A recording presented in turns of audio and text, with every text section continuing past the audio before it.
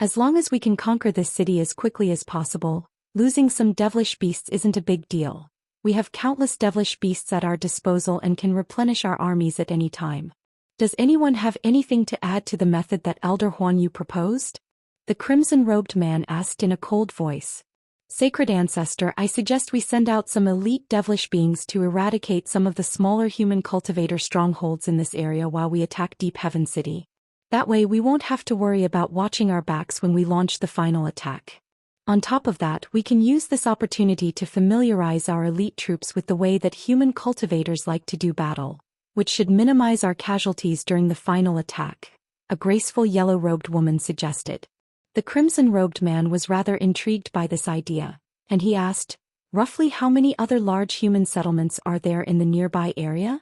A high-grade devilish being with the appearance of a fair-skinned young man replied, we haven't had much time to scout the area yet, but from what we've seen thus far, there are approximately 7 or 8 human settlements nearby.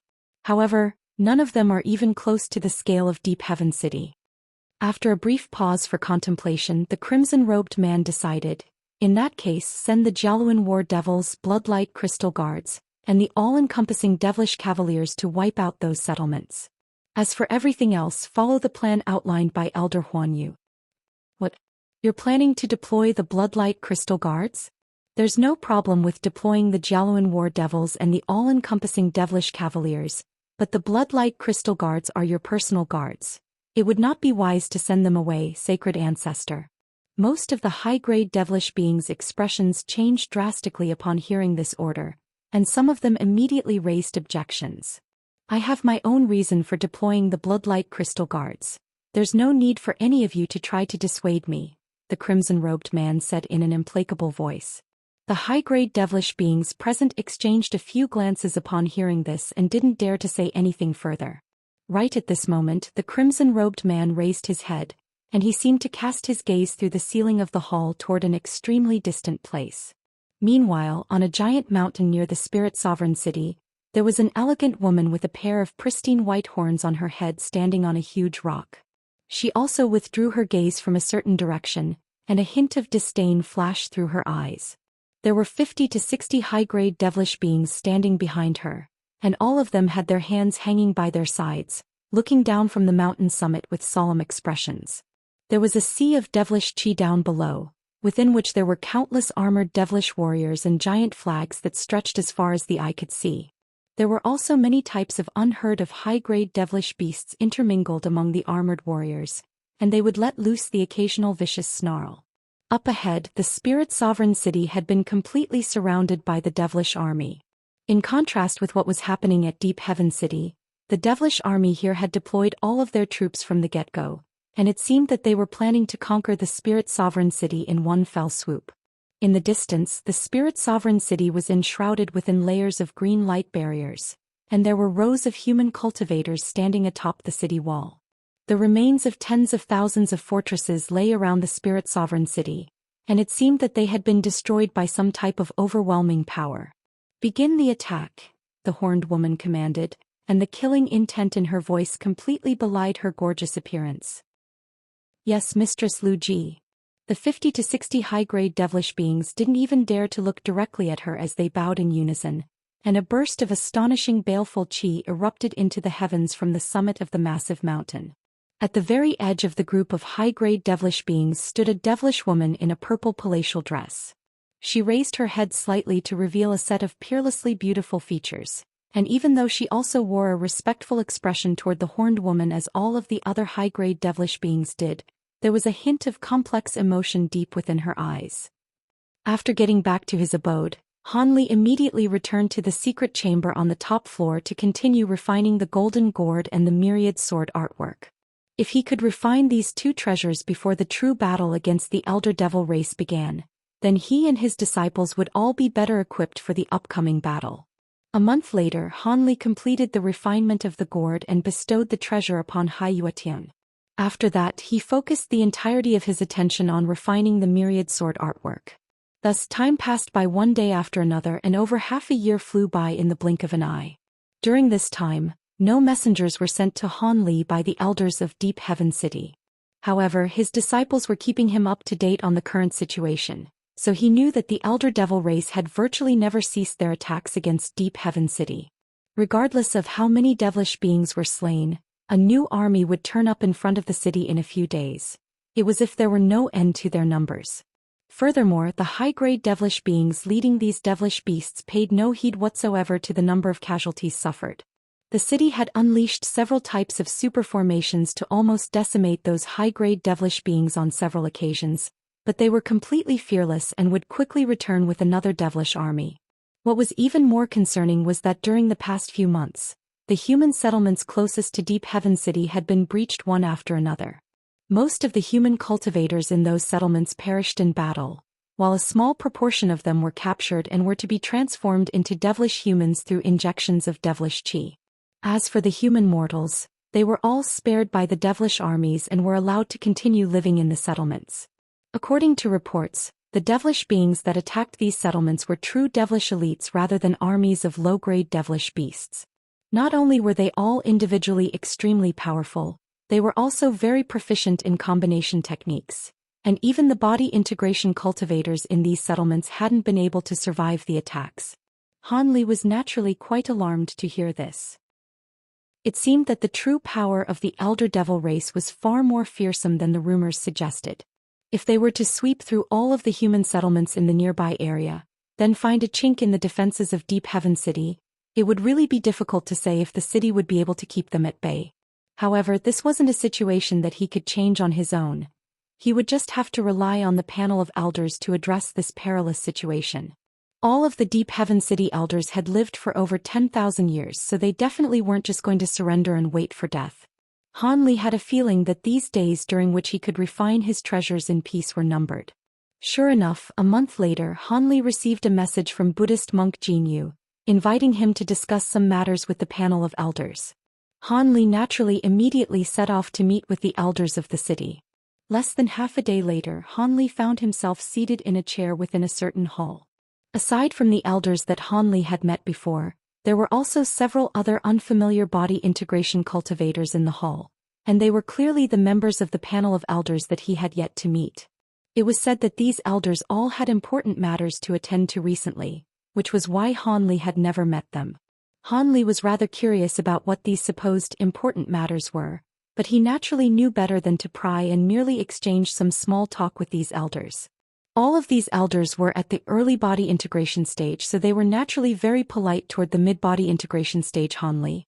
However, during their conversation Han Li noticed that Elder Gu and the others all seemed to be quite concerned about something. Alright, now that you've all met Brother Han, let's get straight into our discussion.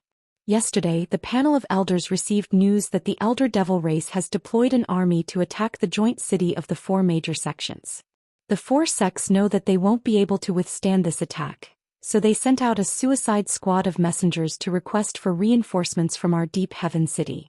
The stronghold of the 4 major sects is an important human settlement that's second in scale only to our city, so if that stronghold is conquered by the devilish army, then we'll truly be on our own. Hence we have to send out reinforcements, Elder Gu said in a grim voice. Buddhist monk Jin Yu and the others also adopted solemn expressions upon seeing this, and Han Li's brows furrowed slightly, while looks of surprise appeared on the faces of the new elders. It seemed that they had only just been made aware of this news as well. Brother Gu, didn't the Heavenly sect manage to force the Elder Devil race into retreat on several occasions and even severely wounded a few high-grade devilish beings? How did the situation deteriorate so quickly? An elder with a red complexion asked in an urgent voice. The 4 major sects combined form an extremely powerful force to be reckoned with, and the Heavenly city they erected may be lacking in defensive prowess compared with our Deep Heaven City, but it definitely won't be lacking by much. The reason why the situation suddenly deteriorated is because the Elder Devil race suddenly deployed over 10 high-grade devilish beings at once to attack the city, then tricked the grand elders of the 4 major sects into coming out of the city before unleashing a sneak attack. As a result, 2 of the grand elders were killed, thereby severely denting the top-end defensive prowess of the 4 major sects, so they're naturally in a very perilous situation, Elder Gu explained in a grim manner. I see. I presume you've gathered all of us here to discuss how we should reinforce them then, the red-faced elder said with a nod. Indeed. Heavenly City is the only major human settlement near our city, so we have to save it. The city was able to survive the entirety of the last devilish tribulation, and on this occasion, all they actually require are a few high-grade cultivators to replenish the grand elders they've lost, Elder Gu sighed. So what you're suggesting is that all we need to send out are a few body integration stage cultivators. Buddhist monk Jin Yu mused with a contemplative look in his eyes. That's exactly what I'm thinking. After all, our deep heaven city is the ultimate target for the devilish army. It's necessary for us to save Heavenly City, but at the same time, we have to make sure we don't fall into a trap where too much of our forces are diverted away to reinforce them. Heavenly City isn't lacking in low-grade and mid-grade disciples, and the city itself also possesses powerful defensive prowess. All we have to do is send over 2 or 3 body integration cultivators to reinforce them. That way we'll be able to help them tide over this perilous situation, while also ensuring that we're not weakening our own forces too much, Elder Gu replied, having clearly thought extensively about this matter in advance. After hearing Elder Gu's proposal, all of the elders naturally began to discuss their options, but in the end, it was decided that Elder Gu's proposed course of action was the most feasible one. However, all of the elders then began to argue about who was going to be sent to reinforce Heavenly City. You want me and fellow Taoist you to go and reinforce them? I don't think that's a good idea. It's not that I'm unwilling to take the risk. As you know, I'm currently overseeing a very important matter, and I can't leave at a crucial juncture like this, a white-haired middle-aged man said with furrowed brows. Elder Gu had just suggested for him and another elder to go and reinforce Heavenly City, and he had refused without any hesitation. I'm sure you know what I've been up to, Brother Gu. My celestial fragrance pills are also at a crucial stage in their refinement, and if I leave now, all my prior efforts will go to waste. Another elder, presumably Elder Yu, also refused with a shake of his head. Then what about Brother Qin and Brother Lei? Elder Gu turned toward another pair of elders with furrowed brows.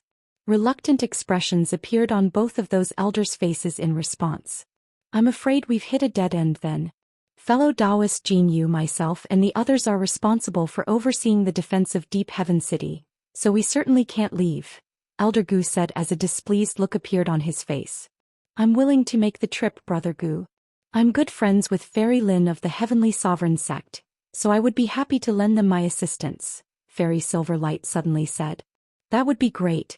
I'm sure you'll be welcomed with open arms there. However, it won't be enough to send you on your own. We have to at least send another person with you. Elder Gu was given a massive pleasant surprise by Fairy Silverlight's decision to volunteer herself, and he reflexively cast his gaze toward Han Li as he spoke. Han Li heaved an internal sigh upon seeing this. He knew that he most likely wouldn't be able to escape this task, so he also volunteered himself. I'm also willing to make a trip to Heavenly City. Ever since I came to Deep Heaven City, I still haven't done anything, and this would be a chance for me to make myself useful. You have my thanks, Brother Han. You're a mid-body integration cultivator, and you once fought on equal footing with a late-body integration cultivator, so I'm sure Heavenly City's troubles will soon be no more with your assistance. Elder Gu was very elated that Han Li had also stepped up to accept the task. Han Li smiled and replied, Heavenly City is a very important human settlement, so it's only right that I do my part to help it in its time of need. The situation sounds quite urgent, so how about fellow Taoist Silverlight and I set off tomorrow? Even though he was going to have to directly face high-grade devilish beings during this trip to Heavenly City, no devilish beings aside from sacred ancestors would be able to pose any threat to the current Han Li, so even though he knew there would be some risk involved, there was no fear in his heart. That would be best. However, the Elder Devil race has already cut off long-distance teleportation, and the teleportation formations in the city won't be able to take the two of you directly to Heavenly City, so we can only send you to the secret teleportation site located the closest to there. From there, you'll have to fly the rest of the way to the city, Buddhist monk Jin Yu said in an apologetic manner. That's all right, with Brother Han and my abilities, I'm sure the remaining portion of the journey won't delay us too much, Fairy Silverlight said in a nonchalant manner, and Han Li didn't see this as a problem either. Thus, having made those arrangements, all of the other elders were quite relieved, and they began to discuss strategies to counter the Elder Devil race's attacks, which were only becoming fiercer and fiercer. However, despite the elders' vast wealths of knowledge and experience, They were completely stumped by these armies of countless low-grade devilish beasts. Even though Deep Heaven City had prepared an astonishing supply of spirit stones, more than 10% of this supply had been exhausted by the countless formations that were set up around the city. This didn't seem to be much of an issue until one considered that according to past conventions, a devilish tribulation would generally last over 100 years. Less than a year had passed since the commencement of this devilish tribulation, so how could the elders not be concerned? Han Li suddenly smiled and said, "There's no need to be overly concerned about this, fellow Taoists.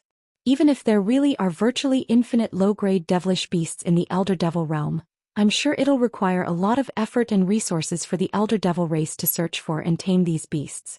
On top of that, it definitely won't be a simple matter for them to bring these devilish beasts into our spirit realm. After all, even though the resistance from the power of our realm has abated significantly, some of it still remains, and it has to be an extremely great burden for the Elder Devil race to transport so many low-grade devilish beasts between realms. Otherwise, they would simply overwhelm us from the get-go rather than go through all this effort to test out our defenses. We're naturally aware of this, but this devilish tribulation is truly more fierce than we anticipated, and we don't know if the resources in our Deep Heaven City will last," Elder Gu said with a wry smile. "Compared to the armies of devilish beasts and the high-grade devilish beings that have already appeared, I'm more concerned about just how many of the Elder Devil race's sacred ancestors will be able to descend into our realm," Fairy Silverlight said in a grim voice. "What do you mean by that, Fairy Silverlight?" Han Li asked. "In past, once the devilish tribulations have reached approximately the halfway mark, the power of our realm will no longer be able to prevent the true bodies of the sacred ancestors from descending into the spirit realm, but for some reason only a few of them are able to descend into our realm each devilish tribulation. In the past, we were able to keep these sacred ancestors at bay by joining forces with the other Grand Ascension stage beings of the nearby foreign races, but seeing as this devilish tribulation is far more perilous than previous ones, the number of sacred ancestors that descend into our realm could quite possibly be increased as well. There doesn't have to be too many. If more than 10 sacred ancestors appear in our realm at once, then our human and demon races will definitely be crushed," Fairy Silverlight explained. Elder Gu wasn't surprised by Fairy Silverlight's words at all. Instead, a cold light flashed through his eyes as he said, "Fellow Taoist Jin Yu and I have actually developed theories in the past about why this is the case. But the Holy Island should have set up countermeasures for such a scenario. All we have to do is prepare as best as we can." Fairy Silverlight's expression eased slightly upon hearing this, and after a brief pause she said, "That's true. The Holy Island has many individuals of vast wisdom from our two races. Seeing as they were able to predict that this devilish tribulation would be different from previous ones, I'm sure they've prepared measures to address the situation. In that case, I'll be taking my leave now so I can prepare for the trip to Heavenly City tomorrow." Elder Gu and the others naturally all agreed to this arrangement. Not long after she left, Han Li also took his leave, citing the same alibi. Less than half a day later, Han Li returned to his cave abode before immediately summoning Hai Yuetian and Qi Lingzi. After bestowing upon them some treasures and pills, and giving them some further instructions, he returned to the top floor to meditate. This trip most likely wasn't going to be a very perilous one for him, but it would naturally still be best for him to ensure that he was in prime condition before setting off. The next morning, Han Li flew toward the hall where Deep Heaven City's teleportation formations were situated. Several hours later, he was greeted by the sight of a white-robed woman wearing a mask standing outside the hall. Han Li landed beside her before cupping his fist in a salute. "Sorry to keep you waiting, fellow Taoist." "Not at all, Brother Han. I only just got here as well."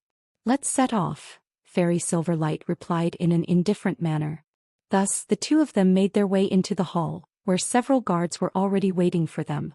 As soon as they entered the hall, the guards immediately extended respectful salutes toward them, and their leader said, "We've already prepared the teleportation formation, and the place you'll be teleported to will be around a month's travel away from Heavenly City.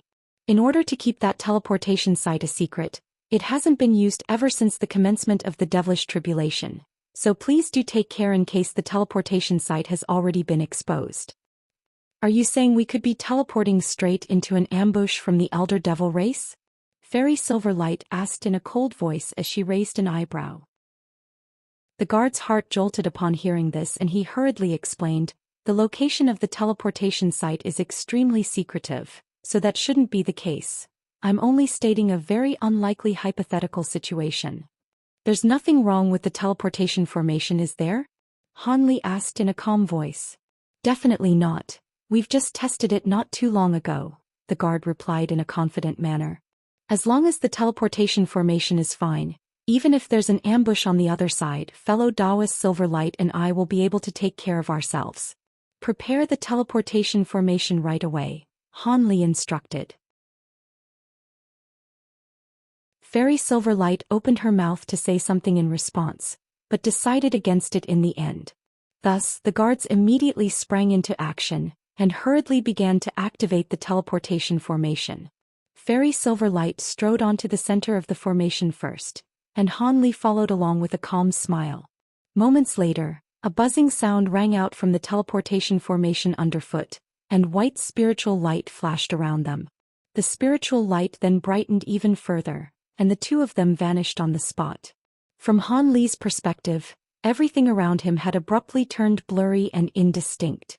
With his current level of powers, teleportation over a distance like this would only result in very minor discomfort.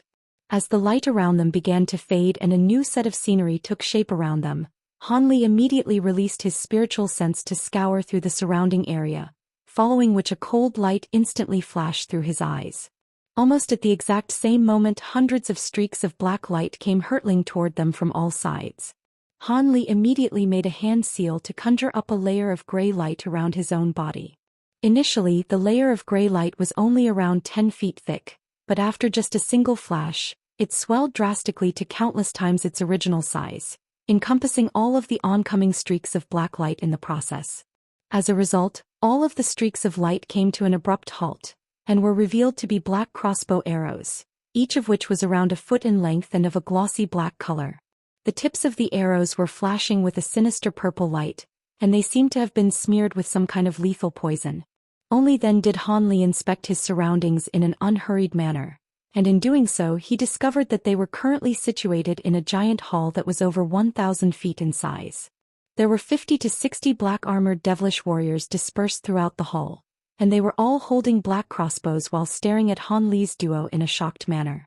Most of these devilish beings were at the core formation stage, and there was a small number of nascent soul stage beings among them, but they were led by a deity transformation stage devilish being with coarse skin and a single horn on his head. All of a sudden, the deity transformation stage devilish being screeched, "Retreat! Those are body integration stage human beings." As soon as his voice trailed off, a dull thump rang out from this body, and a burst of dense devilish chi erupted forth, permeating throughout the entire hall. He then immediately fled toward the entrance of the hall as a streak of black light with this devilish chi acting as a smokescreen. The other armored devilish warriors naturally also attempted to flee the scene in a blind panic, but Han Li certainly wasn't going to let them get away. A hint of killing intent appeared in his eyes, and the gray light around him suddenly flashed, following which the black crossbow arrows that were hovering in midair immediately flew back the same way they had come from, and they did so at over 10 times the speed they had initially been launched. A string of anguished cries rang out from the surrounding devilish beings, and all of them quickly fell to the ground. Immediately thereafter, countless thin gray threads emerged from within the gray light and shredded the bodies of these devilish beings, eradicating even their nascent souls in the process. Han Li then turned toward the leader of the devilish beings with a cold look in his eyes. At this point he had already fled to the entrance, and Han Li's hand shot forth like lightning before making a grabbing motion from afar. A huge azure hand instantly took shape in the air above the devilish being before crashing down with devastating force, crushing the devilish being into mincemeat amid a blood-curdling cry. Only then did Han Li sweep a sleeve through the air, and all of the gray threads the giant azure hand vanished on the spot. After that he turned to Fairy Silverlight and said, "It looks like this place was indeed discovered by the Elder Devil race, but they don't seem to have focused too much attention on this place considering the caliber of the devilish beings they left here to stand on guard. It's not that they don't want to station more powerful beings here. It's just that our human race has set up too many of these secret teleportation sites, so there's no way the Elder Devil race can station powerful beings at every single one. The fact that there was a deity transformation stage devilish being here shows that they've already taken this place very seriously, Fairy Silverlight replied. I see, Hanli said as he nodded with an enlightened look in his eyes. He then flicked a finger and a fireball shot forth before transforming into a crimson fire raven in a flash. The fire raven then swooped down onto the ground, reducing all of the bodies of the devilish beings to ashes, leaving behind only a series of storage treasures. In contrast with the storage bracelets of the spirit realm, it seemed that storage belts were much more popular among the elder devil race. Hanli swept a sleeve through the air to draw all of these belts into his grasp, then casually swept his spiritual sense through them, upon which his brows furrowed slightly. The storage belts of these devilish beings contained very few items. Aside from some shimmering black crystals, most of the remaining items were comprised of things like formation plates and formation flags. As for those black crystals, they were most likely the devilish crystals that could only be found in the elder devil realm. These stones were similar to the spirit stones of the spirit realm, except they contained devilish chi instead. Spiritual light flashed from Han Li's hand as he stowed all of the storage belts away, then made his way out of the hall. He had already inspected the entire surrounding area with his spiritual sense, so he knew that there was no one else around aside from the devilish beings he had just slain. Fairy Silverlight naturally followed along behind him. After emerging from the hall, they discovered that this teleportation formation was situated in an underground cave. Aside from a winding natural path that led upward, there were no other exits. Han Li found it truly remarkable that the elder devil race had managed to find such a secluded place. Moments later, two streaks of light, one azure and one white, flew out from under a small mountain, then took a moment to decide on a direction to travel toward before flying away. After flying for less than 100 kilometers, the azure streak of light abruptly flashed a few times before gradually becoming transparent and virtually invisible. As for the accompanying streak of white light, it transformed into a nondescript white cloud amid a dull thump, and it seemed to be drifting quite slowly through the air, but it was actually no slower than the other streak of light.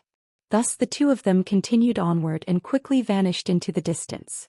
No more than half a day after Han Li's duo had left the teleportation formation, a cloud that was formed from devilish chi suddenly came sweeping toward the underground cave from the distance. It was moving incredibly quickly and arrived at the mountain that Han Li's duo had just flown out from in the blink of an eye. After that, the devilish chi condensed into a white-armored elderly man. This man had a short horn on his head, and bore a strong resemblance to the deity transformation stage devilish being that Han Li had slain not long ago. He was a body integration stage high-grade devilish being, and as soon as he appeared he flew into the underground cave with an urgent look on his face. After just the span of a few breaths, a roar of grief and pain erupted from underground. The elderly man then re-emerged on the summit of the mountain amid a flash of white light, and quickly inspected his surroundings with thunderous fury burning within his eyes. How dare you kill my grandson? I'll hunt you down and tear you into pieces even if I have to chase you to the end of this realm. The white-armored elderly man was then instantly able to determine the direction that Han Li's duo had departed toward, and he let loose a low roar as a black cloud of devilish chi erupted from his body again. Oh my Buddha, Han Li killed a small fry that's related to someone powerful? What an unexpected twist that's never happened in the story before. Oh.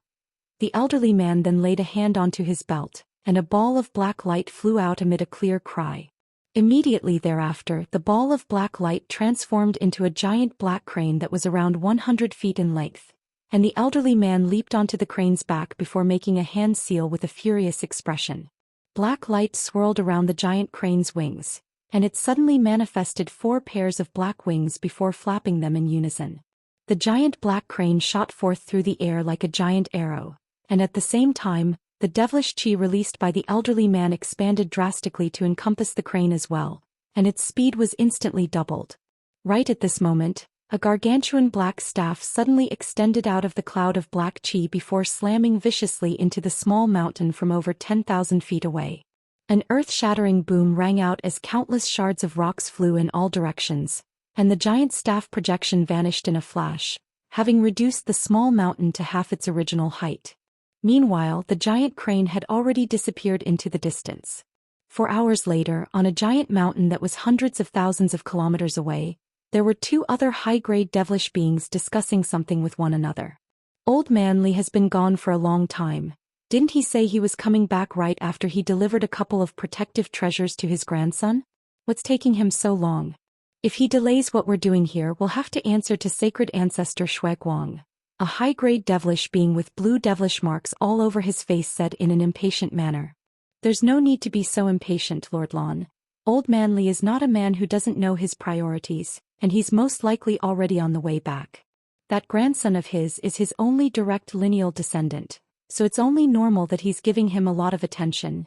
The other high-grade devilish being with several fleshy feelers around his mouth said in a nonchalant manner.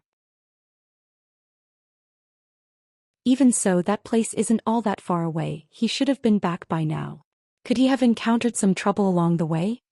Lord Lan murmured as he stroked the devilish patterns on his own face in a contemplative manner. What troubles could he possibly encounter? With his powers, no human cultivator below the body integration stage would dare to mess with him. The other devilish being replied with a shake of his head. Not necessarily. The humans have some secret treasures that can allow one to punch above their weight. Alternatively, a few late spatial tempering cultivators who are adept in combination techniques can also be very troublesome, Lord Lan said. All of the human settlements in this area have been surrounded. How could there possibly be such an inconvenient coincidence? The bald devilish being chuckled in a nonchalant manner. Right as his voice trailed off, a low ringing sound suddenly rang out from his body, and both devilish beings were rather taken aback by this. The bald devilish being immediately waved a hand through the air, and a white formation plate appeared in his hand amid a flash of black light.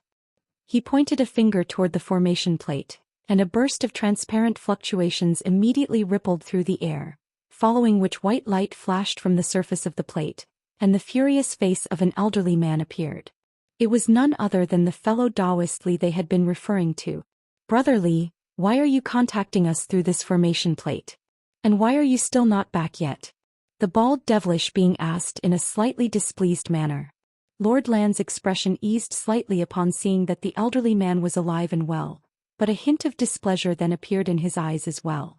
We didn't bring along many illusion devil stones for this formation plate to use up, so you'd better have a good reason for contacting us.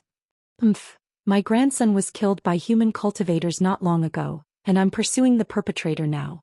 However, it's very likely that there's a body integration cultivator among their ranks, so I may not be able to exact revenge on my own. I'll need you two to help me. In return, I'm willing to give you half of everything I obtained during this sacred sacrifice, the elderly man said with killing intent flashing through his eyes. How do you know that a body integration stage human cultivator was involved, Brother Li? The bald devilish being asked in a surprised manner. I've already been to the place where my grandson and his subordinates were killed, but there was no lingering aura suggesting that a battle had taken place. There's no way a spatial tempering cultivator could have accomplished this, so there's a very good chance that the perpetrator is a body integration cultivator, the elderly man explained. I see, that does seem quite plausible. Do you know the exact number of this group of human cultivators, Brother Li? Lord Lan asked in a solemn voice. I do. I could sense the residual aura of only 2 humans there, the elderly man replied. Oh, in that case, the 3 of us should definitely be able to take care of them, but the problem is that we have an important duty on our shoulders. If something goes wrong as we're hunting these people down, then the sacred ancestor won't be happy, the bald devilish being said in a hesitant manner. Those body integration stage human cultivators are definitely here to oppose our sacred race. If we can kill them and foil their plans, then the sacred ancestor will only reward us for our efforts. Besides, there may only be a single body integration cultivator involved, and the 3 of us can even take on someone at the pinnacle of the body integration stage, so there's virtually no risk involved. How about this? Aside from half of everything I obtained during this sacred sacrifice, I'll also give you that rotten tendril Zhou Xian of mine, the elderly man said through gritted teeth. The bald devilish being was very tempted upon hearing this. Oh, you really must be eager to take revenge if you're even offering such a precious treasure. In that case, I'm certainly willing to lend you a hand. What do you say, Brother Lan? Lord Lan was also rather tempted by this proposition, but he asked again in a cautious manner, Fellow Taoist Li, are you sure that there are only 2 perpetrators? A hint of fury resurfaced in the elderly man's eyes, but he forcibly repressed it and harumphed coldly, "Humph, are you doubting my abilities, fellow Taoist Lon? If there are more than two of them, then I won't force you two to fight alongside me." "Alright, that's all I needed to hear. We'll go to join you right away.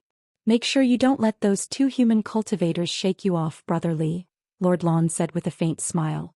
"Those two killed my only direct lineal descendant. Unless they suddenly end up on the other side of the realm, there's no way they'll be able to escape my tracking secret technique," the elderly man said in a confident manner. Immediately thereafter, white light flashed from the formation plate, and the image of Lord Li abruptly vanished. He had cut off the communication from his end. I was wondering what was taking him so long. I guess this is understandable. If my only direct lineal descendant were killed by someone, I would also be sure to capture them and torture them for a few years before killing them," the bald devilish being chuckled coldly. "At our cultivation bases, it's virtually impossible to have any more offspring, so we naturally have to pay more attention to our existing descendants. Thankfully, most of us have quite a few descendants, and fellow Taoist Li's situation is rather uncommon. It's no wonder that he's so furious and willing to offer such a large reward for our help," Lord Lon also said with a smile. "If it's just two human cultivators, then there shouldn't be any issues. Let's set off right away. Perhaps we'll be able to strip some powerful treasures from those two humans as well," the bald devilish being said as a hint of greed flashed through his eyes.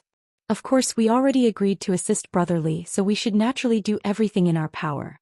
Let's go." Blue arcs of lightning crackled around Lord Lon as he spoke, and his arms suddenly transformed into a pair of fleshy blue wings.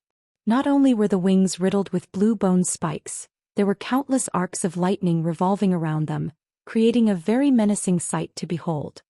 He flapped his wings, and a string of thunderclaps rang out in rapid succession as he vanished into thin air as a blue arc of lightning. When he reappeared, he was already several thousand feet away.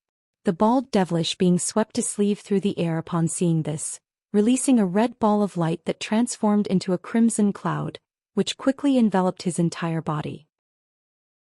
The crimson cloud then shot forth in pursuit of the arc of lightning amid a flash of red light. The two of them vanished into the distance in the blink of an eye, and meanwhile on the other end, Lord Li had no intention of stopping to wait for them. Instead, he unleashed a secret technique that increased his speed even further. Through his bloodline secret technique, he would be able to temporarily track the perpetrators, but there was a time limit. On top of that, if the people he was pursuing detected that something was off or used a teleportation formation to teleport straight out of his sensory range, then he would lose his targets. As such, before he caught up to them, he wasn't going to allow any complacency to set in. In any case, he had reinforcements on the way, so even if he found himself unable to kill his targets, he would just have to stall them until his companions arrived. With that in mind, he continued to fly through the air with burning fury in his heart. At this point, Han Li was still traveling toward Heavenline City with fairy silver light, completely oblivious to the fact that he was being pursued. Due to the fact that he wasn't in a battle or fleeing for his life, his speed of flight was naturally far slower than that of the three devilish lords pursuing him. As time passed, the distance between the two was naturally gradually whittled down. A day and a night later, just as Han Li and Fairy Silverlight were discussing matters regarding the four major sects in Heavenline City, Han Li's expression suddenly changed as he swept a sleeve through the air. A short silver ruler immediately emerged before transforming into a giant ruler projection that was over 100 feet in length, then slashing through the air behind him. An enormous black staff instantly appeared out of thin air, and the two treasures clashed amid an earth-shattering boom. A ball of piercing light emerged, and a burst of astonishing fluctuations erupted forth, threatening to cause the entire surrounding space to collapse. Fairy Silverlight emerged from her white cloud in a startled manner before turning toward the place where the fluctuations had erupted from with a hint of bewilderment in her eyes. Han Li's eyes narrowed slightly as he calmly waved a hand through the air, and the short silver ruler pierced through space before reappearing in his grasp. At this moment, all of the fluctuations finally faded, and the horned elderly man appeared in the distance. However, he had swelled to around 50 to 60 feet tall, and he was holding a giant black staff as he appraised Han Li with a vicious look in his eyes. "That's a devilish lord." The alarm in Fairy Silverlight's eyes grew even more pronounced after she swept her spiritual sense toward the elderly man. She then immediately made a hand seal and a pair of silver hooks emerged from her body. One of the hooks was engraved with the image of a white crescent moon, while the other was engraved with a crimson sun. As soon as the weapons appeared, countless stars emerged in the nearby area in a flash, clearly indicating that this was a pair of extraordinary treasures. Han Li appraised the elderly man and abruptly slammed a palm into his own chest without uttering a single word. A dull thump rang out as golden light erupted from his body, and he opened his mouth to expel a ball of azure chi that was interspersed with black threads. I see you must be related to one of the devilish beings I killed earlier, right? Only a bloodline secret technique like this one would have planted a tracking mark on me without my detection. However, your mental state was a little too unstable and that allowed me to notice your bloodline mark. Otherwise, I may not have been able to detect your presence, Han Li said with a smile as he swept a sleeve through the air, releasing a silver fireball that incinerated the ball of azure chi into nothingness. At your cultivation base, you must be quite an important figure in the Elder Devil race, right? Tell us your name, Fairy Silverlight said as a hint of killing intent flashed through her eyes. I am Lord Li, a subordinate to sacred ancestor Shueguang. You killed my grandson, so I'm going to tear you into shreds and torture your soul until it disintegrates. Instead of displaying any fear toward the two body integration cultivators he had encountered, Lord Li was glowering at Han Li with fury burning in his eyes instead. Is that so? Let's see if you have what it takes, Han Li chuckled in a nonchalant manner. At his current cultivation base, a mere early body integration stage devilish being really wasn't all that threatening to him. You think you can take on both of us on your own? There's no need to waste time with words here, Brother Han. This devilish lord is ripe for the killing, Fairy Silverlight said in a frosty voice, following which the two silver hooks before her transformed into countless silver hook projections that surged forth in a massive wave. A faint smile appeared on Han Li's words upon seeing this. Fairy Silverlight had said exactly what he was thinking, and he raised a hand to wave the silver ruler through the air again. Piercing silver light flashed, and a ruler projection that was several hundred feet in length shot forth again, reaching the elderly man in the blink of an eye before crashing down with devastating force. Lord Li let loose a low roar upon seeing this and abruptly swept his black staff through the air, conjuring up countless black staff projections that formed an impenetrable barrier around himself. The silver ruler projection was repelled by this barrier, then crumbled away under the effect of some kind of peculiar power, completely unable to breach the elderly man's defenses. At this moment the countless hook projections also arrived, but all of them quickly vanished amid flashes of silver light upon coming into contact with the barrier of staff projections. In the end, the two silver hooks were forced to revert back to their original form, and Fairy Silverlight's expression darkened slightly upon seeing this. She immediately switched to a different hand seal, and the two silver hooks suddenly rose up into the air as two streaks of silver light before vanishing on the spot. In the next instant, violent fluctuations ran through the entire sky, and all of the world's origin chi within a radius of several tens of kilometers was swept up. Countless red and white runes instantly surged out of thin air, then converged to form two gargantuan balls of light, one white and one red, each of which was around an acre in size. The ball of white light was completely silent, while the ball of red light was rumbling incessantly, and they both came crashing down from above. Lord Li was quite alarmed by the sight of these two devastating balls of light, and he swept his staff through the air again, upon which it abruptly transformed into a gust of fierce black wind that swept toward the two balls of light in a frenzy, looking as if he were planning to forcibly tear through them. However, right at this moment, Han Li suddenly rubbed his hands together, and the silver ruler in his grasp abruptly vanished without any premonition. In the next instant, faint silver light flashed behind Lord Li, and the silver ruler emerged silently before hurtling through the air like a bolt of silver lightning. Lord Li was completely caught off guard. His body was instantly enveloped by several layers of silver light. He let loose a roar of fury as black light erupted from his body in an attempt to break through the layers of silver light, but he was clearly unable to accomplish this in a short time. At this moment, the fierce gust of black wind formed by the staff clashed with the balls of light up above, and an earth-shattering boom rang out, causing the entire sky to tremor incessantly. The black wind then suddenly transformed into a pair of identical gargantuan pillars that plunged viciously into the two balls of light. The balls of light dissipated, but a pristine crescent moon and a scorching crimson sun emerged from within them. The two were radiating dazzling light, and they had temporarily trapped the two giant pillars that had been thrust into them. Lord Li was tugging violently on the pillars with his powerful arms, but they refused to budge. It was as if they had taken root in the moon and the sun. A cold smile appeared on Han Li's face upon seeing this, and he pointed a finger at Lord Li. The layers of silver light around him immediately began to emit a loud buzzing sound, and a series of silver runes of different sizes emerged, producing a burst of enormous force that compressed violently toward Lord Li, instantly crushing most of the protective black light around his body in the process. The elderly man was clearly quite reluctant to abandon the treasures in his hands, but he was forced to release the two giant pillars.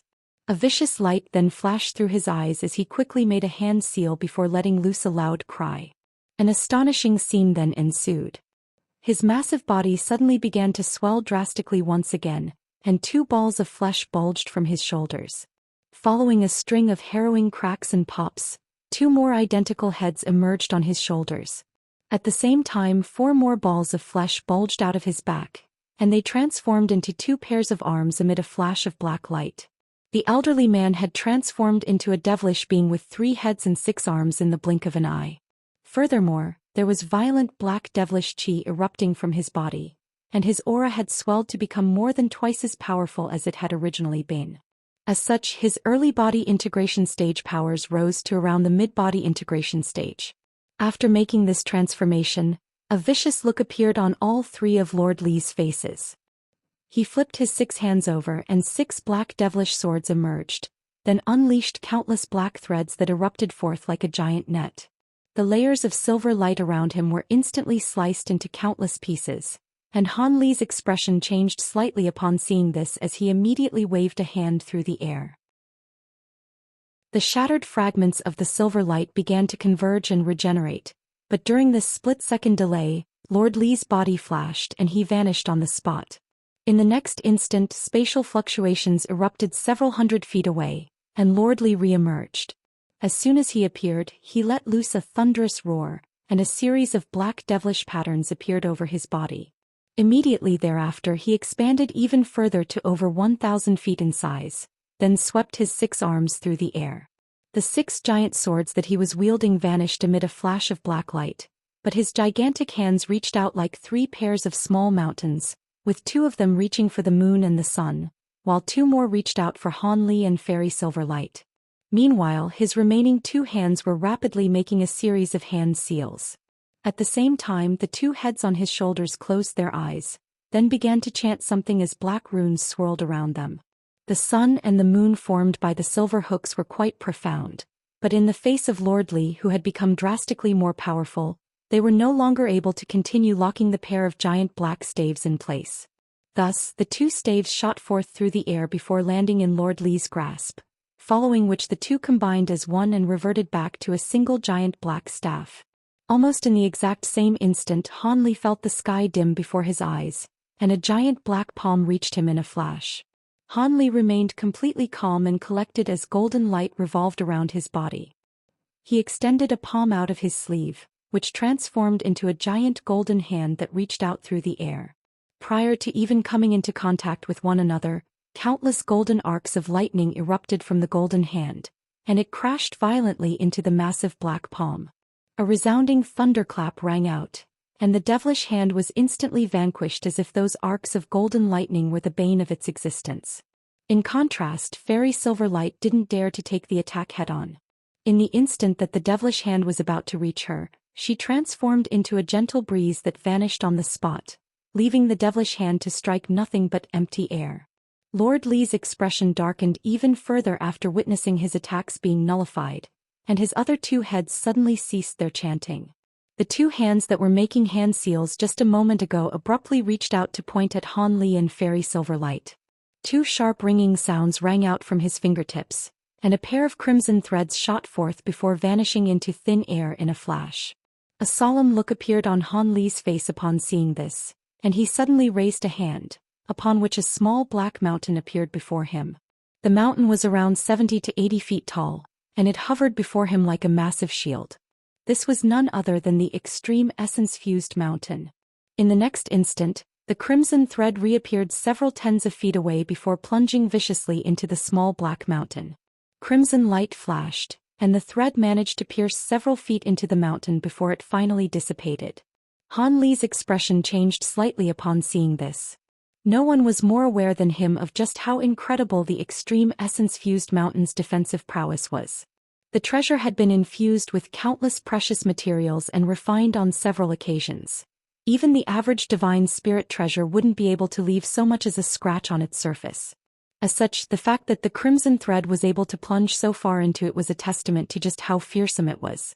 It was no wonder that even after his transformation, it had taken Lord Li so long to prepare that attack. The attack didn't pose much of a threat to him, but Fairy Silverlight would most likely struggle to handle it.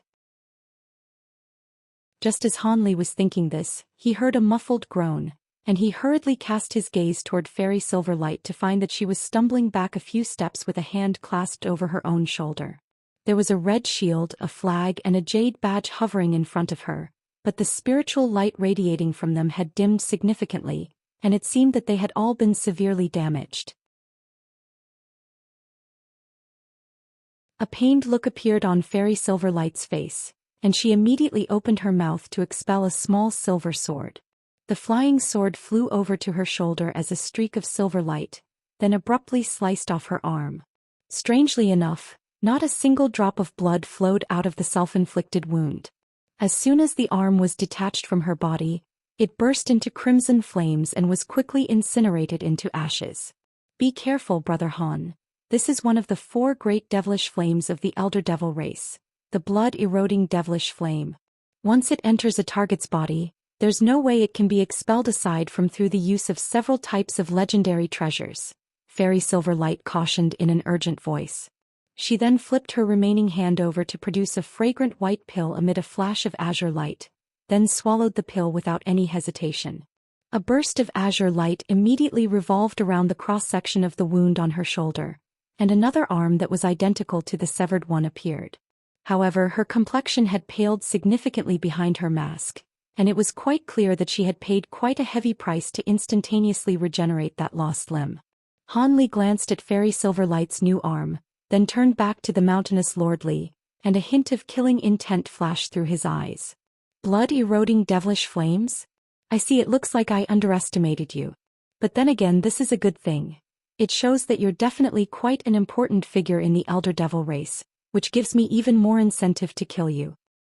You think the 2 of you can kill me? Lord Li guffawed in a disdainful manner.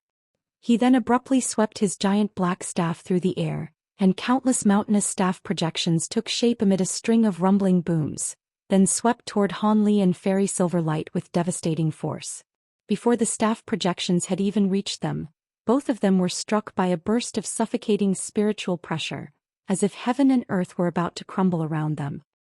It seems that you're very confident in your own strength. As opposed to being alarmed by the situation, a cold light flashed through Han Li's eyes, and his body abruptly swelled drastically in size amid a flash of golden light. Within the span of just a single breath, he had transformed into an enormous golden ape. He made a grabbing motion with both hands, and a black mountain and an azure mountain appeared in his grasp. He then raised both mountains high up into the air, upon which they expanded to several thousand feet tall and kept all of the oncoming staff projections at bay. The staff projections unleashed by Lord Li were also extremely powerful, and they struck the 2 mountains amid a rapid string of resounding booms. But after the projections faded, the mountains were revealed again, having sustained no damage aside from some small pits and bumps. Incredulous looks appeared on all 3 of Lord Li's faces upon seeing this, and he exclaimed, "Impossible!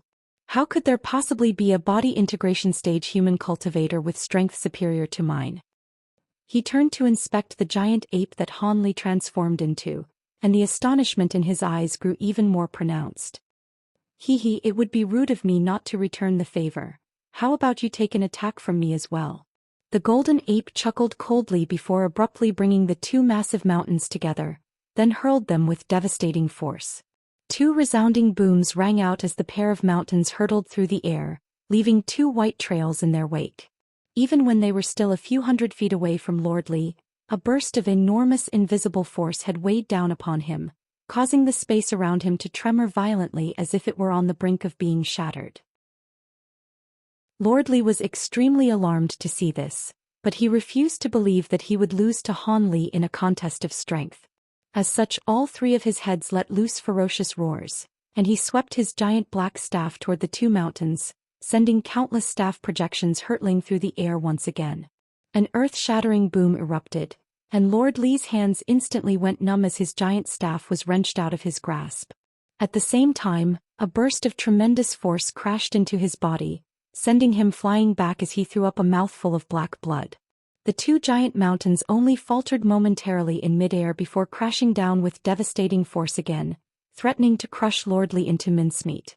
An expression of shock and fury appeared on Lord Li's face, and his 6 arms suddenly detached from his body on their own, then transformed into a cloud of blood mist around him. Immediately thereafter, the two giant mountains also slammed into the blood mist, but Lord Li was already nowhere to be seen, clearly having escaped using some kind of movement technique. Han Li faltered slightly upon seeing this before a furious look appeared in his eyes. He thumped his own chest violently as an inky black vertical eye appeared on his glabella, and as soon as it emerged, a pillar of black light that was as thick as a large bowl erupted from it. The pillar of black light then instantly vanished into thin air, and in the next instant, a rumbling boom erupted several thousand feet away. An alarmed roar rang out, and spatial fluctuations erupted as the mountainous Lord Li stumbled out of thin air. Han Li immediately pointed to his 2 mountains in the distance without any hesitation upon seeing this, and the pair of mountains shuddered in response. Silver runes flashed on the surface of one of the mountains as it released a burst of gray light, while the other released scintillating azure light that transformed into countless streaks of invisible sword chi. The two intertwined with one another, and even heaven and earth tremored in the face of Han Li's wrath.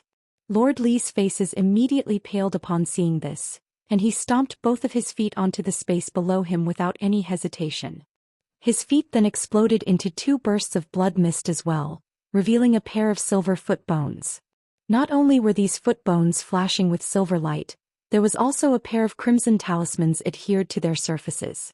Lord Li's 3 heads then began to chant a strange incantation in unison, and the 2 crimson talismans spontaneously combusted. A dozen or so large crimson runes were imprinted onto the foot bones in a flash, following which the foot bones transformed into a pair of silver flying wheels amid a flash of spiritual light. Crimson devilish flames erupted over the surface of the flying wheels, and they began to rotate at a rapid speed, transforming the devilish lord into a streak of crimson light that hurtled away into the distance. The wheels were traveling so quickly that they covered a distance of over 10,000 feet in the blink of an eye. Lord Li had decided to flee the scene as soon as he realized that he was no match for Han Li. Han Li naturally faltered slightly upon seeing this, and his brows furrowed tightly. This Lord Li seemed to be determined to battle Han Li to the death and even unleashed his elder devil avatar. Yet now he was fleeing the scene at the first sign of trouble, and that was truly very unexpected. Only the span of a few breaths had passed since Han Li had transformed into his giant mountain ape form, and Fairy Silver Light took advantage of this opportunity to catch her breath and recover somewhat from her expenditure. She was elated to see that Han Li was overwhelming their opponent, but at the same time she hurriedly yelled, "Brother Han, we can't allow him to escape. If he finds other devilish beings and comes back, then we'll be in big trouble." As soon as her voice trailed off, she pointed a finger at her pair of silver hooks and stowed them away up her sleeve. She then raised a hand to summon a green flying shuttle, which she immediately flew into without any hesitation. A resounding boom rang out, and the shuttle shot forth through the air as a streak of green light that was traveling no slower than the streak of crimson light in the distance. That's a spirit treasure on the chaotic myriad spirit roll, the celestial green shuttle. I didn't think that she'd be in possession of such a treasure, Han Li murmured to himself in a rather surprised manner before a cold smile appeared on his face. Of course, there's no way I'd let that old devil get away. Immediately thereafter he made a hand seal, and his giant ape body was suddenly enshrouded in a layer of silver light. A clear cry then rang out, and a giant silver bird that was over 1,000 feet in length appeared in the place of the giant golden ape.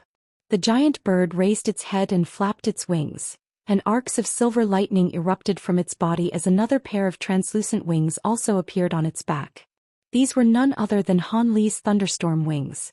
As such, the giant bird now had two pairs of massive wings. This integration of the Tianping transformation and the thunderstorm wings was an extreme movement technique that Han Li had developed over the past few centuries. The giant silver bird flapped all four of its wings in unison and instantly vanished on the spot as a bolt of lightning, leaving a trail of thunderclaps in its wake that were becoming more and more distant. At this point, the streak of crimson light was already several tens of kilometers away. Within the crimson light, Lord Li was relentlessly pouring his energy into the silver wheels beneath him while frantically looking around with an urgent expression. Prior to catching up to Han Li's duo, he had communicated with his two companions again. At the time, those two devilish lords were already quite close to him, and that was why he had dared to engage two body integration stage beings in battle on his own. However, never did he think that the male human cultivator who had killed his grandson would be this powerful. However, that wasn't too much of an issue. He hadn't unleashed his most powerful trump card either, and he would be able to launch a counterattack once his companions joined him. As such, he would still have an opportunity to kill those two human cultivators. With that in mind, Lord Li forcibly repressed the fury in his heart and began to chant something as he flew. Plumes of blood mist erupted from the wounds on his shoulders, and the flesh there squirmed and writhed incessantly. Moments later, all 6 of his dismembered arms had fully regenerated. Right at this moment, a male voice suddenly sounded beside his ears. "Why are you in such a sorry state, Brother Li? Are those two human cultivators that difficult to deal with? Rest assured, we've already set up a temporary devilish formation nearby. All you have to do is lure the two of them into the formation, and we'll definitely be able to kill them together."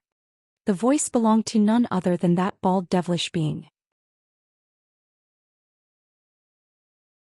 Lord Li was naturally ecstatic to hear this, and he immediately gave an affirmative response before suddenly changing directions. At this point, the streak of green light was still close to 10 kilometers away, and a vicious look appeared on Lord Li's face as he flew directly toward a cluster of small mountains. This was where the other two devilish lords were hiding, and they had also set up an extremely discreet formation there.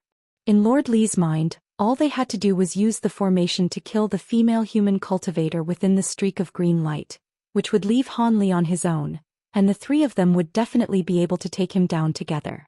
Fairy Silver Light was naturally completely oblivious to this insidious plot, and she continued to give chase as quickly as she could. Within the span of just a few breaths, the 2 of them were about to enter the cluster of small mountains. Just as Lord Li was about to fly into one of the mountains, however, a rumbling thunderclap suddenly erupted right above him, following which a giant 4-winged bird emerged amid a flash of silver lightning. The bird then flapped its 4 wings and vanished again as an arc of lightning. In the next instant, Lord Li heard a thunderclap erupt right above his head, following which a set of enormous talons came sweeping down from above at such a rapid speed that there was no time for him to take evasive measures. In his shock and fury, he could only pour forth more energy into the protective spiritual light around his body, causing it to swell drastically and form a virtually substantial light barrier. However, the light barrier posed no impediment to the talons and was torn apart with ease. Lord Li let loose a blood-curdling cry as his body plummeted down from above. At the same time, 2 geysers of blood erupted from his shoulders, which had clearly just been pierced through by the giant bird's talons. However, even after being caught off guard and sustaining these wounds, Lord Li was still able to retaliate. The pair of devilish flying wheels beneath him transformed into a pair of head-sized crimson fireballs that shot forth directly toward the giant bird up above, and even before they had come into contact with the bird's body, the entire space had already been set alight. At the same time, Lord Li twisted around and transformed into a streak of crimson light again before continuing to fly toward the small mountain, which was only around half a kilometer away. As long as he could enter the devilish formation that had been set up and unite with his companions, he would no longer have to fear the giant bird he was being pursued by. However, the giant 4-winged bird up above merely harumphed coldly upon seeing this, and a layer of 5-colored light suddenly erupted from its body as it transformed into an extremely exuberant 5-colored peacock. The peacock spread its wings to release balls of 5-colored light, which formed 5 giant halos that hurtled directly toward the oncoming fireballs. As for the 5-colored peacock itself, it flapped its wings and disappeared again as a ball of 5-colored light. The two crimson fireballs struck these halos amid a string of explosive booms, melting through the first 3 halos, only to be stopped in their tracks by the 4th one. The final 2 halos then swept forth to trap the 2 fireballs, then formed a pair of massive balls of light. Immediately thereafter, the 2 balls of light exploded, and a vast expanse of 5-colored light surged forth in all directions. Lord Li was swept up by this 5-colored light, and his body suddenly felt extremely sluggish. He felt as if he were flying through extremely thick treacle, and his speed was reduced significantly. "Help me!" As a devilish lord, Lord Li naturally had far more battle experience than the average cultivator, and he instantly knew that he was in an extremely perilous situation. His desperate cry for help rang out like a resounding thunderclap, and at the same time he made a hand seal, and a suit of blackish-red armor appeared over his body amid a flash of black light. The entire suit of armor was covered in intricate silver runes, so it was clearly no ordinary treasure. Lord Li had only just had a chance to adopt this defensive measure before 2 giant shimmering golden fists suddenly entered the 5-colored light around him, then hurtled directly toward his chest. Under the restriction of the 5-colored light, there was no way for him to evade this attack, so he could only inject his power into the suit of armor with all his might. Scintillating light immediately erupted from the suit of armor, and it was as if a blackish-red sun had emerged. However, with Han Li's current level of unfathomable powers, his 2 fists were definitely no less powerful than a pair of ordinary spirit treasures. The wince-inducing sound of metal grating on metal rang out, and the first golden fist struck the suit of armor with ferocious might. Shockwaves proliferated outward in all directions in the wake of the collision, but the suit of devilish armor managed to remain intact as the silver runes on its surface flashed violently. However, the other golden fist then also struck the suit of devilish armor, and after receiving such a devastating blow twice in succession, it immediately shattered amid an anguished wail, revealing a layer of glossy black scales. The golden fist then crashed into Lord Li's devilish body without any hesitation, and a dull thump rang out as if the fist had struck a dead tree. Golden and black light intertwined, and Lord Li's body only swayed slightly before the fist was stopped cold in its tracks by that seemingly unremarkable layer of black scales. A sinister smile appeared on Lord Li's face upon seeing this, and he made a grabbing motion with all 6 of his hands. Devilish chi swirled around his fingers, and the vibrant 5-colored light around him twisted and warped violently, looking as if it were going to crumble at any moment. Right at this moment, a long cry rang out from the small mountain, and 2 devilish figures shot forth toward Lord Li as 2 rapid streaks of light. These were none other than the 2 other body integration stage devilish lords. All of a sudden, a string of crackling sounds rang out from the golden fist that was adhered to Lord Li's body, following which countless golden lightning snakes erupted forth in a frenzy, instantly forming a giant lightning net that encompassed his entire body. Lord Li let loose a howl of agony, and his suit of devilish armor was instantly destroyed by the ferocious barrage of golden lightning, and the seemingly indestructible layer of black scales also became completely dull and devoid of luster. The golden fist then opened up into a palm that plunged straight into Lord Li's chest, and the golden lightning erupting from the hand subsided, only to be replaced by a layer of silver flames that completely engulfed his body. No. Lord Li only had a chance to let loose one more howl of despair before his body was completely incinerated into ashes by the scorching silver flames. Even his nascent soul hadn't managed to escape. Only then did a golden humanoid figure emerge within the 5-colored light. This was none other than Han Li, who had reverted back to his human form. His entire body was shimmering with scintillating golden light, and that was a clear sign that he had activated his provenance true devil arts to its maximal extent. At this moment the other 2 devilish beings had also arrived on the scene. The spiritual light around them faded, revealing the bald devilish being and his companion, and both of them were staring at the ball of scorching silver flames burning in front of Han Li with incredulity in their eyes. "Brother Han, did you just kill that devilish lord?" A surprised female voice also rang out from behind Han Li as fairy silver light arrived on the scene, then emerged from her shuttle with an astonished expression. "I was merely lucky, but it looks like we've got even more trouble on our hands now," Han Li said as he appraised the 2 devilish lords with a dark expression. As soon as his voice trailed off, he swept a hand through the air, and a clear cry immediately rang out from within the scorching silver flames. The silver fireball then transformed into a silver fire raven that was around 10 feet in length. The fire raven spread its wings and appeared above Han Li's head in a flash before circling around in the air like a living creature, and both of the devilish lords were appraising it with wariness in their eyes. "How dare you kill Lord Li right under our noses? We're going to make sure to put an end to your lives here no matter what," the devilish being with the blue patterns on his face said in a frosty voice. As for his bald companion, he wasted no time with words as he immediately made a hand seal to conjure up layers of black devilish chi around his own body. The devilish chi then formed a series of small black shields, each of which was around a foot in size, and the shields situated themselves directly in front of the two devilish lords. Immediately thereafter he raised his other hand to release a burst of azure light into the heavens, which transformed into a massive azure gate that hung in midair. The gate was around 100 feet tall and roughly 8 feet thick.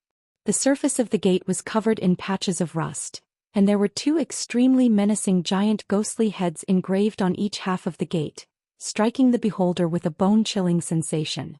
Han Li's heart stirred slightly upon seeing this, and he immediately focused his gaze on this gate. As for the other devilish lord, he let loose a low roar and raised both hands up into the air to release a blue leather pouch that was around half a foot in size, as well as 13 streaks of black light.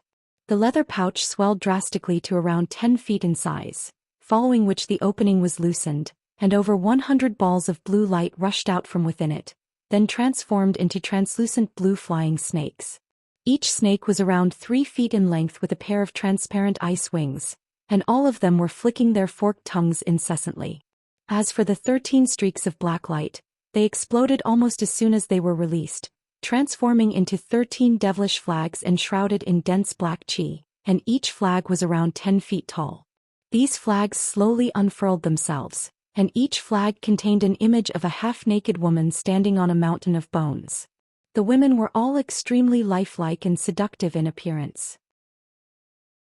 As soon as Fairy Silverlight caught sight of these treasures, her expressions changed drastically and she exclaimed, "That's the Heavenly Azura Gate and a set of hierarchical True Devil flags." Heavenly Azura Gate hierarchical True Devil flags? Aren't those two of the 10 great devilish treasures of our spirit realm? Han Li asked in a rather surprised manner. Be careful, Brother Han. The 10 great devilish treasures of our spirit realm are actually all replicas of renowned treasures of the Elder Devil realm, so those two treasures are most likely going to be even more powerful than the 10 great devilish treasures. It looks like we won't be able to take them down easily. How about we leave these two and continue on our journey? I'm sure they won't be willing to risk their lives to stop us, Fairy Silverlight suggested in a hesitant manner. It was quite clear that Fairy Silverlight wasn't optimistic about their chances against these powerful treasures, and was considering a retreat. It's too late. There's still a very long way to go until we reach Heavenly City. If we let these two go, the rest of our journey will be even more perilous. All you have to do is help me stall one of them for now and I'll take them down one after another. Han Li transmitted his voice to her in response in an implacable manner. Fairy Silverlight was naturally aware that Han Li was right, and she was both surprised and elated by his confidence. Thus, after a brief moment of contemplation, she nodded and transmitted her voice in reply. Seeing as you're confident in your ability to take care of these two, then I'll do everything in my power to assist you. I'm going to summon a powerful treasure to trap one of them. The rest will be up to you, Brother Han. As soon as her voice trailed off, Fairy Silverlight made a rapid series of hand seals, and bright spiritual light erupted from her silver mask. Countless golden runes then emerged on the surface of the mask, and in the beginning the runes were only around the size of grains of rice, but they quickly expanded to encompass the entire mask. She then let loose a delicate cry, and the silver mask warped slightly before sliding off her face. Immediately thereafter, it expanded to become the head of a beautiful woman that was around 10 feet in size. The head was shimmering with silver light with its eyes tightly shut, and had long golden hair that was several feet in length. Attack!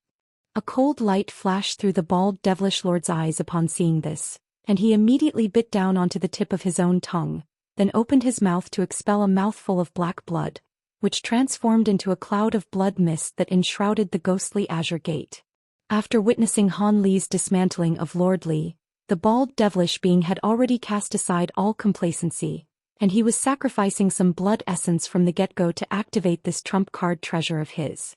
In the instant that the giant azure gate was enveloped by the blood mist, the eyes of the two giant ghostly heads engraved onto its surface abruptly turned red, and they suddenly seemed to have sprung to life as they opened their mouths to devour the blood mist in the air. The massive rusty gate then became as bright red as blood, and an overwhelming odor of blood and gore permeated through the air. The two ghostly heads raised up toward the heavens and let loose shrill howls in unison, then pounced forward violently, each revealing half a ghostly body that extended all the way to their waists. After that, the two menacing ghosts extended a thick powerful arm each and grabbed onto the black knocker, degree, on each gate before pulling with all their might. A buzzing sound rang out from the giant gate as it was slowly pried open, and even though only a slight opening had appeared, there were already gusts of fierce winds erupting from the gate, alongside ghostly cries and bone-chilling howls. As for the other devilish lord, he had also sprung into action as soon as his companion had yelled the word, "Attack." He quickly made a hand seal, and all of the translucent flying snakes around him instantly began to hiss in unison. Ferocious looks appeared in their eyes as they opened their mouths to expel clouds of blue glacial chi, which quickly inundated all of their bodies. He then made another hand seal, and bursts of black chi began to surge out of the 13 devilish flags at his behest. The devilish flags rotated on the spot before transforming into 13 skeletons, each of which was roughly the same height as an adult human. Sinister crimson light flashed within their eyes, and as they twisted their bodies, peals of delightful female laughter rang out. The laughter was extremely peculiar, and even Han Li was struck by a sense of dizziness upon hearing it. However, there was still more to come. The laughter ringing out from the 13 skeletons suddenly ceased, and they flew toward the devilish being with blue patterns on his face in unison.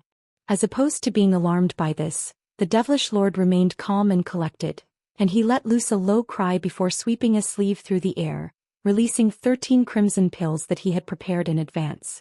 These pills were each around the size of an egg, and they seemed to be extremely alluring to the skeletons as they immediately changed directions to pursue the pills instead. The 13 pills were evenly shared among the 13 skeletons, and in the instant that the pills were devoured, bursts of crimson light instantly erupted from their bodies. The skeletons then began to dance with elation within the devilish chi, and peals of joyful laughter rang out once again. Immediately thereafter, the 13 skeletons abruptly twisted around, and the crimson light around them instantly formed blood and flesh over the skeletons. In the blink of an eye, 13 half-naked and extremely seductive devilish women had appeared, and all of them were extremely gorgeous and alluring. Han Li's pupils immediately contracted slightly upon seeing this. "Go!" the devilish lord commanded as he made a hand seal, then thrust a finger toward Han Li in a vicious manner. The expressions on the faces of the 13 seductive women instantly changed as they quickly grew sharp nails that were several inches in length each, then pounced toward Han Li with ferocious killing intent.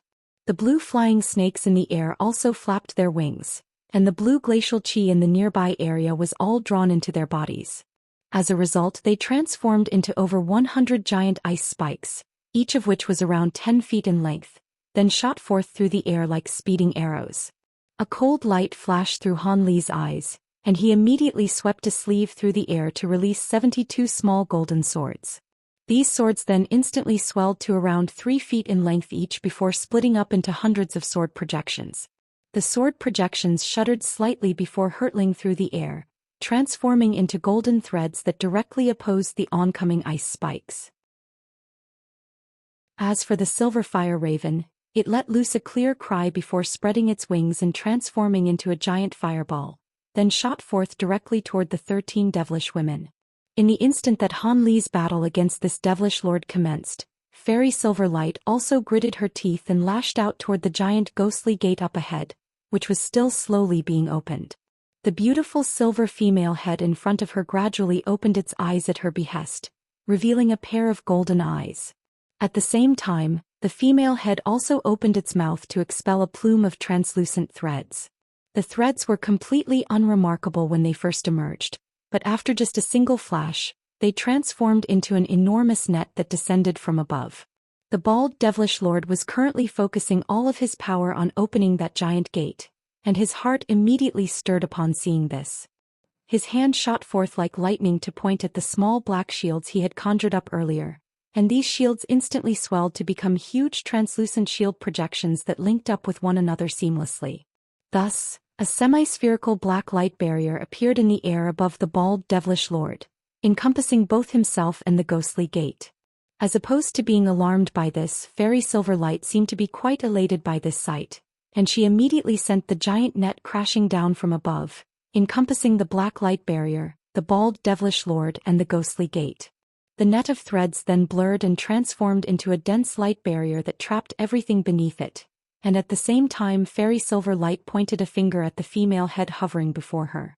Golden light flashed through the silver head's eyes, and bright dazzling light erupted from the golden runes on its face. These runes then shot forth one after another before flying into the light barrier as specks of golden light, upon which a series of profound golden patterns immediately appeared on the surface of the barrier. Golden light flashed erratically from the light barrier, and the golden patterns on its surface quickly writhed and transformed, manifesting a giant shimmering golden formation within the span of just a few breaths. Only then did Fairy Silverlight heave a sigh of relief, and a faint smile appeared on her face. The bald devilish lord's expression changed slightly upon seeing this, but a thought then seemed to occur to him, and he merely ignored the situation, choosing instead to increase the rate at which he was injecting magic power into the giant ghostly gate as a sinister smile appeared on his face. The crimson ghostly gate finally completely swung open amid a rumbling boom, and the two malicious ghosts that were prying the gate open immediately let loose cries of elation. Right at this moment, the unsettling howls and cries within the gate abruptly cut off, and gusts of bone-chilling winds began to sweep forth in a frenzy. However, this situation only lasted for a moment before an indistinct figure emerged from within the winds, then drifted out of the gate. Fairy Silverlight hurriedly focused her gaze on the figure, and the sight that she was greeted by had her feeling rather taken aback. This was a handsome young man in a set of scholarly robes. He certainly looked nothing like a legendary heavenly ghost. A hint of bewilderment appeared on Fairy Silverlight's face as these thoughts ran through her mind. In the next instant, the handsome young man looked around before suddenly turning to the bald devilish lord with a faint smile. "You really are quite brave. I didn't think you would dare to summon me with this treasure again. Have you prepared a blood sacrifice? If it's not to my liking, you know the consequences that await you. Quit the chit-chat, Azura Monarch. Hurry up and summon the heavenly ghost. As long as you can kill these two, I'll definitely provide a satisfactory blood sacrifice to you," the bald devilish lord replied in an urgent manner, then flipped a hand over to produce a long crimson saber. A vicious look then appeared in his eyes, and he brought the blade down in one powerful stroke, slicing off one of his own arms. The handsome young man's eyes immediately lit up at the sight of the dismembered arm, and he let loose a low cry, upon which his body swelled to around twice its original size, and he transformed into a giant ghostly monarch in a set of brocade robes with a golden crown on his head. His face had turned completely crimson in color, while his body was covered in green fur. There was also a row of bone spikes that were around a foot in length, each protruding from his back, and there were 4 menacing tusks extending out of his mouth. The ghostly monarch opened his mouth to expel a burst of gray chi that swept up the dismembered arm, then drew the arm into his own mouth before chewing on it amid a burst of wince-inducing cracks and crunches. The bald devilish lord's face was slightly pale as he yelled, "All right, you've accepted my blood sacrifice, so hurry up and lend me your heavenly ghost badge." After swallowing the entire arm, the ghostly monarch licked his lips with a long purple tongue, then said with a greedy look in his eyes, "Hee, those two aren't ordinary beings. If you want me to summon the heavenly ghosts to assist you, then you'll need to offer a better sacrifice." "What? You're asking for far too much. I'm only asking you to take care of 2 measly human cultivators, yet you're still not satisfied even after devouring one of my arms?" The bald devilish lord immediately flared up with rage. "If you make it sound so simple, can those 2 be compared with your past opponents? I'm most likely going to have to sacrifice many heavenly ghosts to take them down.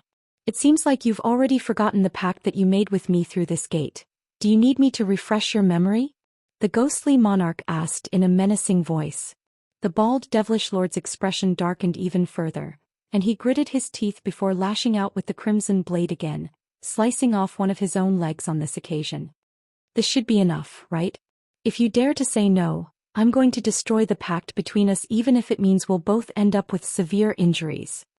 Hee, that is indeed enough. The ghostly monarch nodded in an ecstatic manner, then drew the dismembered leg into his own mouth as well. Meanwhile, the bald devilish lord began to chant something, and bursts of black chi emerged from his self-inflicted wounds, following which new limbs quickly emerged. However, doing so made his complexion even paler than before. It was quite clear that even though he had regenerated his own limbs, the blood essence that he had lost would not be replenished so easily. After devouring the leg as well, the ghostly monarch let loose a long cry of elation, then swept a sleeve through the air to summon a crimson badge. He then tossed the badge behind himself while he flew into the ghostly gate as a gust of wind, vanishing in the blink of an eye. The bald devilish lord's expression eased slightly at the sight of the badge, and after taking a glance at Han Li and Fairy Silverlight, he immediately pointed a finger at the badge. The ghostly badge immediately began to spin rapidly on the spot, quickly transforming into a crimson tornado. Ferocious cries rang out from within the tornado, and 4 menacing ghosts sprang out from within, then quickly swelled to over 100 feet in size each. These 4 giant ghosts had furless crimson bodies, but their bodily structure bore a strong resemblance to that of an ape. Each of them had a pair of black horns on their heads as well as a green hooked tail. As they whipped those tails through the air, they became too fast for the naked eye to follow, and one could only hear bursts of explosive booms erupting from behind the giant ghosts. The bald devilish lord immediately made a grabbing motion toward the 4 heavenly ghosts, and the crimson tornado in the distance immediately reverted back to a ghostly badge, then flew into his grasp in a flash. A vicious look then appeared on his face as he cast an incantation seal onto the badge while chanting something at the same time. The 4 giant ghosts were clearly bound by the badge, and they all turned to Fairy Silverlight with ferocious expressions at the bald devilish lord's behest. One of them let loose a fierce cry, and crimson light emerged from the backs of all 4 heavenly ghosts. A pair of purple bat wings then appeared on each of their backs, and they immediately flapped those wings, pouncing directly toward the light barrier up above. A cold smile appeared on the bald devilish lord's face upon seeing this. Having used the heavenly Azura gate on multiple past occasions, no one was more familiar than he was with just how fearsome these 4 heavenly ghosts were. Individually, each heavenly ghost was only at around the pinnacle of the spatial tempering stage, but when they joined forces, even a mid-body integration stage being would most likely be no match for them. The light barrier that had trapped them did indeed appear to be quite profound, but it would be no match for the 4 heavenly ghosts. Even so, the devilish lord still opened his mouth to expel a small black seal. When it first emerged, it was only several inches in size, but it quickly swelled to several tens of feet, then hurtled up toward the light barrier overhead with devastating force. The 4 heavenly ghosts reached the light barrier up above in a flash, then swung their arms through the air to conjure up countless claw projections. At the same time, they also whipped their hooked tails forward to manifest countless streaks of green light. The combined attacks of the 4 ghosts were truly formidable, and the light barrier was only able to last for a few moments before it began to dim. The bald devilish lord was naturally ecstatic to see this, and he spurred on the giant black seal he had just summoned to strike the exact same spot on the light barrier. Black ripples immediately proliferated outward amid a resounding boom, and a crisp crack rang out, upon which countless thin white cracks appeared on the surface of the light barrier. It seemed to be on the verge of shattering. However, right at this moment, Fairy Silverlight suddenly flew over to the silver female head before her, then immediately thrust a palm toward it without any hesitation. The golden light in the silver head's eyes immediately shone even brighter, and it seemed to resonate with the light barrier down below. The golden formation on the light barrier emitted a loud buzzing sound, then released countless golden runes that vanished into the cracked barrier in a flash. A peculiar scene then ensued. In the instant that these golden runes surged into the light barrier, all of the cracks that riddled its surface were instantly sealed. A faint smile appeared on Fairy Silverlight's face upon seeing this. In contrast, the bald devilish lord was furious. and he immediately let loose a loud cry before injecting his magic power into the ghostly badge in his hand and the giant seal upon above again. Crimson light swirled within the eyes of the four heavenly ghosts, and they let loose sharp cries of fury as their bodies expanded once again. At the same time, they opened their mouths to release pillars of crimson light while summoning the same claw projections and streaks of green light from before. As for the giant black seal, a rumbling thunderclap erupted from it, following which bolts of black lightning shot forth from its surface. At the same time, hundreds of silver runes also surged out from the underside of the seal. It was quite clear that the bald devilish lord was unleashing the maximal extent of the seal's power. A torrential barrage of attacks struck the light barrier again, causing its surface to flash erratically with golden light. As the giant black seal struck the barrier for a second time, a black sun emerged amid an earth-shattering boom. The light barrier before the black sun was easily shattered, but then instantly regenerated amid another flash of bright golden light. The bald devilish lord was extremely frustrated by this, but he continued to make a series of hand seals to spur on the four heavenly ghosts and the giant seal. He knew that no matter how powerful this light barrier was, there was no way it could keep up this instantaneous regeneration indefinitely. As long as he continued to persist with the attacks, it wouldn't take long before the barrier would be overwhelmed. Most importantly, his companion was facing the other human cultivator, who had just slain Lord Li, and the bald devilish being was very concerned for his safety. Thus, as he was unleashing a relentless barrage of attacks against the light barrier, he turned to appraise the other battle in a slightly uneasy manner, upon which his expression changed drastically. There, a giant net comprised of countless golden sword threads had appeared, trapping all of the blue flying snakes within it. The flying snakes all had extremely resolute bodies and could expel profound glacial chi out of their mouths, but they were still quickly being shredded by the golden threads. Not far away from the golden net, the devilish women formed by the 13 skeletons had reverted back to their original forms. They were now giant skeletons that were around 20 feet tall each, with black devilish flame burning around their bodies. Murky poisonous mist was being released from their mouths, and streaks of glazed light were being blasted out of their eyes. Even though they were clearly fighting with all their might, they were still forced to frantically flee from a dozen or so shimmering golden beetles with purple patterns all over their bodies. The vastly renowned hierarchical true devils seemed to be extremely fearful of these insects, and didn't dare to let them get close. At the same time, all of the devilish flames and poisonous mist they were releasing seemed to be completely ineffective against these beetles. As for Lord Lon himself, he was in an even sorrier state. The human cultivator he was facing had transformed into a giant golden ape that was over 1,000 feet tall, and he was wielding a pair of small mountains, forcing Lord Lon to stumble back in retreat with his devastating attacks. Lord Lon was both shocked and enraged by his opponent's overwhelming powers, and he was making a rapid series of hand seals as 7 different treasures flew frantically around him. However, no matter which treasure was struck by one of the 2 mountains, it would immediately be forced to fall back while another treasure took its place. Otherwise, if a single treasure were to take 3 or 4 consecutive blows from the mountains, it would most definitely be destroyed. Within mere moments from the commencement of the battle, Lord Lon was already being crushed. The bald devilish lord drew a sharp breath upon seeing this. Those 13 hierarchical true devils were no less powerful than the 4 heavenly ghosts he had summoned, yet they had been reduced to such a sorry state by nothing more than a few spirit insects. It seemed that they had still underestimated the power of that male human cultivator. With his level of power, perhaps only the 3 or 4 devilish lords at the pinnacle of the body integration stage would be able to take him down. With that in mind, the bald devilish lord hurriedly transmitted his voice to his companion.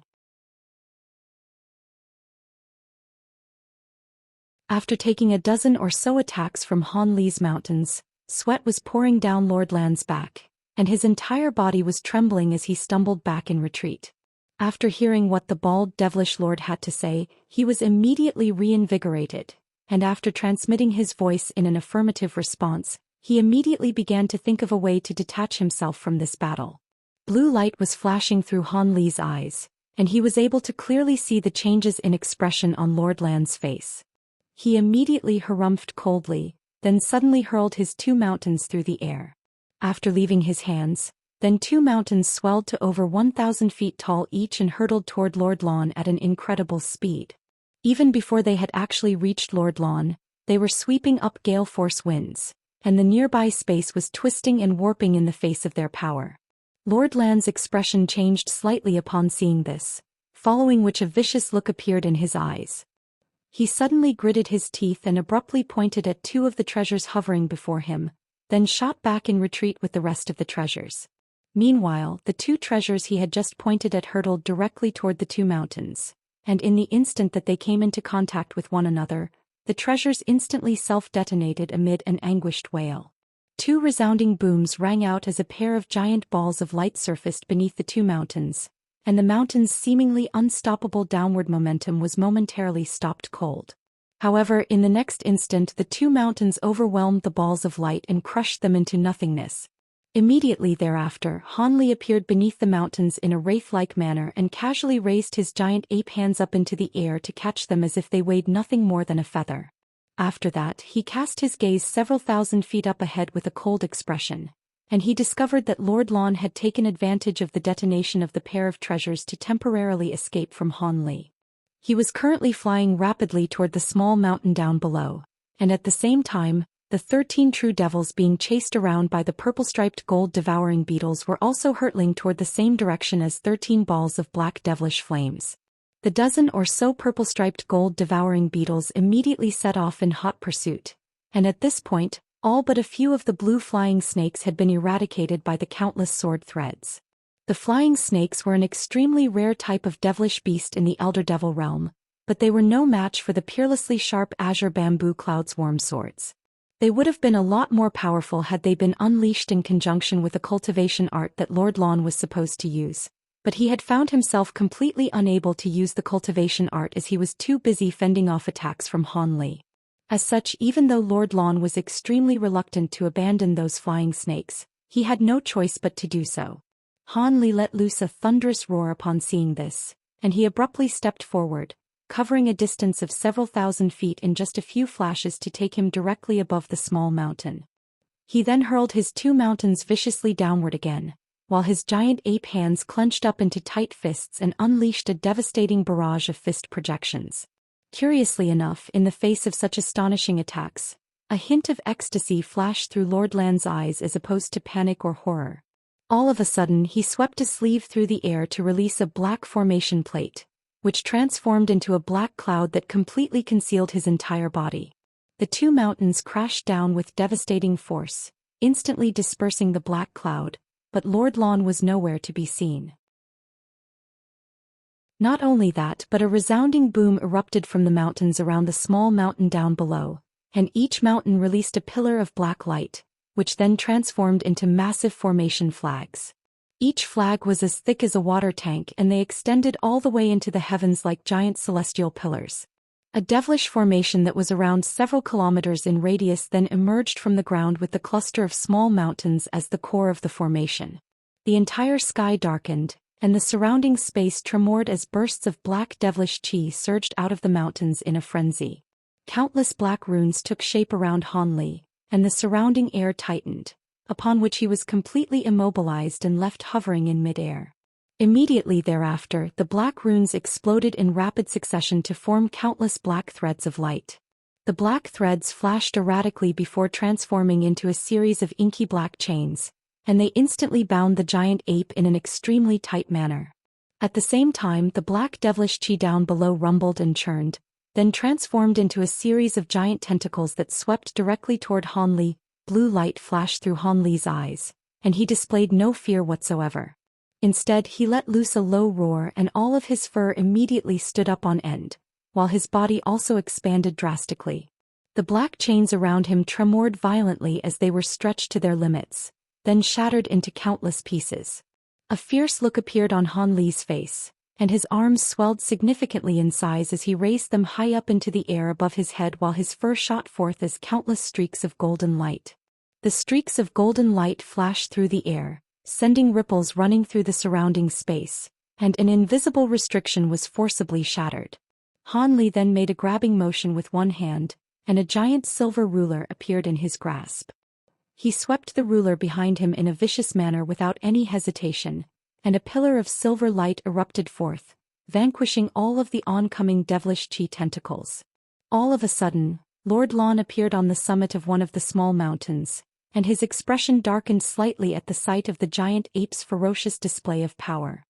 He harumphed coldly as he swept a sleeve through the air to produce a glossy black gourd, which immediately tipped itself over to release several streaks of green light that vanished into the nearby devilish chi.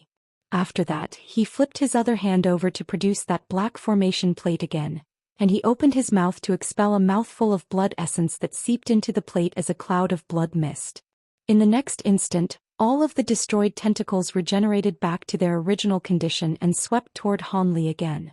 However, on this occasion, before the tentacles had even reached Han Li, several bone tridents shot forth from within them. Each bone trident was only around a foot in length, but their tips were of a sinister green color, and they were releasing a nauseating odor, clearly indicating that they were extremely poisonous. Han Li thumped his own chest with his massive ape fists upon seeing this, and an astonishing thunderclap rang out as arcs of golden lightning erupted from his body, forming a giant lightning net. Thunderclaps rang out in rapid succession, and all of the oncoming bone spikes faltered in their tracks upon striking the golden lightning. Taking advantage of this opportunity, Han Li raised his giant ape head and let loose a thunderous roar. In response, the golden lightning around him brightened even further, then swept through the surrounding area with devastating force. The bone tridents were struck by thick pillars of golden lightning almost at the exact same time, and even though they had clearly been refined using secret devilish techniques, there was no way they would be able to withstand a strike from so much divine devilbane lightning.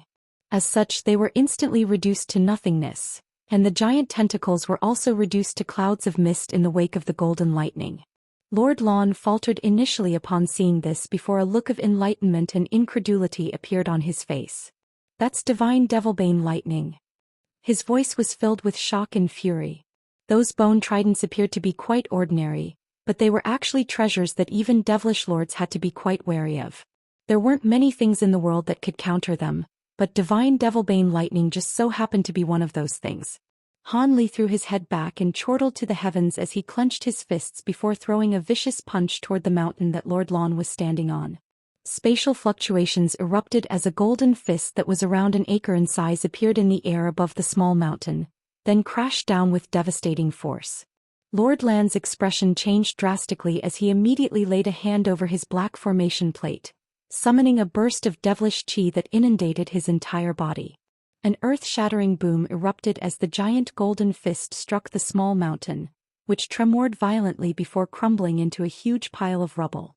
Meanwhile, a burst of devilish chi emerged out of thin air above another nearby mountain, and Lord Lan reappeared. He quickly cast his gaze toward the small mountain that had just been destroyed, and his expression darkened even further. At the same time, Han Li made a grabbing motion with both hands, and his two mountains appeared in his grasp again before being hurled toward another two of the nearby small mountains. Those two mountains were also destroyed, and the devilish chi within the devilish formation immediately thinned noticeably. Lord Lan's pupils contracted slightly upon seeing this, following which a vicious look appeared in his eyes.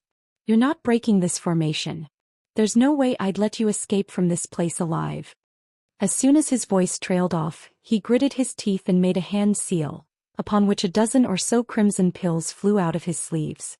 The nearby devilish chi swirled and 13 skeletons emerged before devouring the pills, then began to dance around Lord Lan in a frenzy. Meanwhile, Lord Lan himself abruptly laid a hand onto the top of his own head, and crimson light flashed from his body as his flesh and blood fell away, revealing another terrifying skeleton. Aside from a pair of eyeballs that were flashing with purple light, the skeleton was completely white and devoid of color.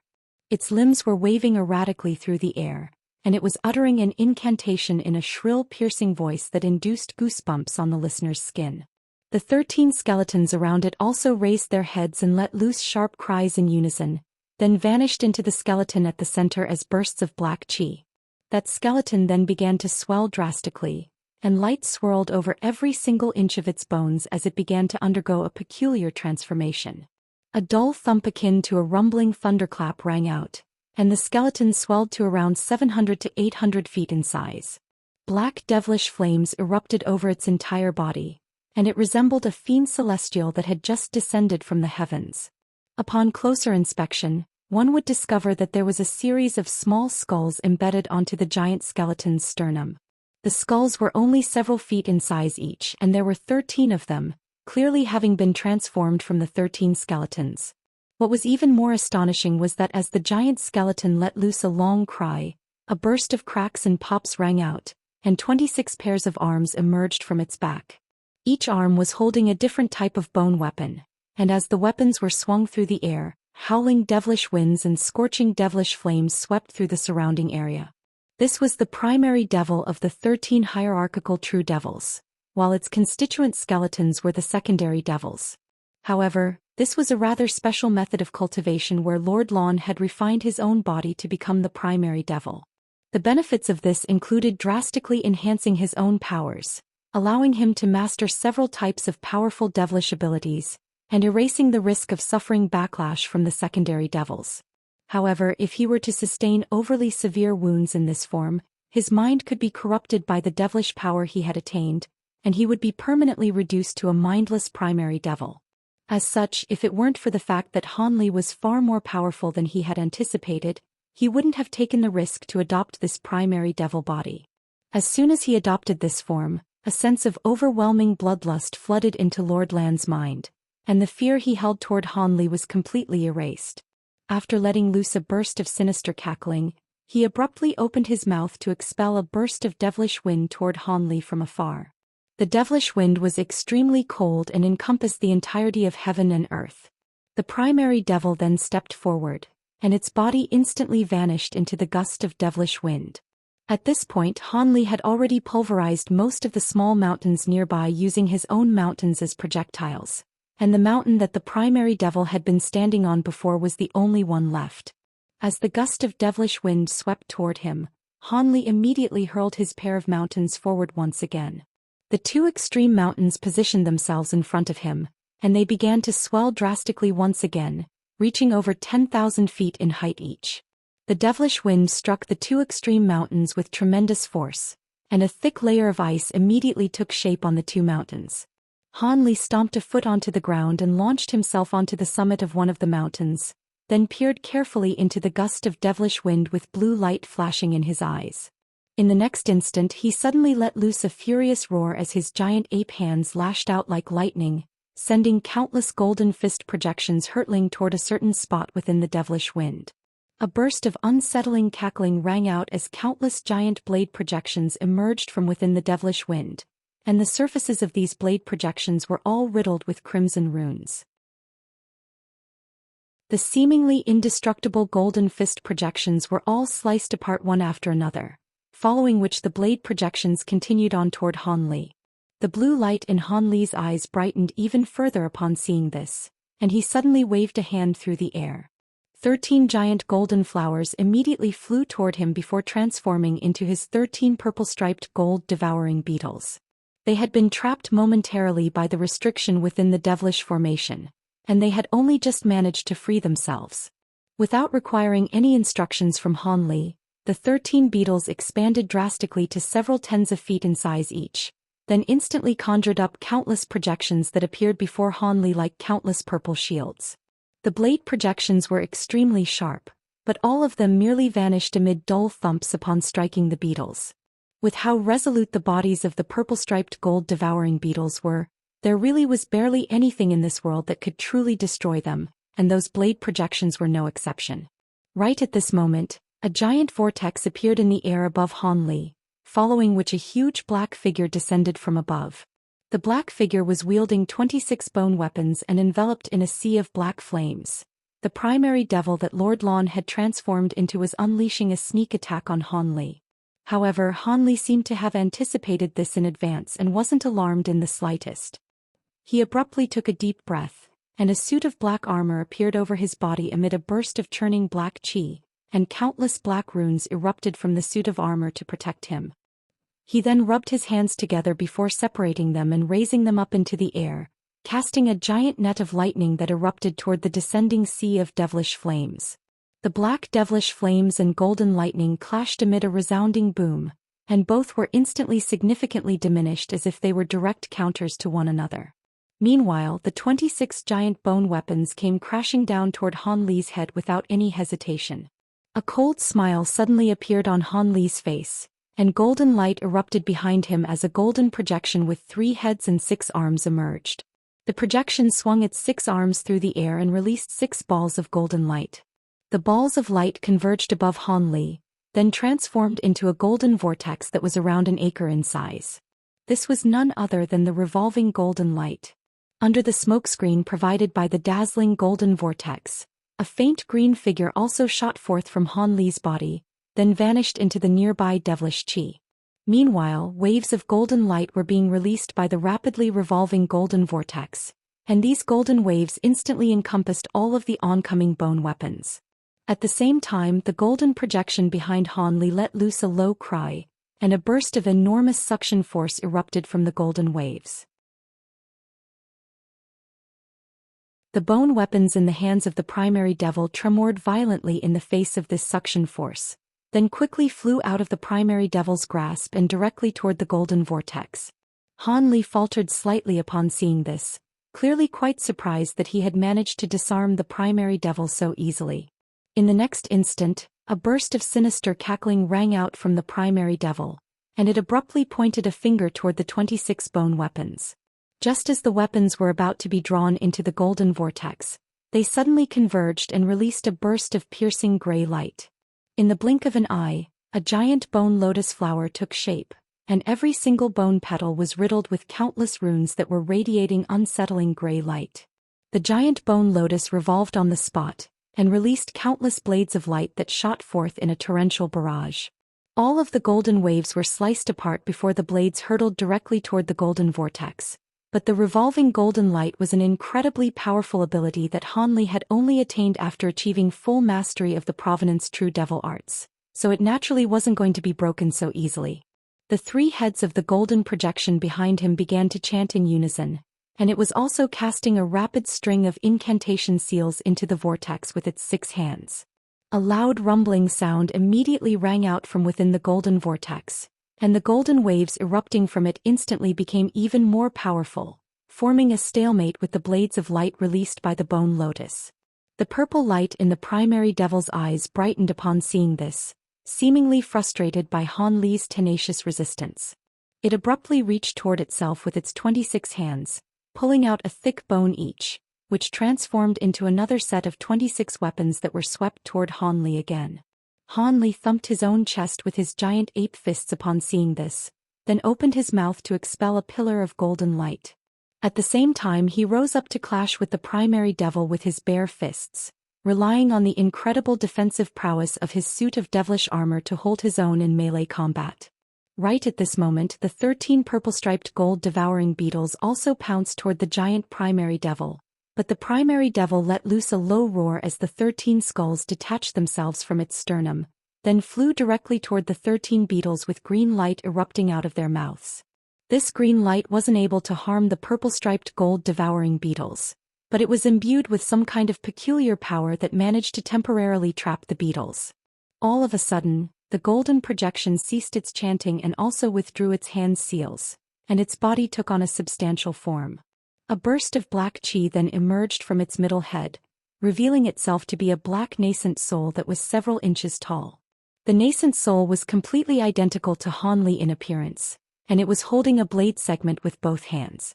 It looked up at the primary devil with a cold light in its eyes, then harumphed coldly as it disappeared into the middle head of the golden body again. In the next instant, the golden body's 3 heads moved in unison, and it flipped over one of its hands, upon which the blade segment that the black nascent soul had been holding a moment ago appeared in its grasp. The blade segment had expanded to over 10 times its original size to match the size of the golden body's hand, and the golden body's 3 heads began to chant in unison again. As it did so, it waved its other 5 arms through the air, sending countless golden runes raining down upon the blade segment, which began to radiate rings of 5-colored light. At the same time, a burst of power of laws of heaven and earth filled the entire space.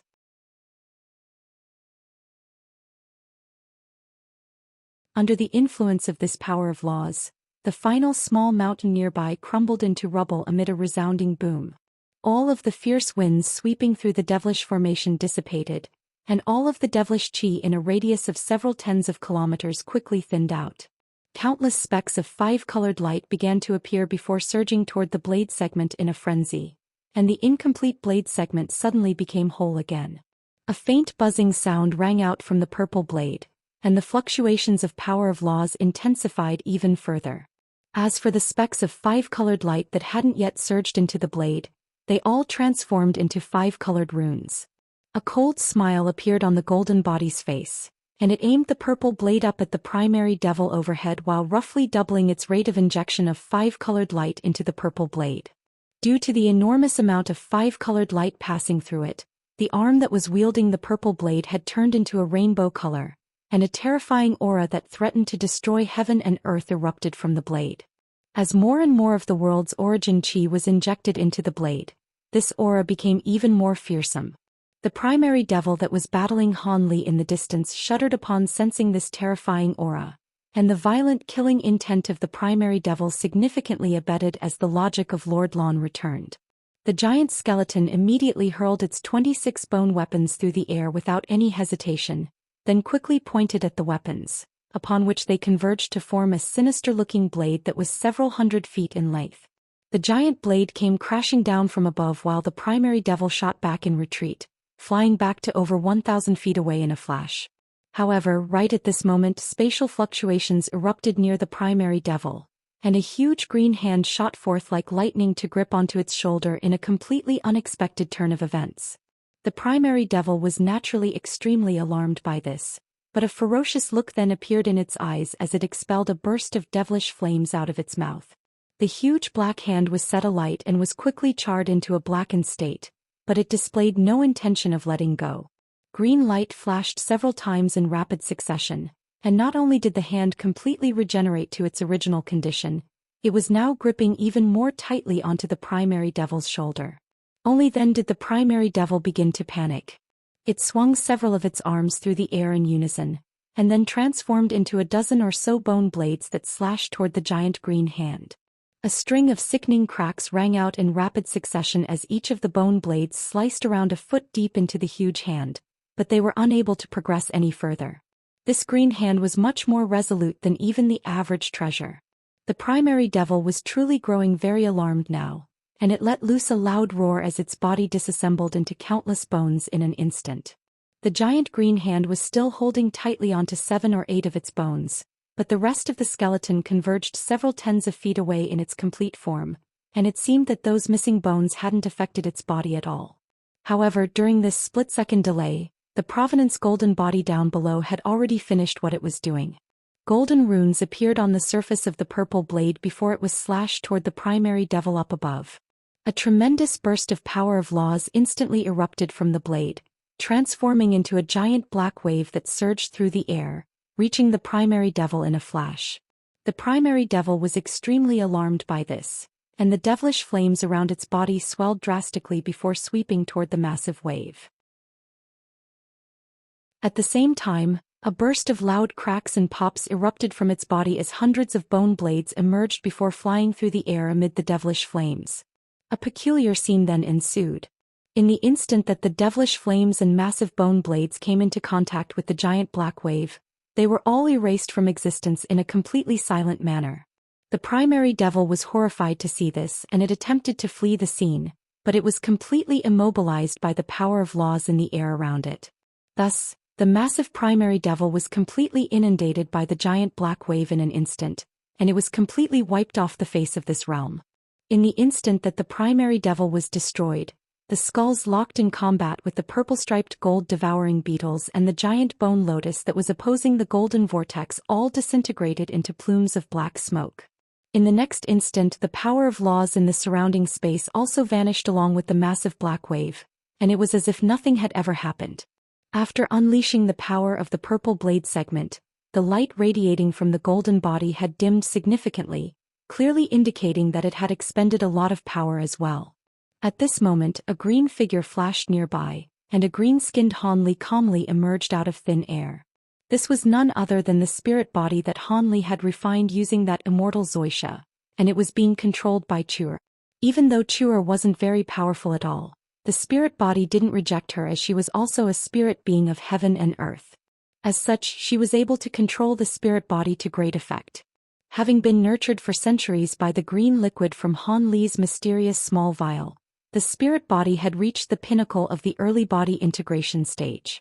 With Chuer's current powers, she was only able to realize a fraction of the spirit body's potential, but it still proved to be an extremely valuable ally to Han Li. Only after it had momentarily trapped the primary devil was the golden body able to kill it with a single strike using the blade segment. Otherwise, with the primary devil's array of peculiar abilities, it would not have been easy for Han Li to kill it in a short time. After the primary devil was slain, the golden body and spirit body both vanished into the giant ape's body as a ball of golden light and a green shadow, respectively. After that, golden light flashed from the giant ape's body, and it quickly shrank down as Han Li reverted back to his human form. A faint smile appeared on his face as he heaved a faint sigh of relief, but right at this moment, an earth-shattering boom suddenly erupted from another direction. At the same time, several bursts of astonishing bone-chilling auras erupted into the heavens from the same direction. The smile on Han Li's face instantly faded, and he turned toward the other battle with a cold expression. At this point, the entire devilish formation had already crumbled, and the black devilish chi had all dissipated, so everything within where the devilish formation once stood was revealed. The giant light barrier that had trapped the bald devilish being and the 4 heavenly ghosts had already been shattered, and the devilish lord had emerged in midair alongside the heavenly ghosts. The 4 heavenly ghosts wore their usual vicious expressions, but the bald devilish lord's expression had become extremely strained. He could see that the devilish formation they had painstakingly set up had been completely destroyed, and Lord Lan's aura had also vanished without a trace, so he was naturally very alarmed and bewildered. As an acquaintance of Lord Lan, he was naturally aware of the hierarchical true devils that Lord Lan had cultivated. He knew that when fully unleashed, the hierarchical true devils were even more powerful than the 4 heavenly ghosts he had summoned. It had only taken him a very short time to break through the light barrier he had been trapped under, but during this time, Lord Lan had been slain even after using his hierarchical true devils, and that was astonishing to the bald devilish lord. In the instant that the light barrier was shattered, Fairy Silver Light threw up several mouthfuls of blood, and her face became deathly pale. It was quite clear that she had paid a very heavy price to keep the bald devilish lord trapped within her light barrier. Han Li turned toward the bald devilish lord, and a cold look appeared in his eyes. However, before he had a chance to do anything, the devilish lord suddenly made a hand seal and fled the scene as a streak of black light. He had made a snap decision to flee, seeing as the situation had taken a dramatic turn for the worse. The 4 heavenly ghosts were also swept up into the streak of black light, and as for the heavenly Azura gate, it merely vanished as soon as the devilish lord fled the scene, as if it were nothing more than a projection. Han Li harumphed coldly as he narrowed his eyes, then made a hand seal to release the 13 purple-striped gold-devouring beetles out of his sleeve again. At the same time, a thunderclap erupted behind Han Li, and a pair of translucent wings emerged on his back. He then transformed into his giant 4-winged Tianping form and quickly sped away into the distance as an arc of silver lightning. In the blink of an eye, the giant bird and the black streak of light had vanished into the distant sky, and Fairy Silver Light immediately heaved a sigh of relief upon seeing that Han Li's speed outstripped that of the black streak of light. She knew that in her current state she wouldn't be of any help to Han Li even if she were to give chase, so she simply remained where she was. She quickly pulled a jade vial out of her storage bracelet and consumed 7 or 8 pills at once. As a result, she was quite reinvigorated, but a slightly unnatural flush had appeared on her face.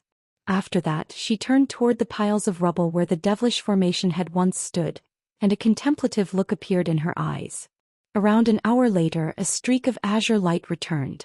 The azure light faded and Han Li emerged in an expressionless manner, then dropped a round object from above, which landed right in front of Fairy Silver Light. The object gave off an overwhelming stench of blood and gore, and it was the head of one of the heavenly ghosts. Translation: Ooga booga me strong me kill ghost me want SNU right now.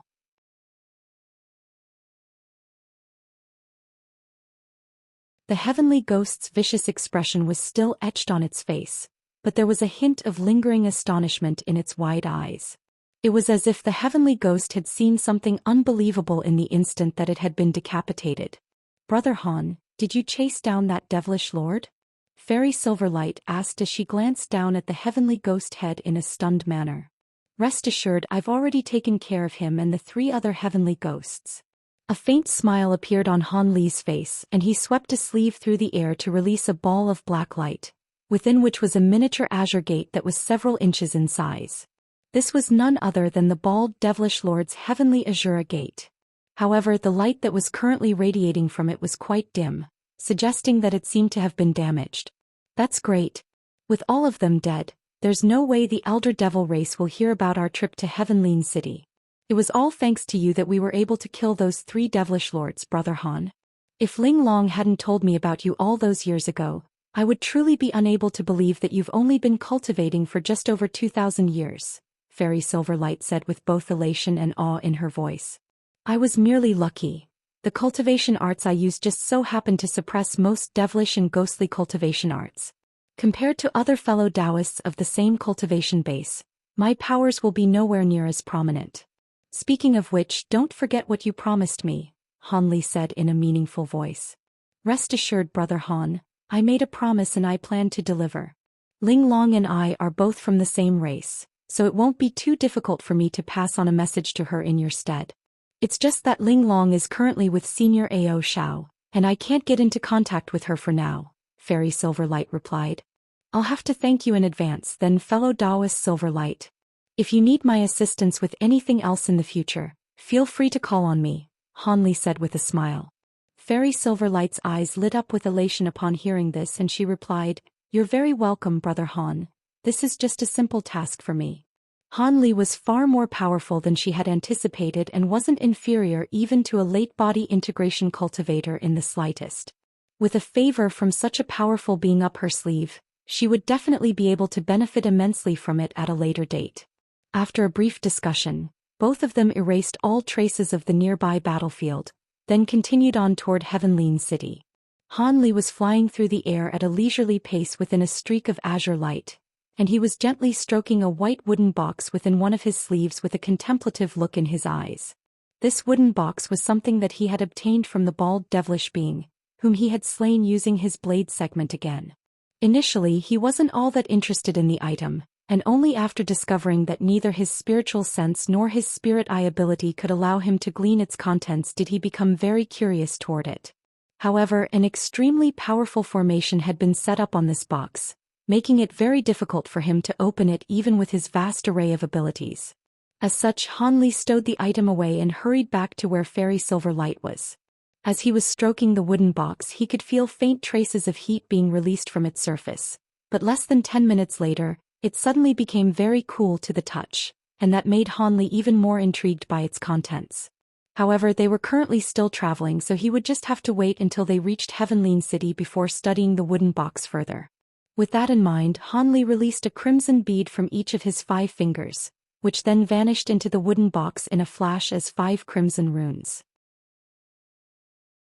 This was a restriction he had learned from a certain foreign race, and he had cast it onto the wooden box as a safety precaution.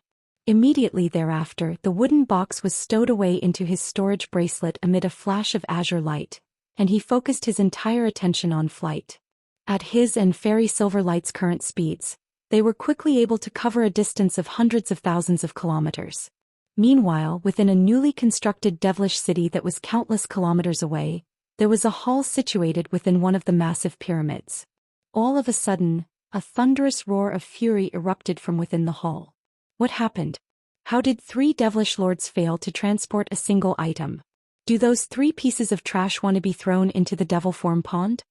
The one who had spoken was a crimson-robed young man sitting in the main seat at the center of the hall. It was none other than the clone of sacred ancestor Shuaguang, and his face was currently etched with fury. This clone was only at the pinnacle of the body integration stage, but in his burning fury, a giant devilish projection that was over 100 feet tall abruptly appeared behind him. The projection was completely crimson in color with a dozen or so horns on its head. At the same time, There were several thick tentacles extending from its body and whipping wildly through the air, making it appear as if it were a giant octopus. The terrifying aura released by the devilish projection was causing the entire hall to creak and tremor violently, as if it were going to collapse at any moment. In the face of this terrifying aura, the black-armored guards in the hall hurriedly half-knelt onto the ground and lowered their heads with horrified expressions, not daring to look up at sacred ancestor Shuiguang. There were only 2 high-grade devilish beings standing near sacred ancestor Shuiguang, and they immediately exchanged a bewildered glance upon seeing this. One of the 2 was a man in a baggy silver robe, and he asked, "What's made you so angry, Master Shuiguang?" The fury on sacred ancestor Shuiguang's face quickly faded, but his voice was still very heavy as he replied, "I asked 3 of my subordinates to transport something very important, but the wisp of spiritual sense I left on that item has been cut off by a secret technique. Something must have happened to those 3. Otherwise, there's no way the item would have been lost." The other high-grade devilish being was a pink-robed middle-aged beauty, and she said in a bewildered manner, "Is that so? That seems very implausible. With 3 devilish lords traveling together, they should be able to protect themselves even against a human cultivator at the pinnacle of the body integration stage. As for that grand ascension stage human cultivator, he was wounded by several sacred ancestors when he ventured into our sacred realm around 1,000 years ago, so surely he won't appear at a time like this." It is indeed quite incredible to think that the 3 of them could have perished all at once, but it's not impossible for someone to have simply taken the treasure from them. I just tried to contact them using a secret technique, but there was no response. Someone go check if any devilish lord-level soul flames have been snuffed out in the soul hall, sacred ancestor Shuiguang instructed with a dark expression. "Yes, sacred ancestor." One of the black-armored guards immediately extended a respectful bow before backing out of the hall. Sacred ancestor Shuiguang leaned back in his seat and fell silent as he narrowed his eyes slightly. The 2 high-grade devilish beings were naturally aware that he was in a foul mood, and didn't dare to speak either. Thus, the entire hall became deathly silent. Around 10 minutes later, the black-armored figure rushed into the hall again, then half-knelt onto the ground and reported in a slightly panicked manner, "Sacred ancestor, the soul flames of 3 devilish lords have been snuffed out in quick succession." 3. Sacred ancestor Shuiguang's eyes immediately widened, and one of the armrests of his chair was instantly crushed into dust in his white-knuckled grip amid a dull thump. "Yes, sacred ancestor. The supervisor of the Soul Hall has confirmed that these 3 soul flames belonged to Lord Lan's trio," the guard replied in a careful manner. Upon receiving this news, sacred ancestor Shuiguang was looking like a volcano that was on the brink of eruption. The 2 high-grade devilish beings in the hall also exchanged an astonished glance upon hearing this. However, both of them could tell that sacred ancestor Shuiguang was more enraged by the fact that the aforementioned item had been lost, rather than the deaths of the 3 devilish lords. This made them both rather curious about just what this item was. Sacred ancestor Shuiguang sat in a brooding silence for a long while before finally making a decision. "You 2, lead a group of bloodlight crystal guards and set off right away to find the place where those 3 were killed. Even if a grand ascension cultivator had been responsible, there must still have been signs of battle left behind. Carefully examine every single inch of soil there, and be sure to verify the identity and whereabouts of the human cultivators responsible. Drop all your other duties for now and prioritize this one above all else. Contact me as soon as you find any useful information." "Yes, Master Shuiguang." The pair of high-grade devilish beings immediately accepted their orders with a respectful bow. An hour later, a crimson cloud flew out of a certain level of the pyramid, and sinister devilish beings in suits of translucent crimson armor could be seen within the cloud. There were over 100 such beings in total, and they quickly vanished into the distance. Over a month later, 2 streaks of light shot forth in an extremely discreet manner toward a giant human city constructed beside a lake. After just a few flashes, the 2 streaks of light landed on a nameless mountain nearby. They were none other than Han Li and Fairy Silverlight, who had finally made it to the general vicinity of Heavenleen City. Both of them were currently appraising Heavenleen City with grim expressions. In the air in front of one of Heavenleen City's city walls, there were tens of thousands of giant black arcs hovering in midair, and between these arcs were countless ferocious devilish cavaliers. The devilish beast steeds of these cavaliers had black clouds beneath their feet and were fitted with suits of beastly armor, clearly setting them apart from those normal devilish beasts.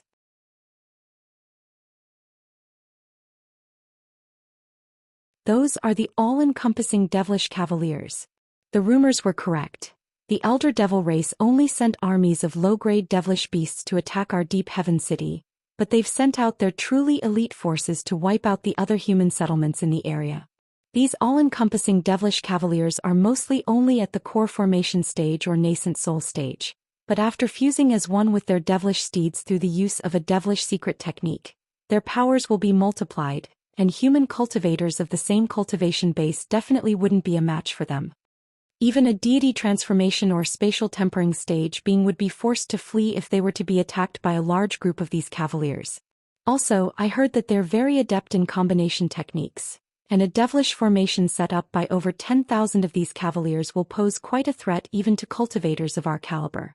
There appears to be over 100,000 all-encompassing devilish cavaliers here, so it's no wonder that Heavenly City is desperately asking for reinforcements, Fairy Silverlight said in a grim manner. The all-encompassing devilish cavaliers aren't the most troublesome things to deal with, it's those guys. Han Li's lips twitched slightly as he pointed toward a cluster of giant black arcs. There were some armored devilish beings near the arcs with beastly lower bodies and human upper bodies. At the same time they each had 3 different heads and 6 arms. The middle heads were all completely identical to those of normal humans, and they were all handsome male heads or gorgeous female heads. However, the other 2 heads were extremely terrifying to behold and resembled those of malicious ghosts. They were all holding different weapons in their 6 hands, and even though they numbered far fewer than the devilish cavaliers, the collective baleful aura they were releasing was extremely astonishing. Furthermore, there were a series of glowing gray projections behind them, and upon closer inspection, Han Li discovered them to be projections of giant ferocious beasts. The largest of these projections were over 1,000 feet in size, and even the smallest ones were over 100 feet in stature.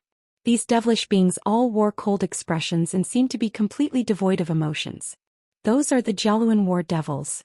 There are only a few thousand of them, but Heavenly City truly is in trouble here, Fairy Silverlight said as she drew a sharp breath. I presume these Jialuan War Devils have played a big role in the deaths of Heavenly City's 2 grand elders, Han Li said with a grim expression. Apparently, Jialuan War Devils rank in the top 5 even among the elite forces of the Elder Devil race.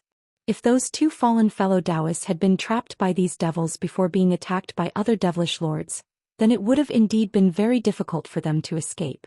I really want to see just how powerful these war devils are in action, Fairy Silverlight mused. Hee, it seems that your wish is about to come true, Han Li suddenly chuckled. Almost at the exact same moment, a burst of buzzing suddenly rang out from the giant black arcs, following which almost every single one of them released countless black pillars of light that hurtled directly toward the giant city wall up ahead in a frenzy. A string of resounding booms rang out, and formations of all different colors emerged on the surface of the slightly damaged city wall. These formations conjured up layers of shimmering light barriers that managed to withstand the powerful pillars of black light, which exploded into violent black ripples that made the entire sky dim significantly. Right at this moment, the sound of rumbling war drums rang out from the arcs, following which over 100 mountainous giant beasts emerged from the battle arcs. Each of these devilish beasts were over 1,000 feet in size, and they appeared to be massive black rhinoceroses that were crashing directly toward the city wall, looking as if they were planning to use their bodies as battering rams. At the same time, all types of low-grade devilish beasts surged out of the other giant arcs in a frenzy, then surged toward the city wall like a devilish wave. Dense devilish chi surged through the entire heavens and countless beasts roared in unison. Countless human warriors appeared atop the city wall and unleashed attacks such as fireballs, ice spikes, and wind blades toward the oncoming devilish army using some crossbow-like weapons. The devilish beasts at the forefront of the devilish wave were quickly felled by these attacks, having either been reduced to masses of mangled blood and flesh, or incinerated into charcoal or frozen into ice blocks. Tens of thousands of low-grade devilish beasts were slain in an instant, and the momentum of the entire attack seemed to have been halted momentarily. However, those giant rhinoceros-like beasts paid no heed at all to the oncoming attacks. They each conjured up a layer of extremely dense yellow light around their bodies, and the attacks being aimed at them were unable to pierce through these light barriers. Thus, all of these giant beasts arrived in front of the city wall in the blink of an eye, then aimed their inky black horns toward the city wall. Black halos of light instantly appeared on the horns of these devilish beasts, following which they abruptly shook their heads, and the halos instantly vanished as a result. In the next instant, spatial fluctuations erupted on the surface of the giant city wall, and these black halos erupted out of thin air before viciously striking the protective formations on the surface of the city wall. In the face of these black halos, the light barriers formed by the formations were torn apart with ease, following which giant rifts were torn into the wall. The human warriors who were unfortunate enough to be struck by these black halos were all instantly reduced to dust, and the warriors near them were naturally very alarmed to see them. Some of them attempted to get down from the city wall in a panicked manner, but right at this moment, bursts of light suddenly appeared above their heads. Head-sized yellow crystal balls then emerged from these bursts of light, then released threads of yellow light that swept through the air. The retreating human warriors were instantly decapitated by these threads of light, and their headless bodies slumped to the ground. Deserters, those who refuse to follow orders, and those who aren't giving their all will be killed on the spot. A bone-chilling voice echoed over the city wall, following which several armor-clad nascent soul cultivators emerged from the bursts of light up above. Each of them had 5 yellow crystal balls revolving around them, and they all wore steely expressions. Following their emergence, the human warriors could only continue to oppose the devilish army with all their might, and as a result of their desperate efforts, even the giant rhinoceros beasts were forced to a standstill. At the same time, a profound incantation rang out from within the city, and a series of huge blue formations emerged behind the city wall. Immediately thereafter, bolts of blue lightning sprang out of these formations amid a string of rumbling thunderclaps. The bolts of lightning formed a series of massive lightning nets, each of which was several thousand feet in size, and they descended toward the other side of the city wall. Countless low-grade devilish beasts as well as many giant rhinoceros beasts were caught under the explosions of these nets of lightning, resulting in the emergence of a series of giant blue lightning clouds. The low-grade devilish beasts were instantly destroyed, and even the dense light barriers around the giant rhinoceros beasts were torn apart. The bolts of lightning struck their enormous bodies in a frenzy, causing them to roar with agony as large sections of their bodies were charred black. However, these giant beasts truly possessed astonishing vitality. Not only were these lightning strikes unable to kill them, they seemed to have only enraged the beasts further. They swung their heads vigorously through the air, releasing several more black halos that surged toward the city wall, and an earth-shattering boom rang out as a section of the giant city wall finally collapsed. Through this gap in the city wall, one could even see the backup army of human warriors in the city. These human warriors were all deathly pale, but they were forced to maintain their formation by the intimidation of the law-enforcing nascent soul cultivators up above. Meanwhile, the general of the devilish army was becoming very impatient. A sharp piercing cry erupted straight into the heavens from one of the giant black arcs, and the cry was filled with unadulterated killing intent. A cold light flashed through the eyes of the devilish cavaliers near the arc, and they all began to converge together into massive groups. From a distance, it looked as if several black seas had suddenly appeared in the air, and they were setting up complex formations as they slowly advanced toward Heavenly City. The devilish cavaliers and their devilish beast steeds all began to release a vast amount of inky black devilish chi, and the sun up above was quickly completely concealed by a black devilish sea. Some of the giant arcs suddenly blasted forth pillars of purple light that instantly vanished into the bodies of the giant rhinoceroses, and their injuries were completely healed within the span of just a few breaths. Their eyes then turned bright red in response to the sharp cry that had just erupted behind them, and they crashed through the oncoming attacks as they charged directly toward the gap in the city wall. Under the cover of these giant rhinoceroses, the army of low-grade devilish beasts was also finally able to advance toward Heavenly City as well. As such, the situation had become extremely perilous for Heavenly City. Right at this moment, spiritual light flashed several times in rapid succession from the gap in the city wall, and groups of human cultivators suddenly appeared, then frantically waved the formation flags they were holding through the air.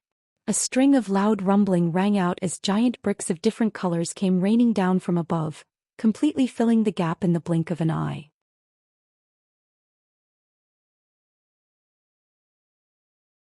Not only were these bricks remarkably huge, they were all as smooth and lustrous as jade, clearly having been specially refined. After they blocked the opening in the city wall, the cultivators up above immediately cast incantation seals toward them, and they immediately fused with the rest of the city wall in a seamless manner. In the instant that the opening in the city wall vanished, the surfaces of several giant buildings in Heavenline suddenly blurred, following which countless runes emerged from them. These runes swirled through the air before forming a series of profound formations of different sizes, and immediately thereafter, these buildings transformed into giant stone puppets amid a string of rumbling booms. Each puppet was completely devoid of facial features aside from a huge single eye, and there was a house-sized opening on each of their bellies. Within each of those openings were several human cultivators standing on a heptagram, holding strange treasures with nervous looks on their faces. These giants abruptly threw their heads back and let loose thunderous roars, then immediately rushed over to the city wall before rubbing their hands together. A gust of fierce glacial winds swept forth, and countless specks of blue light appeared within the glacial wind before converging toward their palms. In the blink of an eye, a series of translucent ice spears that resembled 1,000-feet-long pillars appeared. The giant puppets grabbed onto the spears, then hurled them violently through the air, upon which they instantly vanished amid flashes of blue light. In the next instant, spatial fluctuations erupted in the air above the giant rhinoceroses, and over 1,000 streaks of piercing blue light emerged out of thin air. These streaks of blue light then transformed into 1,000-feet-long ice spears that pierced through the rhinoceroses' mountainous bodies before exploding violently. Following their explosions, the spears transformed into clouds of blue mist that were several acres in size, sealing the severely wounded rhinoceroses into gargantuan ice statues. The yellow protective light barriers around their bodies had completely failed to protect them. Loud thunderclaps then erupted as over 100 massive bolts of crimson lightning crashed down from above, piercing through the dense devilish chi without any warning before shattering all of the gigantic ice statues. All of the giant rhinoceroses were instantly slain on the spot, and even their souls hadn't managed to escape.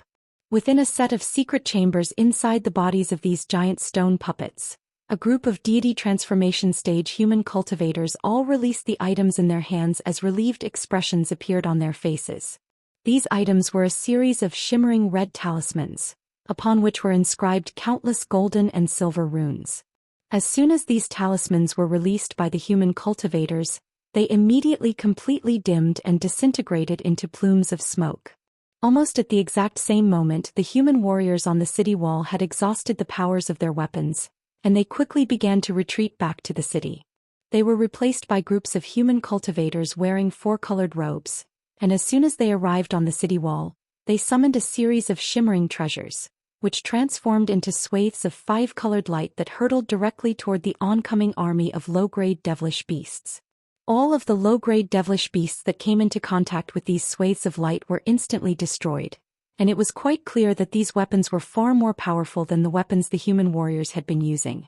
With so many cultivators attacking at once, they were able to conjure up an astonishing spectacle, even though there weren't many high-grade beings among their ranks.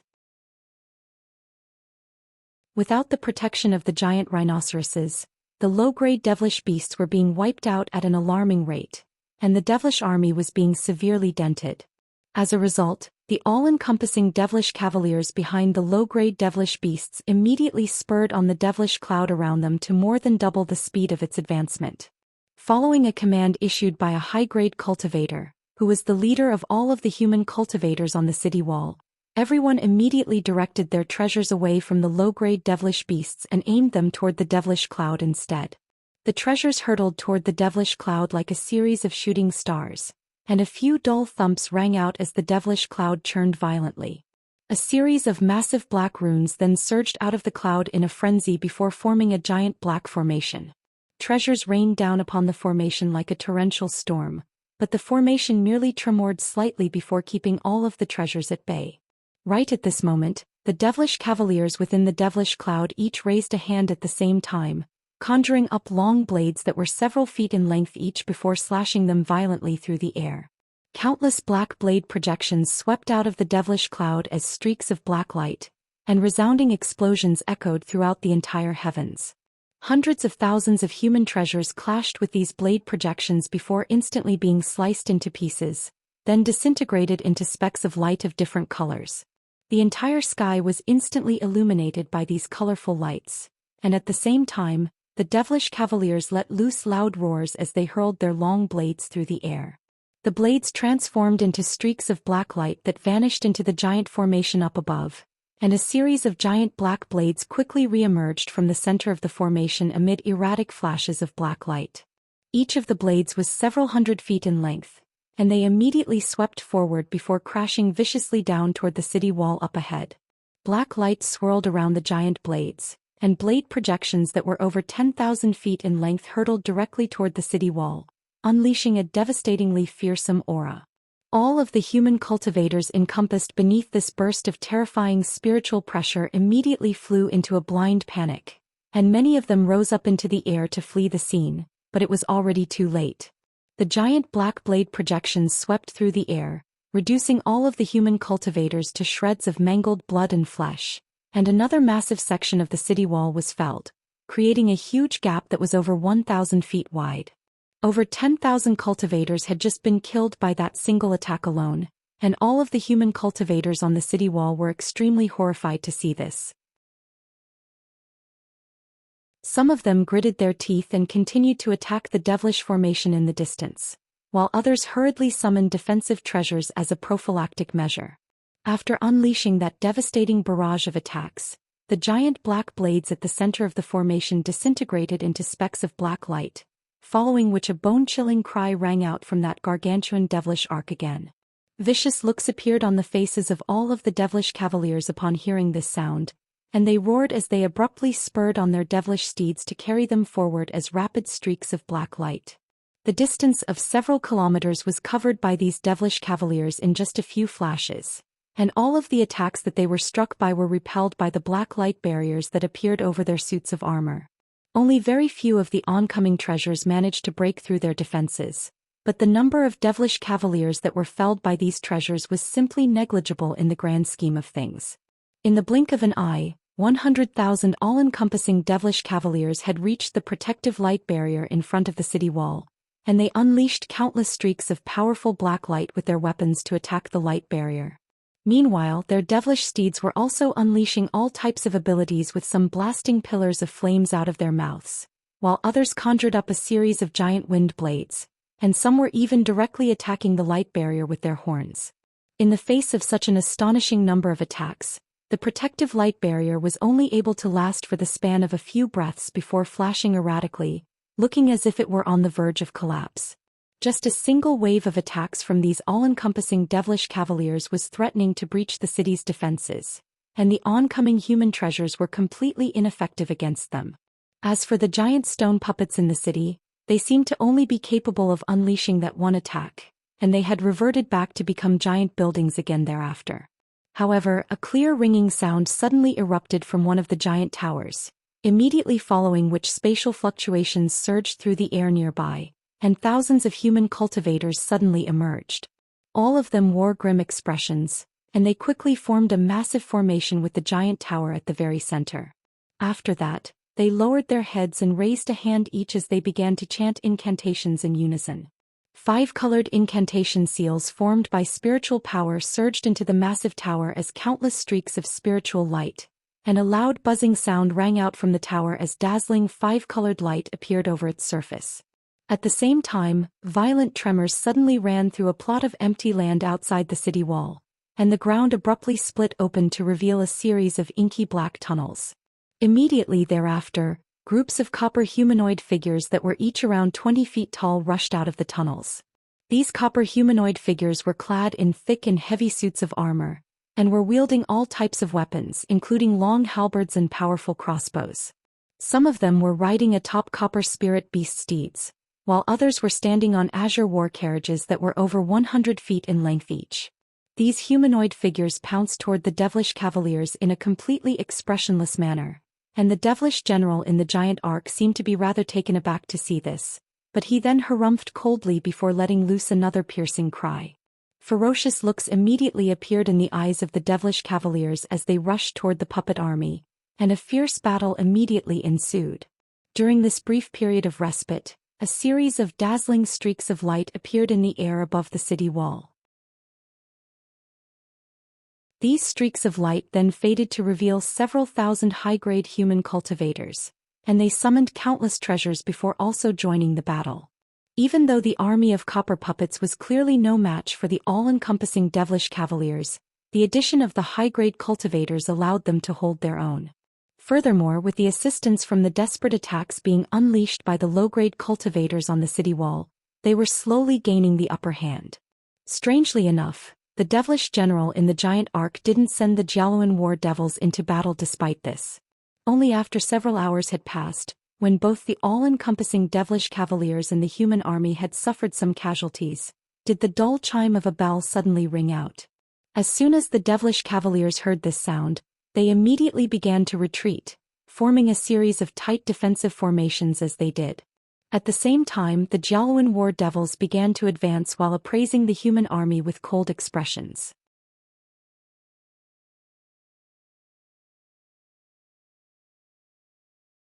The high-grade human cultivators' hearts jolted upon seeing this, and they didn't dare to pursue the retreating devilish cavaliers.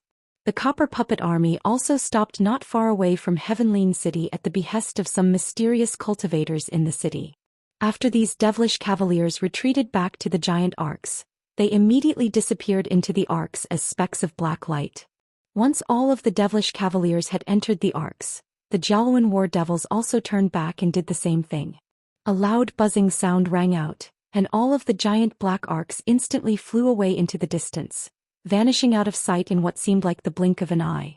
After launching a massive attack against the city, the devilish army had retreated in an inexplicable fashion. Han Li and Fairy Silverlight couldn't help but exchange a befuddled glance upon seeing this. Han Li was silent for a moment before analyzing in a contemplative manner. Something's not right. If those Jialuan war devils had joined the battle, the devilish army could have immediately regained the upper hand, and if the devilish lords had been deployed as well, then it's quite possible that they could have forced their way into the city. With so many devilish elites in this army, I'm sure there would be quite a few devilish lords among their ranks as well. 2 of Heavenly City's grand elders have already perished, which means there are only 2 body integration cultivators left in the city, so they're at a grave disadvantage when it comes to top-grade forces. Heavenly City must have some other trump card that the devilish army has already fallen prey to, which is why they're proceeding with such caution. That does indeed sound quite plausible. It seems that our task here may not be as difficult as we imagined. Fairy Silverlight's expression eased slightly upon hearing this. I wouldn't be so quick to jump to conclusions. Even if Heavenly City does possess some kind of powerful trump card, it's most likely not enough to oppose the devilish army. Otherwise, they wouldn't have taken such a risk to request reinforcements from Deep Heaven City. We'll only know what the exact situation is like when we enter the city, Han Li said. Fairy Silverlight nodded in response. I guess so. Even though the devilish army has retreated, they've definitely left behind some scouts to monitor the situation here, but there's no way they can stop us, so let's head to the city right away. Fairy Lin Luan of the Heavenly Sovereign Sect is an old acquaintance of mine. I wonder how she's doing. Indeed, this is a great opportunity for us to enter the city. Let's go, Han Li agreed with a nod. At this point, the human cultivators and puppet army had also retreated back to the city, and the 2 of them began to fly toward the city as 2 streaks of light. Their approach naturally attracted the attention of the high-grade human cultivators in the distance, and some of the spatial tempering cultivators among them swept their spiritual sense toward Han Li's duo from afar. Upon verifying that the 2 were both humans, a stir immediately ran through the group of human cultivators. Just as they were about to reach Heavenly City, a bone-chilling voice suddenly rang out, seemingly out of nowhere. I've been waiting for you. As soon as the voice trailed off, the nearby world's origin chi surged violently, and a set of mountainous devilish claws emerged out of thin air before hurtling toward the 2 streaks of light.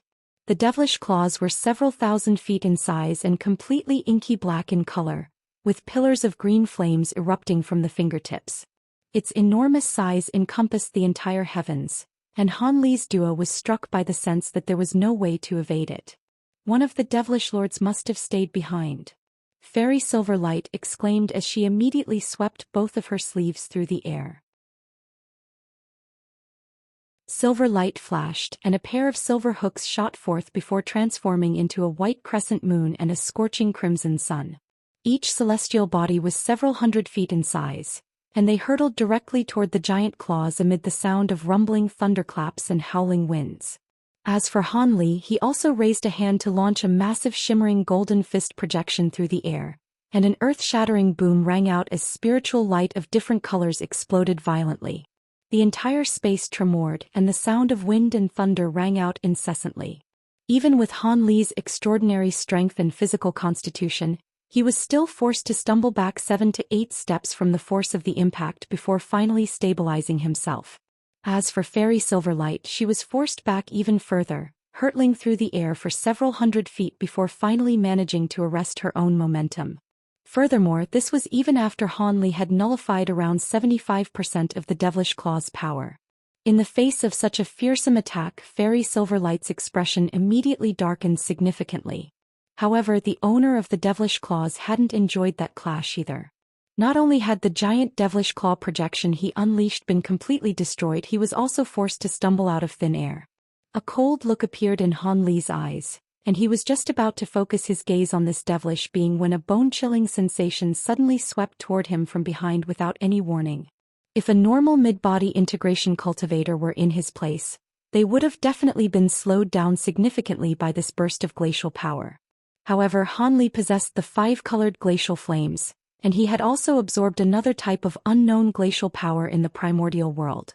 So his proficiency in controlling glacial powers wasn't inferior in the slightest compared to body integration cultivators who purely used isotribute cultivation arts. As such, the burst of glacial power didn't do anything aside from conjure up a layer of frost over his robes. All of a sudden, a green figure leaped out of Han Li's back before throwing a vicious punch. The green fist struck a snowy white flying dagger amid a resounding boom, and green and white light intertwined as a burst of thriving vitality erupted in all directions alongside white glacial chi. The flying dagger tremored before flying back, then landed in the grasp of another humanoid figure who had just emerged out of thin air. This was a thin young man who appeared to be around 15 to 16 years of age. He wore a cold expression and was currently appraising Han Li with a frosty look in his eyes. As for the green figure, it was revealed to be a green-robed humanoid figure that was identical in appearance to Han Li. There was faint purple light emanating from its body, and it was missing one of its hands. Even though it had managed to force back that flying dagger with its fist, its hand has also been severed during the clash. However, a ball of green light then appeared around the wrist of the severed hand, and another hand immediately took its place. The green-skinned Han Li flexed the fingers on the hand, and it was no different to the hand that had just been severed. The frosty young man faltered slightly upon seeing this before a vicious light appeared in his eyes. The green-skinned Han Li was naturally none other than his body integration stage spirit body, and it had saved him from that perilous sneak attack. However, Han Li wore a slightly dark expression as he also appraised the white-robed young man with animosity in his eyes. Ever since he had mastered the first stage of the spirit refinement technique, no one had ever been able to sneak so close to him without his detection. This immediately made Han Li quite wary of this mid-body integration stage devilish lord. All of a sudden, a resounding boom rang out, and Han Li raised an eyebrow as he cast his gaze toward Fairy Silverlight out of the corner of his eyes. There he discovered that she had summoned a silver flag, which had transformed into a ball of silver light, and had just endured another clash against the owner of the giant devilish claws. Judging from her pale complexion and the slightly disoriented look in her eyes, she had clearly come off decidedly second best during the clash. This was partially due to the fact that she had still yet to recover from her last battle, but at the same time, the power of her opponent was certainly not to be discounted. Han Li's heart stirred slightly as he cast his gaze up into the air, upon which he caught sight of a burly devilish man in a suit of black devilish armor. The devilish man had a crimson sarcoma on his head, and he was holding a pair of inky black bone hammers while appraising Han Li and Fairy Silverlight with a sinister expression. Han Li's eyelids twitched slightly as he discovered that this black-armored devilish man was at the pinnacle of the late body integration stage, and the indescribably sinister aura emanating from his body indicated that he seemed to be using an extremely powerful devilish cultivation art. You two are esteemed figures even in the context of the entire Elder Devil race. Don't you think it's far too underhanded to use such sneaky tactics? Fairy Silverlight accused in an enraged manner. If we can kill our enemies, what does it matter? We aren't bound by the pretentious rules that you humans have set for yourselves. The burly devilish lord guffawed as he thumped his hammers together violently. Judging from your powers, I'm sure you two are quite renowned even among devilish lords. How about telling us your names? Han Li said in a calm manner. You two were able to withstand my attack just now, so you're worthy of hearing my name. I am Tai Long of our sacred race's Steel Bone branch, and this is Fei Ya of the Ice Spirit branch. You two must be the human reinforcements that have been sent to this heavenly city. Why don't you tell me your name as well so I can add you to the list of human body integration cultivators I've slain? Tai Long said with a sinister smile. Rather than being irked by this provocative remark, Han Li merely smiled and replied, My surname is Han, and I'm just an insignificant man that I'm sure you wouldn't have heard of. Do you think you still have a chance to kill us after failing to do so with that sneak attack? As if to back up Han Li's words, as soon as his voice trailed off, two streaks of spiritual light suddenly flew out of Heavenly City before hurtling directly toward them.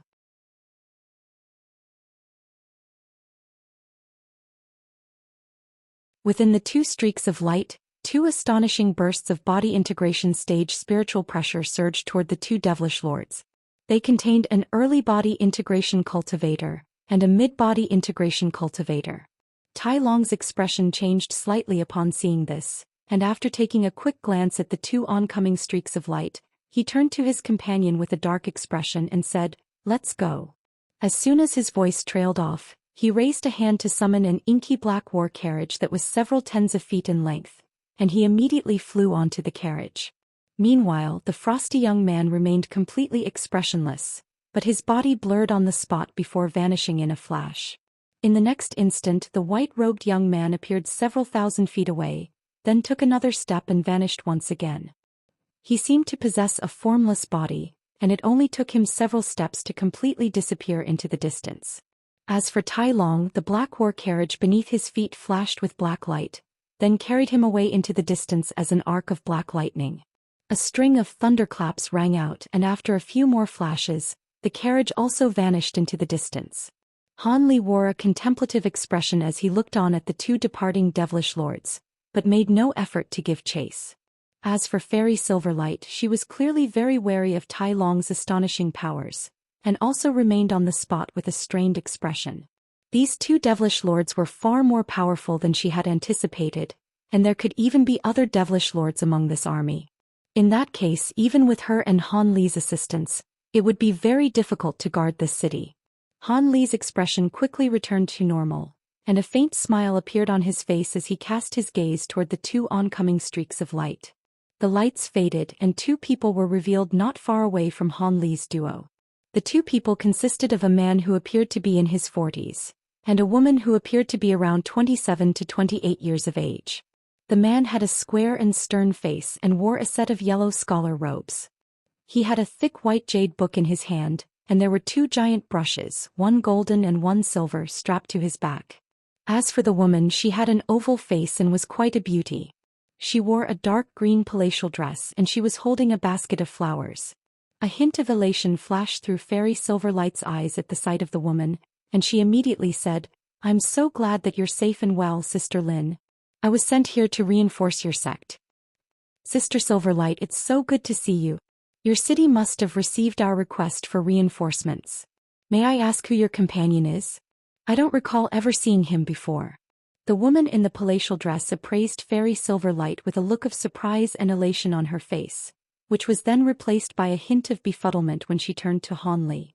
Before Han Li had a chance to reply, the yellow-robed scholar smiled and said, Hee, this is fellow Taoist Han Li.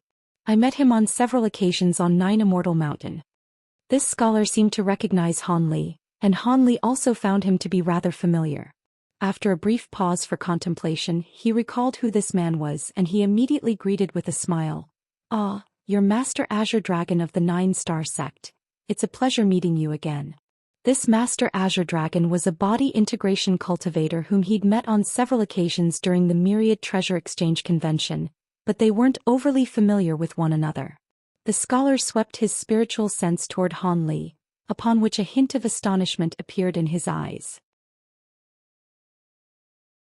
"I recall you were only at the early body integration stage when we last met, yet you've progressed to the mid-body integration stage after just several centuries. I really must congratulate you, Brother Han. I was very fortunate to have been able to make a breakthrough during the past few centuries. I didn't think that we would meet again after the exchange convention. This must be the fellow Taoist Lin Luan that Fairy Silverlight mentioned, right?" Han Li gave a modest response as usual before changing the subject and directing his attention to the woman in the palatial dress. "Indeed, I am Lin Luan, Brother Han. I've heard much about you lately, and I must thank you and Sister Silverlight for coming to our city to assist us in our time of need. If no body integration stage fellow Taoists had come to reinforce us, then our Heavenly City most likely wouldn't even be able to last 2 more months," Lin Luan said in a grateful voice that was very pleasant to the ears. "Why is that, Sister Lin? Brother Han and I saw the devilish army attack the city from afar just now, and the all-encompassing devilish cavaliers do appear to be quite troublesome, but the city was able to keep them at bay, so what's the issue?" Fairy Silverlight asked as a grim look appeared on her face. "Unfortunately, what you just saw is only a small portion of the devilish army. The true army is situated in a mountain range thousands of kilometers away from here. Also, these devilish elites aren't attacking our city in an all-out assault because they're waiting for a certain day to arrive," Lin Luan replied with a wry smile. "They're waiting for a certain day?" Fairy Silverlight was rather bewildered to hear this. "Indeed, but this is not the place to talk. Let's return to the city first. The elder devils are extremely cunning. Perhaps those 2 devilish lords will return to this place with the other 2 devilish lords," Master Azure Dragon reminded. Fairy Silverlight's heart jolted upon hearing this, and she immediately agreed without any hesitation. "There are 4 devilish lords in total? Alright, let's hurry back to the city." Thus, the 4 of them flew toward Heavenly City together, reaching the massive city wall in the blink of an eye. At this point, some of the human cultivators and copper puppets were still yet to enter the city, and Han Li couldn't help but take a few glances at them. The high-grade cultivators all appeared to be quite exhausted, and some of them had very pale complexions, indicating that they were either carrying injuries or had expended far too much energy. As for the copper puppets, most of them were riddled with pits and bumps and some of them were even missing limbs. It seemed that Heavenly City really had been struggling. Fairy Silverlight's expression also darkened upon seeing this, while Lin Luan and Master Azure Dragon could only look on with wry smiles. Right at this moment, a group of cultivators in 5-colored robes flew onto the city wall atop flying treasures. They then began to repair the city wall while carving a series of complex and profound formations onto its surface. At the same time, groups of human warriors got onto the city wall to replace the human cultivators there. These warriors were all fully equipped and appeared to be quite well rested, and Han Li's heart eased slightly upon seeing this. Thus, he and Fairy Silverlight were led over the city wall, as well as the defenses that had been set up in the city, and finally made their way into a hall situated in a corner of Heavenly City. There were several spatial tempering cultivators already waiting for them inside the hall, and as soon as they arrived, the group of cultivators stood up to greet them in an enthusiastic manner. At the sight of the hint of befuddlement that had appeared on Han Li and Fairy Silverlight's faces, Master Azure Dragon hurriedly explained, "These are the fellow Taoists who are responsible for overseeing our city's defenses. I'm sure they'll be able to introduce our current situation to you." "I see." Han Li nodded before taking a seat in the hall, while the group of spatial tempering cultivators remained standing respectfully off to the side. "Sister Lin, fellow Taoist Azure Dragon, please tell us about Heavenly City's current situation in detail, as well as how those 2 fellow Taoists were killed, so Brother Han and I can know what to look out for," Fairy Silverlight said as she took a seat. Everyone's expressions changed slightly at the mention of the 2 deceased body integration cultivators, and Master Azure Dragon's expression became a little strained. Fairy Lin Luan's brows furrowed slightly as she replied, There really isn't much to be said about how those fellow Taoists were killed. We mentioned everything there was to be said in that letter. The devilish lords that are leading the attack against our city are extremely cunning. They only brought a small portion of their all-encompassing devilish cavaliers initially, and these cavaliers were led by only 2 early body integration stage devilish lords. As such, our 2 fellow Taoists were lured out of the city, where they were ambushed by 4 devilish lords and were killed on the scene. I see, these devilish beings really are very calculating, Fairy Silverlight sighed in a forlorn manner. Han Li nodded in agreement before asking, indeed, the 2 of us will need to proceed with caution as well. If possible, would you be able to tell us about the abilities of those 4 devilish lords? Of course, we'll be counting on you and fellow Taoist Silverlight to help us defend the city, so we'll give you all of the information we've compiled on these 4 devilish lords, Master Azure Dragon quickly agreed. That would be best. You were saying earlier that the devilish beings were waiting for a certain day. Would you be able to elaborate on that? Han Li asked. Fairy Silverlight was clearly also very interested to hear the answer. This is referring to the day where the 5 suns transition into moons 2 months from now. On that day, the main protective formation that our city is relying on will cease to function, Lin Luan replied in a grim manner.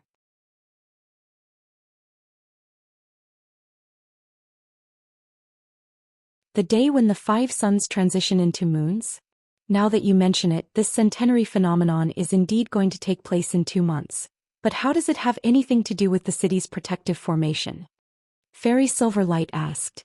Han Li was very knowledgeable in formations and he quickly theorized, on the day when the 5 suns transition into moons, the yang energy of heaven and earth will be severely lacking. Could it be that this formation draws its power from this energy? Precisely, fellow Taoist Han. Our 4 sects set up a 9-sun astral formation in the city, and the more yang energy of heaven and earth it can absorb, the more powerful it'll be. At the height of its powers, it wouldn't be impossible for it to kill even devilish lords. It's exactly because of this formation that the devilish army hasn't dared to launch an all-out attack against our city. Not only can this formation only be set up in a place where 9 plots of earthly fire can be found, the materials required have exhausted almost the entire wealth of our 4 sections. On top of that, it's limited by the fact that it can only unleash its power after absorbing an enormous amount of the yang energy of heaven and earth.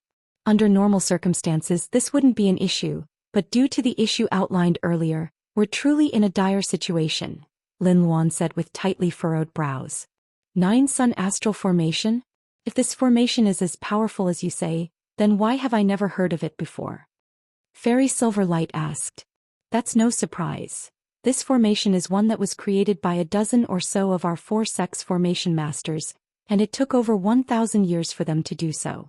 Its powers are definitely not inferior to those the legendary ancient formations, Fairy Lin Luan explained in a slightly proud manner. Han Li's expression remained unchanged upon hearing this, but he was actually quite surprised. Only a major power such as this one would be able to gather enough resources and manpower to create a new formation of such staggering power. It seemed that the 4 sects were very powerful, and had been preparing for this devilish tribulation for a long time. Not only had they gathered 4 body integration cultivators, they had even created such an extraordinary formation. A thought suddenly occurred to Han Li and he smiled as he said, this 9-sun astral formation does sound very powerful, but the city is facing an army of devilish elites led by 4 devilish lords. Surely this formation alone isn't enough to make the army so wary of the city. Indeed, this formation is extremely powerful, but it will surely take quite a while to activate, so it would be quite a stretch to use it against the 4 devilish lords. On top of that, there's a devilish lord at the pinnacle of the late body integration stage among the devilish army. Will a formation really be enough to oppose such a powerful being? Fairy Silverlight also asked with a puzzled expression. Aside from the 9-sun astral formation, our city did have some powerful trump cards that could threaten devilish lords. But these trump cards all have severe limitations and can only be used a set number of times, so there are barely any remaining now. These devilish lords are throwing their armies at us once every few days, and they're doing this in order to exhaust all of our trump cards. I'll disclose the specific details of the situation to the 2 of you later, Master Azure Dragon replied with a wry smile. Indeed, those devilish lords are extremely devious, and every time they've attacked the city, we've been forced to exhaust a large number of our defensive resources. On many occasions the two of us were forced to exit the city to combat the enemies, and the devilish lords would always appear to attack us. If we hadn't used some trump cards to defend ourselves, we could have easily followed in the footsteps for our two fallen fellow Taoists, Fairy Lin Wan said as a look of intense resentment appeared on her face. It sounds like the city's not in a very good place. Please elaborate on the current situation, Han Li said in a calm voice. Yes, it would indeed be a good idea for us to get a better grasp of the situation, Fairy Silverlight chimed in agreement. Fellow Taoist, sure, introduce our Heavenly City's current situation to our fellow Taoists here, Master Azure Dragon said as he turned to one of the spatial tempering cultivators. Yes, Grand Elder, a gray-robed elderly man said as he immediately took a step forward in a respectful manner.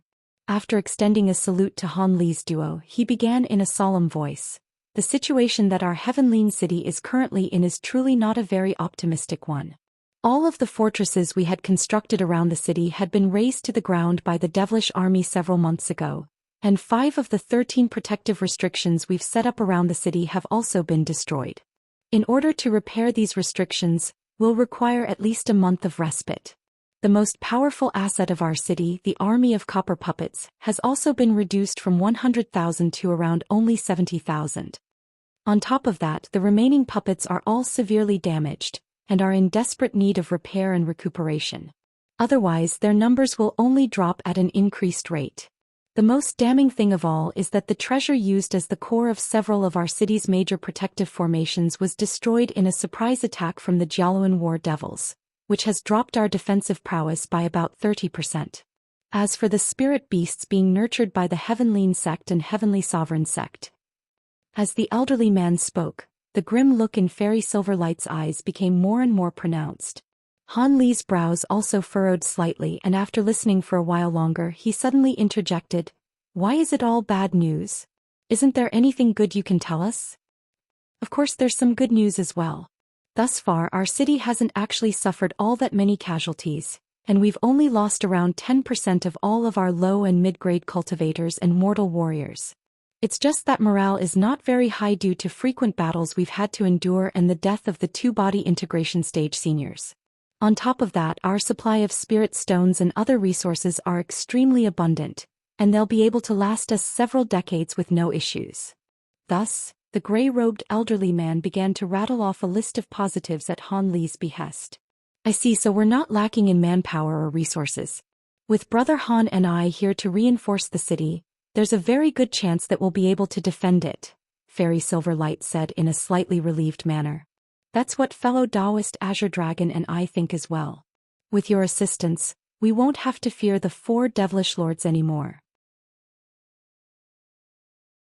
Those all-encompassing devilish cavaliers and Jialuan war devils are certainly very troublesome, but as long as we can put on a display to show everyone that our high-end powers aren't inferior to that of the devilish army, then I'm sure morale will be recovered in no time, Lin Wan said with a hopeful look in her eyes. Indeed, when the devilish army attacks our city again, we just have to think of a way to trap the 4 devilish lords, then unleash the power of the 9-sun astral formation. Perhaps we'll be able to severely wound 1 or 2 devilish lords, Master Azure Dragon chimed in an optimistic manner. It most likely won't be that easy. Those 2 devilish lords have already seen us enter Heavenly City, so they'll definitely have their guard up. They'll most likely devise countermeasures against the 9-sun astral formation, or simply wait until the day when the 5 suns transition into moons before they attack the city again, Han Li said with a shake of his head. If they choose to do that, then our city will get some much-needed respite. If we can repair the city's restrictions and copper puppet army, and prepare some other trump cards we have up our sleeves, we may be able to defend the city even if the 9-sun astral formation fails. However, no matter what happens, we'll require your assistance, fellow Taoists, Master Azure Dragon said with a cold smile. After a brief silence, Han Li nodded and said, "It looks like that's all we can do for now. Rest assured, if those devilish lords join in on the attack against the city, fellow Taoist Silverlight and I will be sure to lend you our assistance. We came all the way here with the goal of helping your city through these tough times, so we're certainly not going to just stand by and watch when our services are required," Fairy Silverlight chimed in with a smile. "You have my thanks, fellow Taoists," Fairy Lin Wan immediately said in a grateful manner, and Master Azure Dragon also expressed his gratitude with an elated look in his eyes. After that, Han Li and Fairy Silverlight made some more inquiries about the city defenses, and after the spatial tempering cultivators answered all of their questions, they took their leave and were taken to their silent cultivation chambers to rest. They had traveled for a long time to get to Heavenly City, and a battle against the devilish army could erupt at any moment, so they really did need to rest and recuperate. Of course, prior to their departure, Master Azure Dragon gave each of them a jade slip containing information about the devilish army that they were facing. As such, as they were resting, they would be able to familiarize themselves with their enemies. Following the departure of Han Li's duo, the group of spatial tempering cultivators also took their leave. Master Azure Dragon looked on at their departing figures, and suddenly heaved a long sigh. "Are you still concerned, fellow Taoist?" Fairy Lin Wan asked with a faint smile. "How could I not be concerned? You and I both saw how our fellow Taoists were felled on that day. Those two devilish lords are far more fearsome than we imagined. Even with fellow Taoist Han and fellow Taoist Silverlight's assistance, our chances of securing victory are still very slim," Master Azure Dragon said in a grim voice. Fairy Lin Wan's expression darkened slightly upon hearing this, but a cold smile then appeared on her face and she said, "But if we use that thing, there's still a chance for us, so it's not like we've deceived them."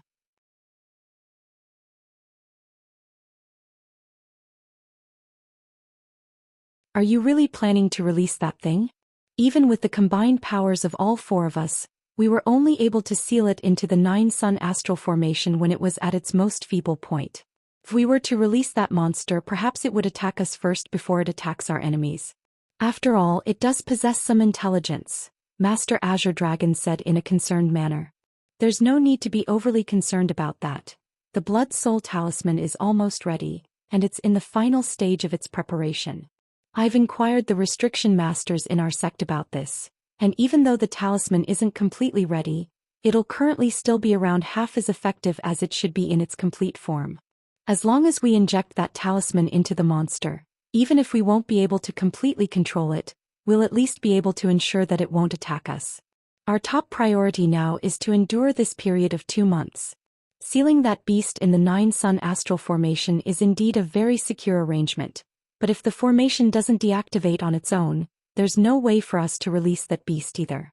You and I both know that if the devilish lords didn't care about casualties and launched an all-out attack on our city, even with the 9-sun astral formation, there's no way we can stop them," Fairy Lin Wan said in a grim voice. "The Blood Soul Talisman is ready? That's fantastic. With fellow Taoist Han and Fairy Silverlight's assistance, we should be able to last until that day. I'm sure those devilish beings won't have anticipated that we're also waiting for the day when the 5 suns transition into moons to arrive," Master Azure Dragon said in an elated manner. "With that monster's help, even in the worst-case scenario, we'll at least be evenly matched with those devilish beings. If worse comes to worst, then we'll just have to take our core disciples and travel to Deep Heaven City. We'll have to rely on their charity for our safety, but at the very least, it'll ensure that we'll survive this devilish tribulation. During the few days prior to the day when the 5 suns transition into moons, gather all of the city's resources and core disciples so we can leave right away if required. As long as we do our best to hold off those devilish lords, those disciples will definitely be able to make a safe departure," Fairy Lin Wan said with a confident smile, and it was quite clear that she had put a lot of thought into this plan. After contemplating the proposed plan for a moment, Master Azure Dragon decided that it was quite sound, but a forlorn look then appeared on his face. "I guess that's our only option. What a pity. If our 2 fellow Taoists hadn't fallen into that trap, our Heavenly City would be in a far better situation right now. Indeed, who would have thought that the devilish lords would become so cunning? If we had anticipated their plan and unleashed the combination formation that the 4 of us prepared in advance, we definitely would have been at least evenly matched with those devilish lords," Fairy Lin Wan sighed. "Alright, so we've now decided on our main course of action, but I'll have to trouble you to keep an eye on things as our overall morale is still very shaky in the aftermath of the loss of our 2 grand elders. Also, make sure that no resources are spared in repairing those copper puppets.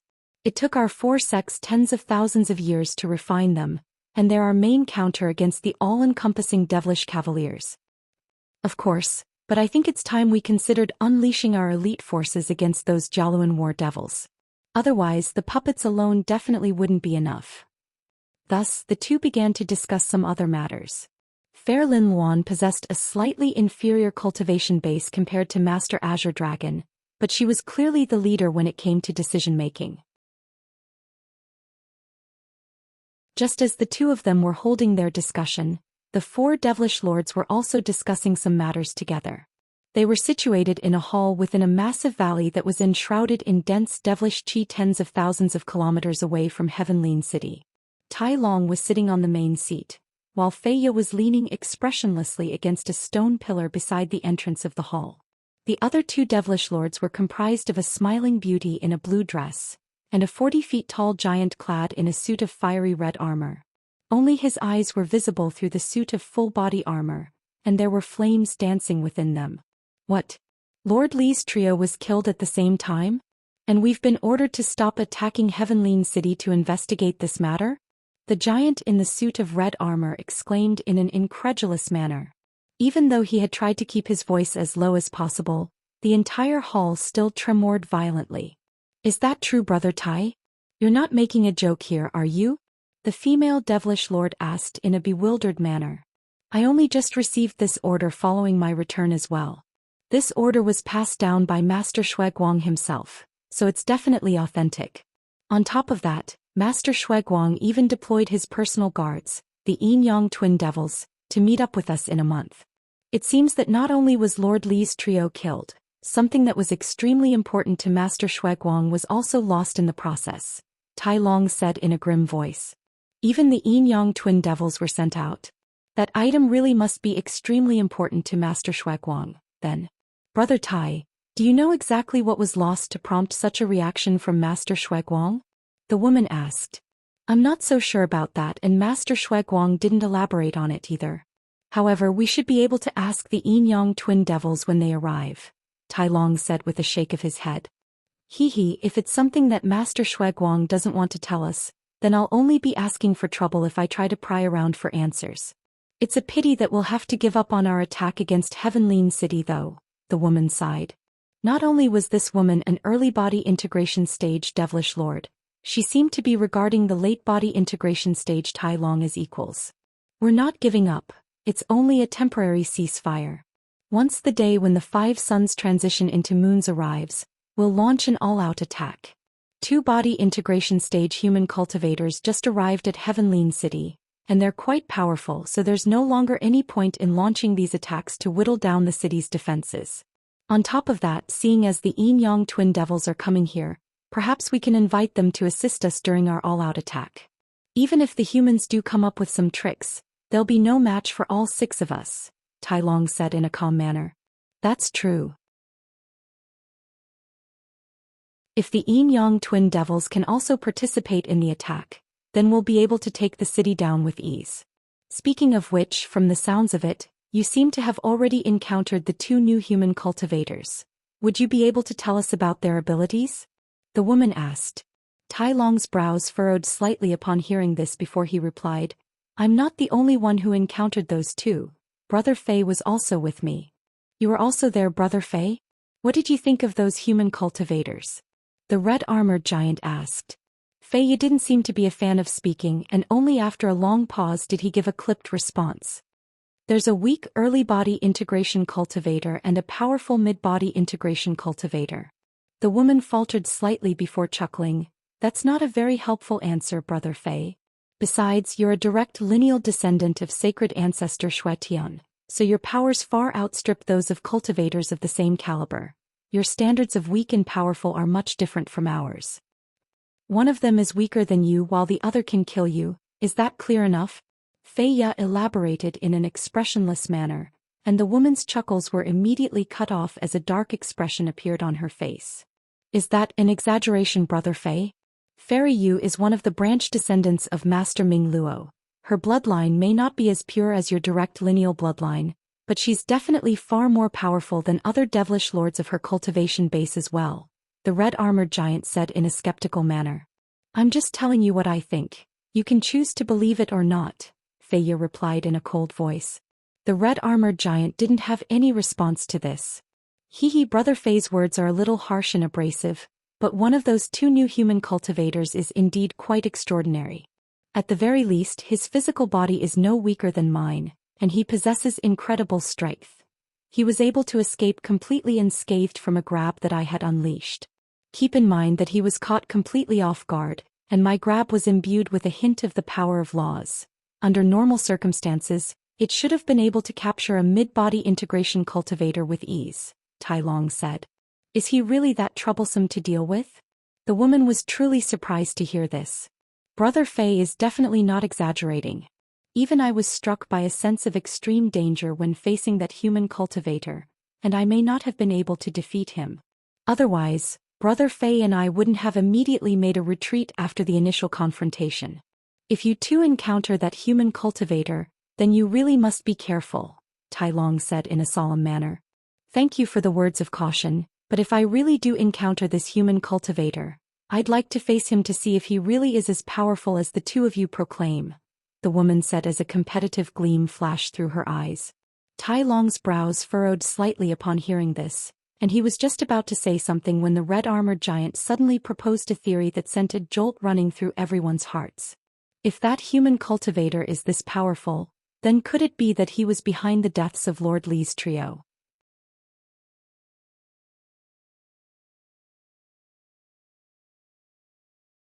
Tai Long and the woman's expressions stiffened slightly upon hearing this, and they reflexively exchanged a glance.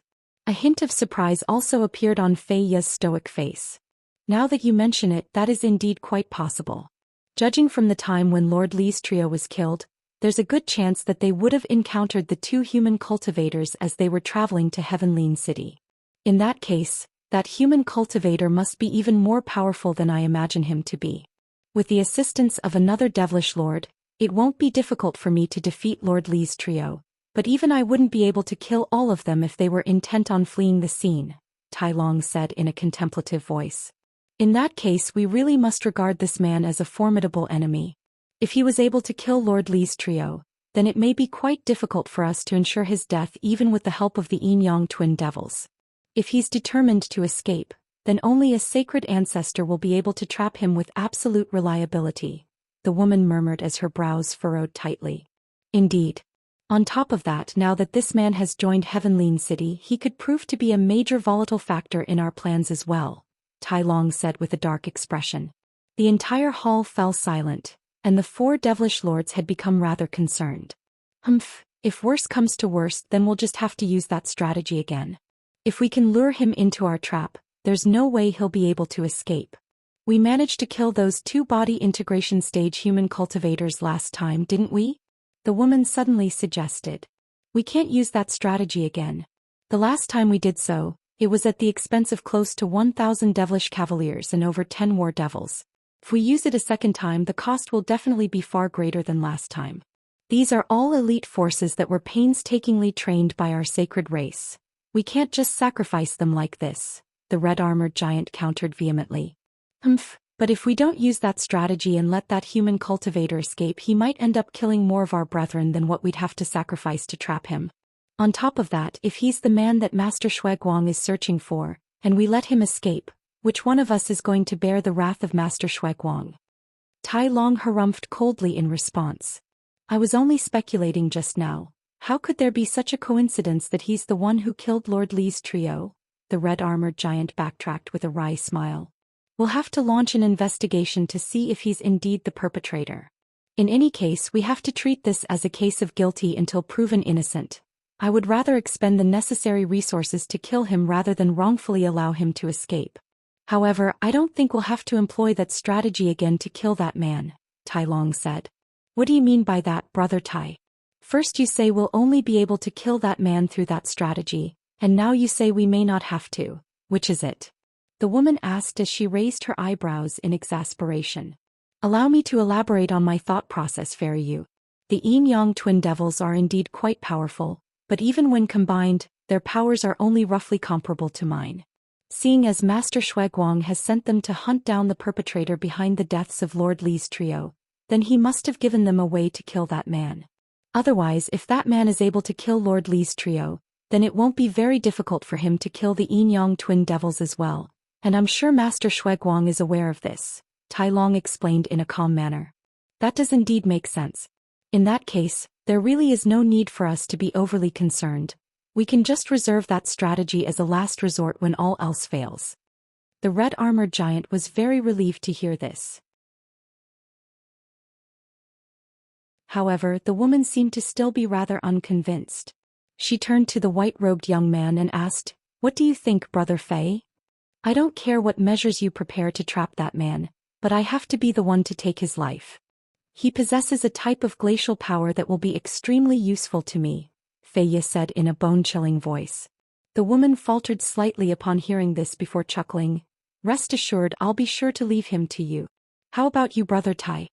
Tai Long hesitated momentarily before replying, "I'm naturally more than willing to let Brother Fei do the honors as well, but I'll be taking half of that man's treasures, while the half is split between Fairy Yu and Brother Yen. I presume you have no objections to that, Brother Fei. All I want is that man's glacial power. You can do with his treasures as you please," Fei Ye replied in a nonchalant manner. "Brother Yen and I have no objections either," the woman agreed with a smile. Even though the woman was speaking on the red-armored man's behalf, the latter didn't seem to find this to be inappropriate at all. "All right, then it's decided. We'll send out some people to investigate the deaths of Lord Li's trio, and wait for the arrival of the twin yin-yang devils in the meantime. I'm sure we'll be able to track down the perpetrator prior to the arrival of the day when the 5 suns transition into moons. If it really is that human cultivator, then we'll address the situation through the methods we just discussed. If it isn't him, then we'll act according to our original plan," Tai Long concluded. Within Heavenly City, Han Li was seated in a secret chamber on the first floor of an intricate pavilion. There were restrictions set up all around him, and he was inspecting a white wooden box with a contemplative look on his face. This wooden box was none other than the one he had obtained after killing that bald devilish lord. However, the item had been sealed with some kind of profound restriction that he had been unable to crack, and he finally had some time to study it now that he had arrived in Heavenly City. There were alternating bursts of frosty and scorching energy seeping out of the box, and it was able to keep out all spiritual sense, which made it all the more intriguing.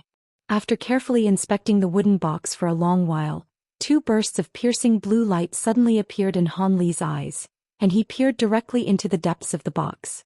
As he did so, his expression began to change slightly, and he continued to stare at the wooden box in a completely still manner, as if he had transformed into a statue. Time slowly passed by, and 3 days and 3 nights flew by in the blink of an eye. At this point, Han Li's face had paled slightly, and the blue light in his eyes had also dimmed somewhat. Around 10 minutes later, Han Li made a hand seal with a peculiar look on his face, and the blue light in his eyes completely faded. "Interesting. So this box is a Shumi treasure, and it's been sealed by 13 types of ancient restrictions. If I didn't possess my bright sight spirit eyes ability, it would have been very difficult for me to study it. However, all of these restrictions are extremely powerful, and it would take at least several centuries for me to break each one.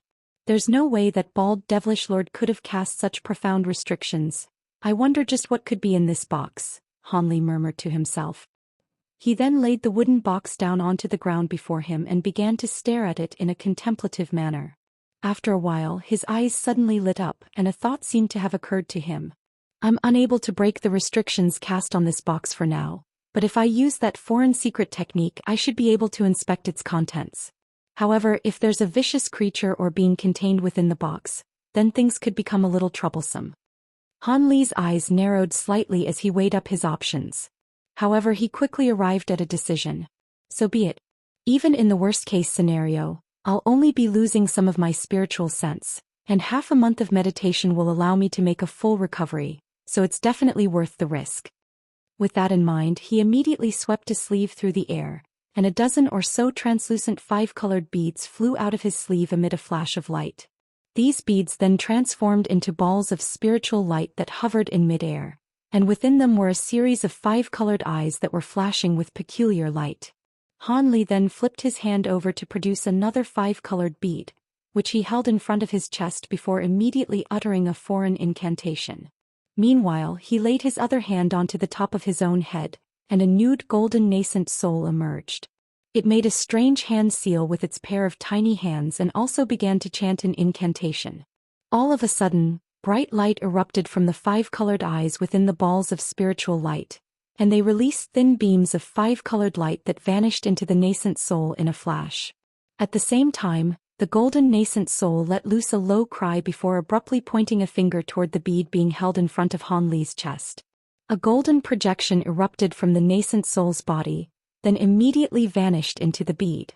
A blurry nascent soul projection then took shape within the bead, and the golden nascent soul waved a hand toward the bead upon seeing this. 5-colored light swirled over the surface of the bead, and it quickly flew into the wooden box on the ground down below as a streak of light.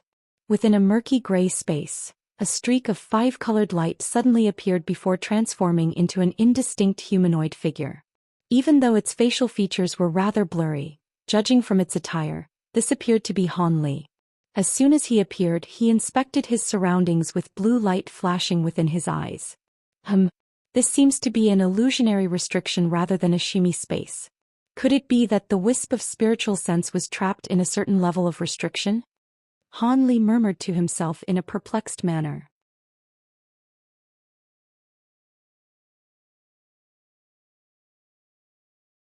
This projection was a temporary spiritual sense clone that Han Li had conjured up, and he had sent it into the wooden box using a certain foreign secret technique. However, this space clearly wasn't the space inside the wooden box, and that was rather surprising to Han Li. However, despite his surprise, he wasn't overly concerned. After all, the worst that could happen would be the loss of this wisp of spiritual sense, which wouldn't have too much of a negative impact on him. Thus, after inspecting his surroundings for a while, Han Li drifted toward a certain direction. Along the way, his surroundings were entirely comprised of thin gray mist, and after flying for several hours, the scenery hadn't changed at all. His brows furrowed slightly as he stopped momentarily, then suddenly changed direction and flew directly upward. After passing through one layer of mist after another, he discovered that the sky in this space also seemed to be completely boundless.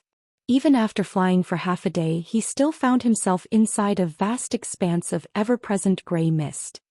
His expression darkened slightly upon seeing this, but all of a sudden he turned toward a certain direction and yelled, "Who's there?" His voice wasn't very loud, but it echoed incessantly throughout the nearby space. However, no one emerged from the nearby space to meet him. Han Li raised an eyebrow upon seeing this before giving a cold harumph, then suddenly sat down with his legs crossed to meditate in midair. His eyes were tightly shut and he remained completely still for over half a day, looking as if he planned to never get up again.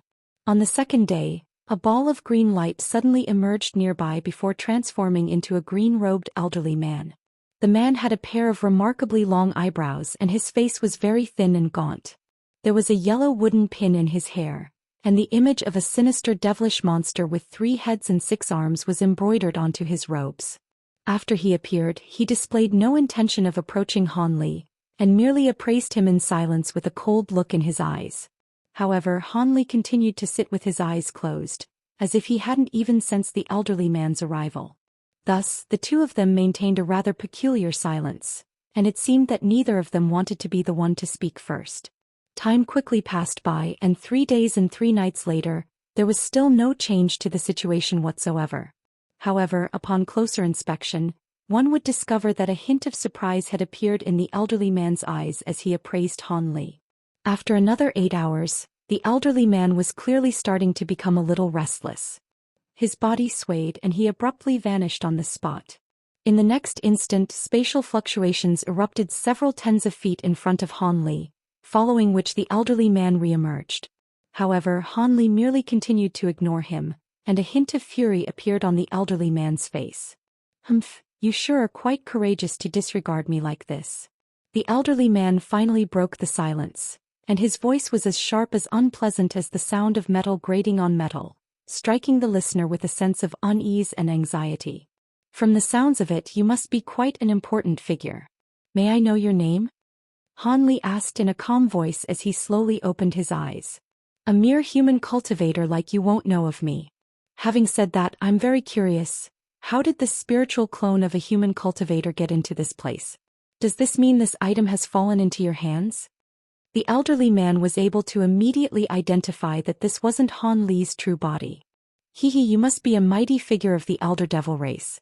This box did indeed fall into my hands, and I sent this spiritual sense of clone of mine into the box to investigate its contents. If I'm not mistaken, this is one of the restrictions in the box rather than the actual space within the box, right? Han Li asked in a calm voice. Due to the fact that he was only a spiritual sense clone, he was unable to ascertain the power level of this elderly man. However, he had already guessed that this was a devilish being, so despite the fact that his expression remained unchanged, he was naturally rather wary of this elderly man. Indeed, this is the 10th illusionary restriction in the box. As long as one can master the key elements of this restriction, they'll be able to change everything within this space at will. I must say, the sacred race really has become incapable. How could they have let this treasure fall into the hands of a human? You mentioned that this treasure is in the form of a box. That's good to hear. At the very least, it's far less unsightly than its previous form, the elderly man murmured with furrowed brows as he swept a sleeve through the air. The entire surrounding area blurred, then shattered and fell away like a mirror. All of a sudden, Han Li was greeted by the refreshing fragrance of nature, and the sound of a flowing stream. His heart stirred in response, and he hurriedly inspected his surroundings again, upon which he discovered that the world around him had been completely transformed. There were blue skies and white clouds overhead and beautiful scenery all around him. He and the elderly man were currently standing in a clear stream. The water in the stream only reached halfway up their shins, and there were a few small azure fish swimming past them in a leisurely manner, seemingly completely unfazed by their presence. Han Li's expression changed slightly as he made a grabbing motion downward, and a lively azure fish was immediately drawn into his grasp. As the fish struggled between his fingers, he could clearly feel its slippery scales in his hand. Blue light flashed through his eyes, and he tossed the fish back into the stream, then brought his hand up to his nose, upon which he was immediately greeted by a strong fishy odor.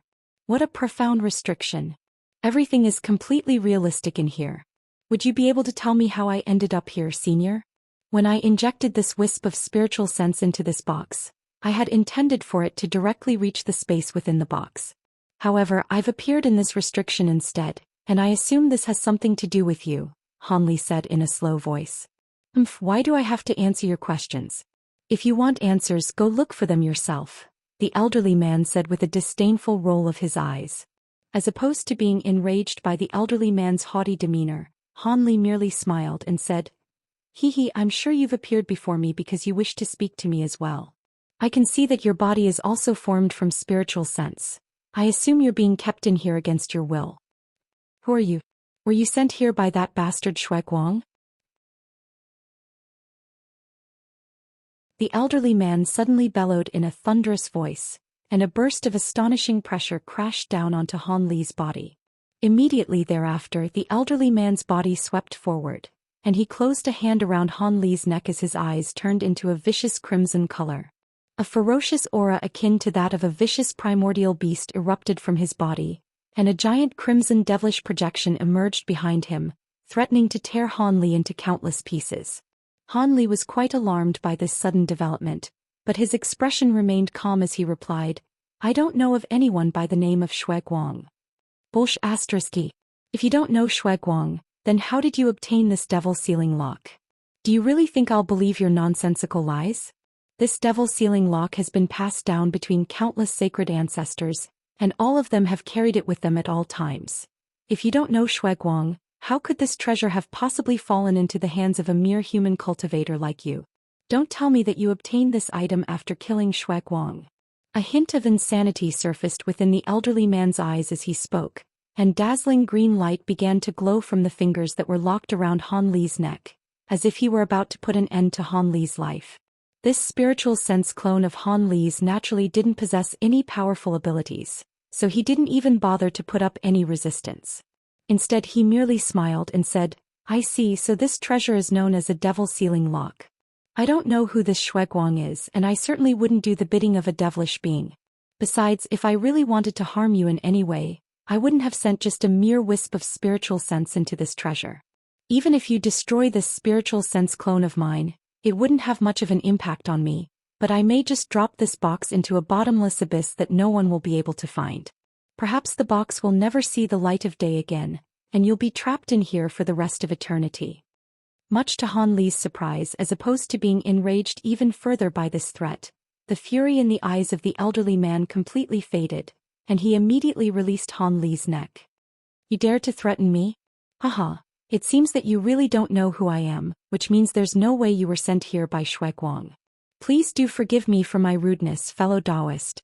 Han Li's expression also eased slightly upon seeing this, and he adjusted the slightly creased collar of his robes as he asked, "Oh?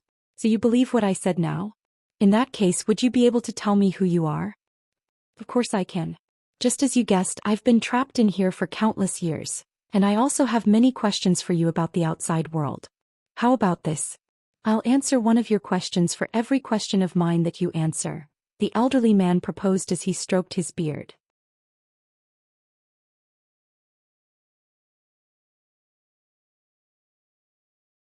That sounds very fair.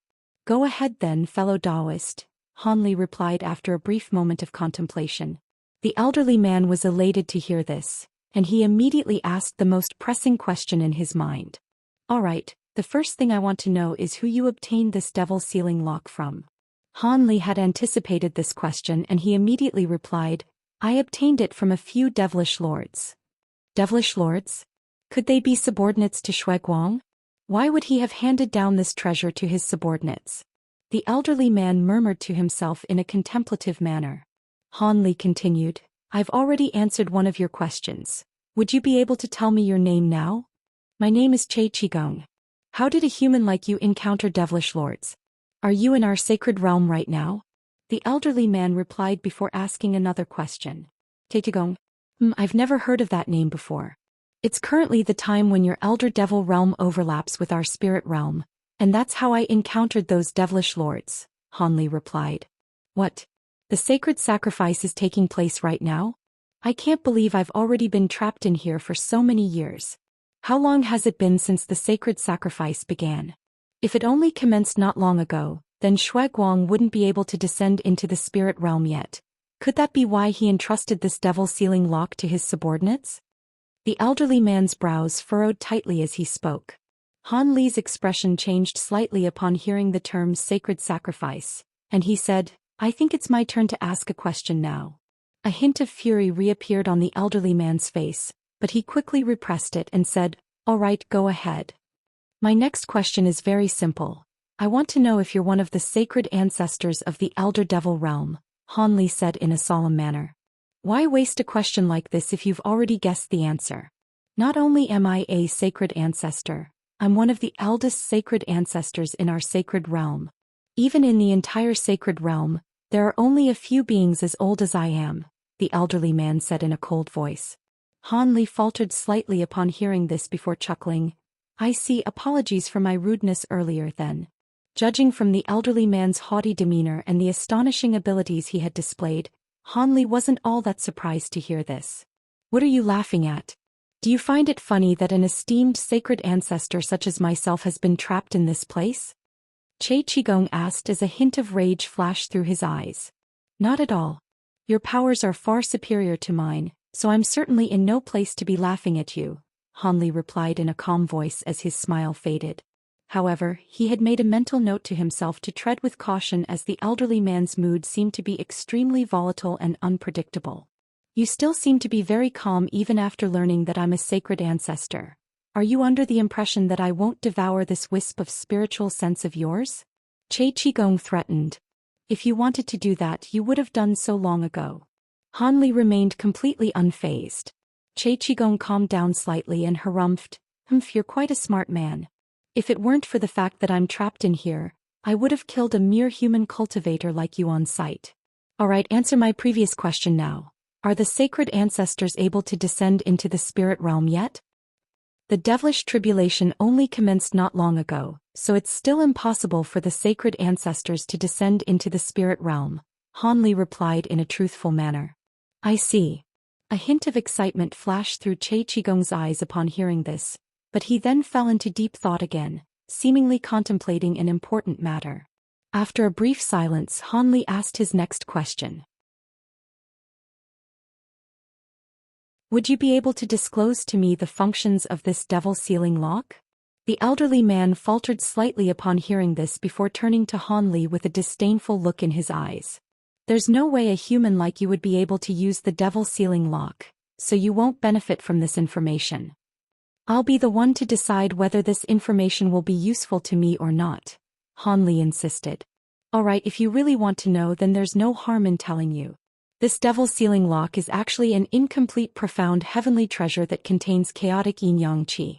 Not only does it have its very own independent space, there are also 13 layers of ancient restrictions that have been cast onto the treasure by the top-grade formation masters of our sacred realm.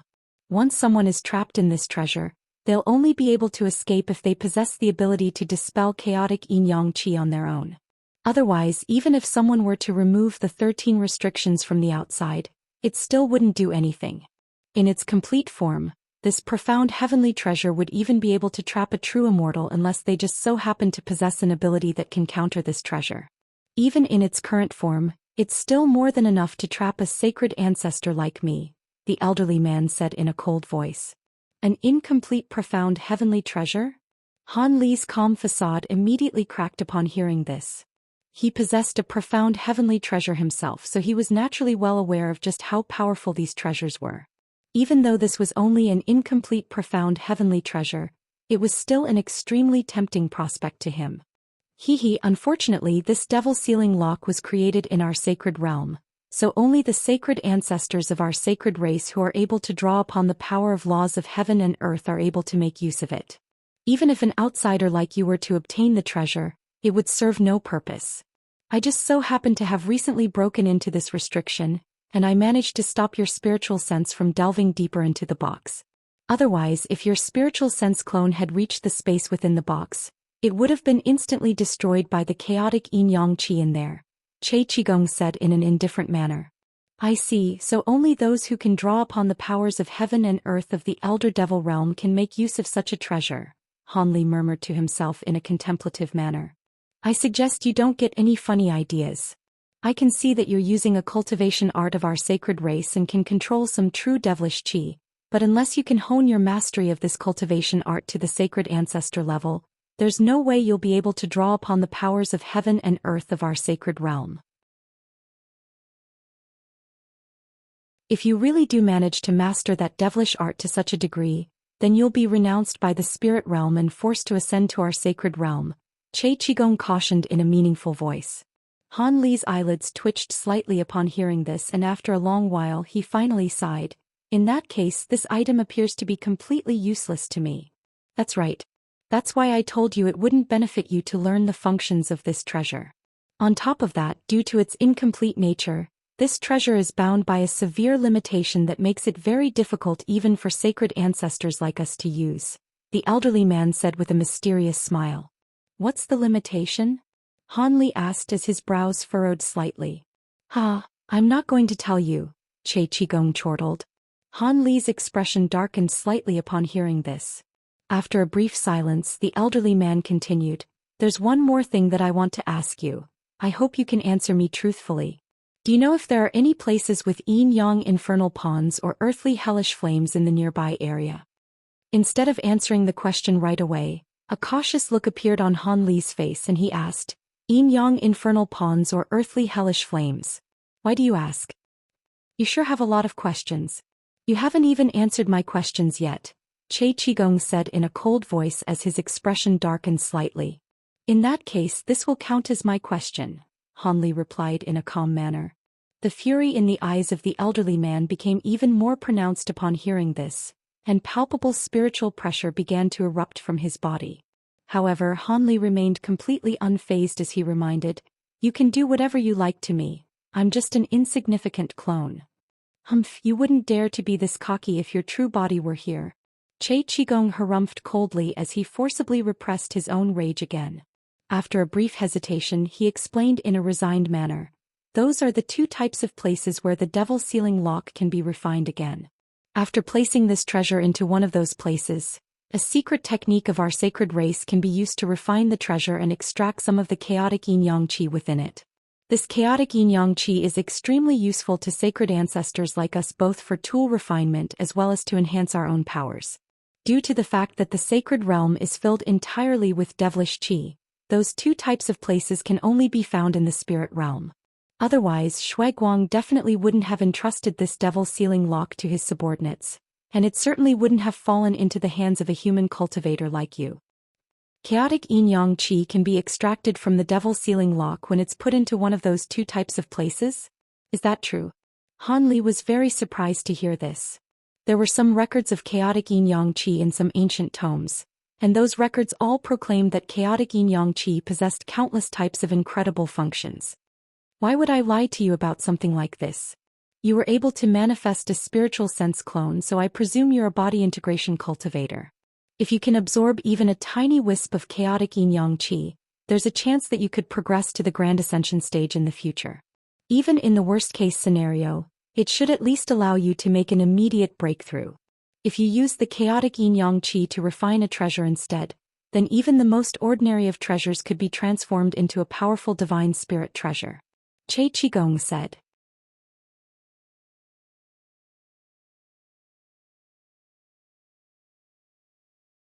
From the sound of it, this Shuaiguang must also be a sacred ancestor. If the chaotic yin-yang qi is that important, then why did he entrust the treasure to someone else? Why didn't he wait until he could descend into the spirit realm so he could extract the chaotic yin-yang qi himself? Han Li asked in a skeptical manner. I've been trapped in here for countless years, so I don't know what his exact reasons could be. Perhaps the other sacred ancestors are already suspecting him and have sent spies to monitor him, so he doesn't dare to carry out this task in person. Alternatively, perhaps he's encountered some trouble in the sacred realm and can't descend into the spirit realm at all. Sacred ancestors are able to send clones into this realm, but there are very few of them who can descend into this realm with their true body and not have to fear being rejected by this realm. Shuaiguang doesn't rank very high among the sacred ancestors, so perhaps he's simply restricted by a lack of power.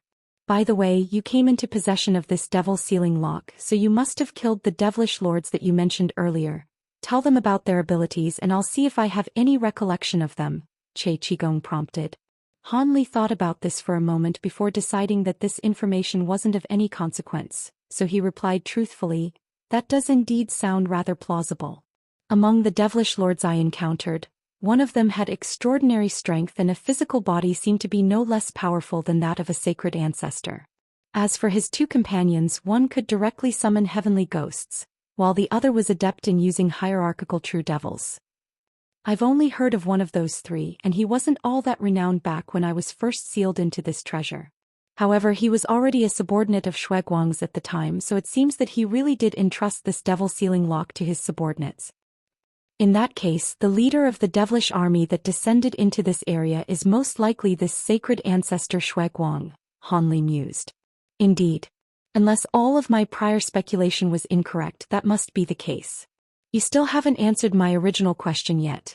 Are there any places with yin-yang infernal ponds or earthly hellish flames nearby? Che Qigong asked again in a serious voice. There's a valley around 2 months' travel away from here that contains earthly hellish flames. This flame can only be used to refine some yin flame treasures, so even though it's very rare, us human cultivators don't really pay it much heed, Han Li replied in a slow voice. My theories are virtually all but confirmed then. Shuaiguang must have sent his 3 subordinates to this place to try and extract some chaotic yin-yang qi from this devil sealing lock, only for it to be taken by you. Che Qigong guffawed, clearly taking a lot of pleasure in Shuaiguang's misfortune. In contrast, a contemplative expression had reappeared on Han Li's face. You seem to be interested in the chaotic yin-yang qi as well, Che Qigong observed in a cold voice as his mirth subsided. It would be very pretentious of me to say that I'm not interested in such an incredible treasure. However, how do I know you're not lying to me? Han Li asked in a calm manner. How would I benefit from lying to you? I've been trapped in this treasure for countless years and I've broken through to the last 3 layers of the 13 restrictions placed on the treasure. If the chaotic yin-yang qi in this devil sealing lock can be drawn out, perhaps I'll be able to free myself someday. Of course, I won't allow a human cultivator like you to reap such an outrageous reward for nothing. If you want me to tell the refinement method for this devil sealing lock, Then you'll have to promise me a few things first, Che Qigong said in a nonchalant manner. Are you trying to make a deal with me? Han Li asked as his eyes narrowed slightly. I am. Are you not interested in the chaotic yin-yang qi? A cold smile appeared on Che Qigong's face. Of course I am, but I plan to consider this matter in greater detail before I decide whether to strike up a deal with you. A peculiar light suddenly flashed through Han Li's eyes as he spoke, following which he abruptly disintegrated into specks of golden light. Che Qigong's expression darkened significantly upon seeing this, and only after a long while did he murmur to himself. He withdrew his spiritual sense from this place. Is he really not interested in the chaotic yin-yang qi at all? If he's unwilling to make a deal with me, then who knows when I'll next encounter someone that can help me escape from this place. Che Qigong stood on the spot and looked into the distance with a dark expression. Meanwhile, specks of golden light drifted out of the white wooden box that was suspended in midair in the secret chamber on the top floor of the pavilion that Han Li was situated in. The specks of golden light quickly vanished into the golden nascent soul above Han Li's physical body, following which the 5 colored eyeballs in the surrounding area all imploded amid a string of dull thumps. The golden nascent soul made a hand seal, and it flew into Han Li's physical body as a streak of golden light, upon which a long sigh rang out. Han Li slowly opened his eyes before staring at the wooden box in silence with a cautious look in his eyes. Chaotic yin-yang qi and devil sealing lock. Who would have thought that I would stumble upon such an incredible treasure? Having said that, nothing is free in life. This chaotic yin-yang qi will indeed be extremely useful to me, but I have to consider the situation carefully first. Han Li murmured to himself as he made a grabbing motion to draw the wooden box into his grasp. As he stroked the box, he fell into deep thought. All of a sudden, a certain thought occurred to him, and his expression changed slightly as he rose to his feet before pacing around the secret chamber. If this item is that important, then who's to say that sacred ancestor Shuiguang wouldn't have placed some kind of tracking mark on it? I'm sure he wouldn't be willing to lose such a treasure. This could be a little troublesome. Despite the concern in his voice, there wasn't any panic or fear in his eyes. Of course, this was because the sacred ancestor Shuiguang in the spirit realm was only a clone. If sacred ancestor Shuiguang had descended into the spirit realm in his full glory, then Han Li would immediately be fleeing the scene. He was quite confident in his own abilities, but he definitely wasn't deluded enough to think that he could oppose a grand ascension stage being such as a sacred ancestor. Of course, if he could make another breakthrough and reach the late body integration stage, he should at least be able to ensure self-preservation even against a sacred ancestor. After pacing around for about 10 minutes, a decisive look finally appeared in Han Li's eyes. He immediately tossed the wooden box into the air, then swept a sleeve through the air to release a dozen or so golden and silver talismans, which adhered themselves to the box in a flash. After that, he began to chant something while flicking his fingers incessantly toward the box, casting a torrent of incantations seals that transformed into streaks of light, which instantly encompassed all of the golden and silver talismans. Light flashed from the surfaces of these talismans, and they blurred before transforming into golden and silver runes of different sizes before being drawn into the wooden box. Han Li's chanting ceased upon seeing this, but he continued to make different hand seals, and a string of dull thunderclaps suddenly erupted from his body.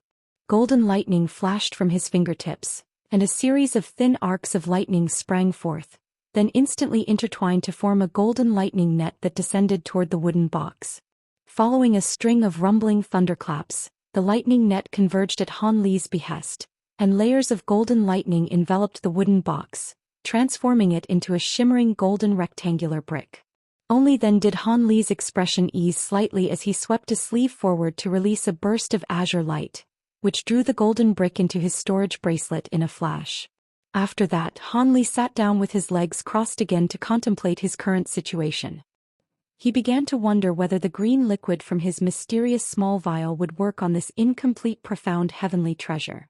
Unfortunately, with that sacred ancestor in the treasure, he didn't dare to conduct any reckless experiments. Otherwise, if he were to somehow damage the restrictions in the treasure and release the sacred ancestor, then he would be in a world of trouble. Han Li naturally wasn't going to do something so risky, so he could only repress this urge for now.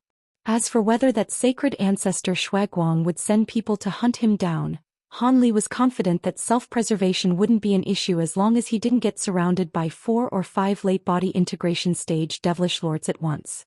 Sacred ancestor Shuaguang's clone would definitely be far more powerful than the average late-body integration stage devilish lord. But as one of the generals of the devilish army, he definitely couldn't just abandon his post to pursue Han Li himself. Furthermore, even if he did come after Han Li, there was no telling who would emerge on top in a battle, as Han Li had a profound heavenly treasure as a trump card. With that in mind, Han Li was convinced that he would be fine at least for the short term. As for several decades from now, if sacred ancestor Shuaguang really did manage to descend into the spirit realm, then the powerful human and demonic beings on the Holy Island would be able to oppose him. All he had to do was leave Deep Heaven City prior to that, and no one would be able to find him. Having devised a course of action in his mind, he closed his eyes and entered a meditative state. Over a month later, a flying carriage drawn by a pair of giant black birds suddenly appeared near the valley where the devilish army was situated. Within the carriage were 2 high-grade devilish beings, one male and one female, and they were conversing with one another with grim expressions.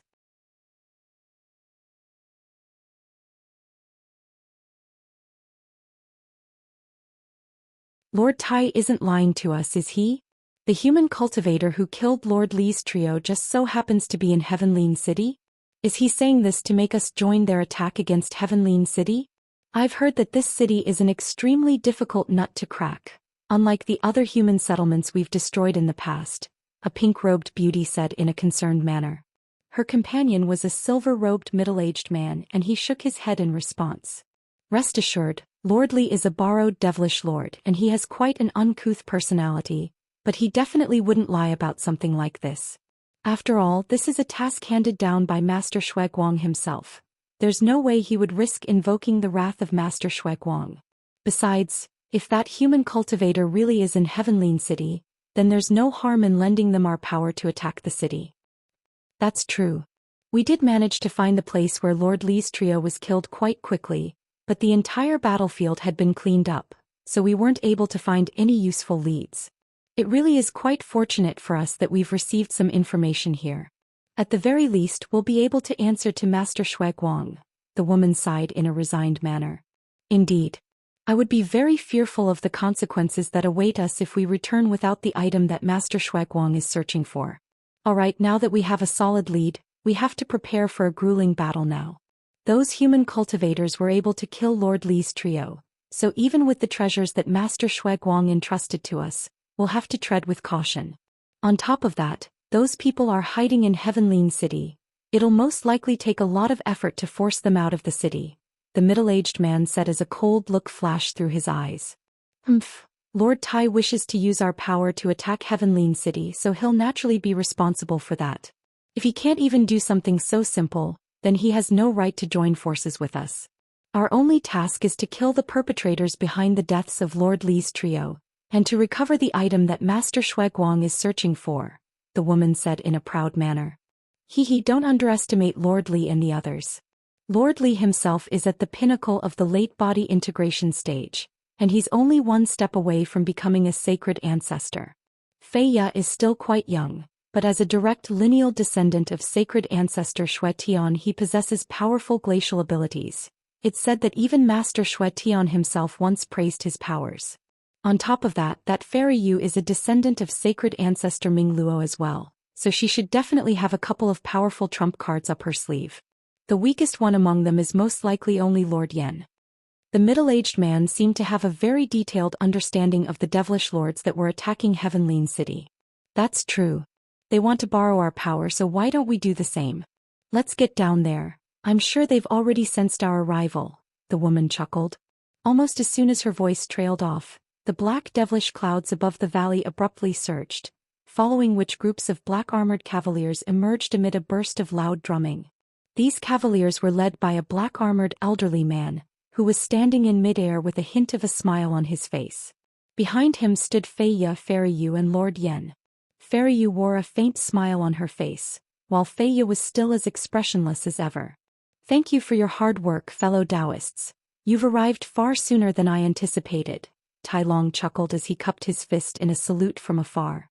We came as quickly as we could after receiving the news. It seems like we weren't too late, the woman said with a smile. Ah, indeed you're here just in time. It won't be long until we launch our attack against Heavenly City. Let's go down into the valley before we discuss anything further, Tai Long said as he made an inviting hand gesture. Sure, we were also wanting to ask you how you're so certain that the person we're looking for is in Heavenly City, the middle-aged man replied with a smile. The two giant black birds then flew down into the valley with the flying carriage in tow, and the 4 devilish lords followed along behind them. After that, the 6 devilish lords and a group of high-grade devilish beings gathered in a hall within the valley and held a discussion for over half a day, and when the devilish lords emerged from the hall, they all seemed to be extremely pleased. Around half a month flew by in a flash, and Han Li was just meditating in his secret chamber when he suddenly heard a flurry of cries of surprise outside. He immediately opened his eyes before standing up and making his way over to the window. As he did so, he swept a sleeve through the air and the window opened on its own. Han Li only took a quick glance outside before his expression abruptly changed, and he flew out of the room as a streak of azure light. After just a few flashes, he was several thousand feet in the air, and he looked up even further to find that a gray mark had appeared on the edge of one of the 7 suns in the sky, and the gray color was gradually spreading to the center of that sun. It was as if someone were slowly covering the sun with their hand. Everyone down below was looking up at the phenomenon taking place up above with panicked expressions. Even though the higher-ups of Heavenly City had done everything they could do to keep this a secret, news that the formation would be rendered defunct on the day when the 5 suns transitioned into moons still inevitably spread through the city, causing a lot of panic. The remaining 2 body integration cultivators of the 4 sects had come forward in person to reassure everyone with a series of promises. But even so, everyone in the city still couldn't help but panic at the arrival of this phenomenon. Right at this moment, the toll of a bell rang out across Heavenly City, and a series of high-grade cultivators from the 4 sects flew out of various different buildings. At the same time, groups of armored cultivators and warriors also spilled out onto the streets. They patrolled both the air and the ground, and the atmosphere in Heavenly City instantly became very tense. Instead of being further alarmed by this, the panicked individuals on the street became calmer at the sight of these patrolling cultivators and warriors, and they all returned to their homes. In a matter of minutes, all of the streets in the city were cleared of civilians, and a deathly silence ensued. Han Li paid no heed to everything that was going on around him, and merely inspected the phenomenon unfolding up above in silence. After a while, when the entire sun had turned gray, Han Li finally turned and flew toward a certain massive hall in the city as a streak of azure light. Heavenly City was an enormous city, but thankfully the pavilion that he was staying in wasn't far from the hall where important conferences were supposed to take place. Thus, it only took just over 2 hours for Han Li to reach the hall. "You're a little late, Brother Han." A gentle chuckle rang out from the entrance of the hall, following which an elegant figure wearing a silver mask emerged. It was none other than Fairy Silverlight. "Greetings, fellow Taoist Silverlight. I was inspecting the situation in the city for a while, so I was slightly delayed. It seems that Fairy Lin and fellow Taoist Azure Dragon have done a good job to keep the situation under control," Han Li replied in a calm voice. "Of course. Sister Lin and Master Azure Dragon are both veteran body integration cultivators and grand elders of the 4 major sects. It's naturally no difficult task for them to take care of these matters. The suns are already beginning to transition into moons, so the devilish army will most likely arrive soon. You are going to be the most powerful being in the city, so do take care of yourself, Brother Han," Fairy Silverlight cautioned in a solemn voice as her smile faded. Han Li was rather surprised to see the genuine look in Fairy Silverlight's eyes, and he smiled as he replied, "Thank you for your words of caution, fellow Taoist, but to say that I'm the most powerful being in the city is an exaggeration. Fairy Lin Luan and fellow Taoist Azure Dragon's powers are not inferior to mine. Sister Lin and Master Azure Dragon are unaware of your true power. Otherwise..." Just as Fairy Silverlight and Han Li were conversing with one another, Master Azure Dragon's voice rang out from inside the hall, and it was tinged with a hint of stress. "Fellow Taoists, please come and join us in the hall. I've just received news that the devilish army has been mobilized and will arrive at our city soon. Han Li didn't want to continue with the previous conversation anyway, so he said, "Let's not keep Fairy Lin and fellow Taoist Azure Dragon waiting, then fellow Taoist Silverlight." "Alright, let's go in, Brother Han," Fairy Silverlight agreed with a nod. Thus the two of them strode into the hall together.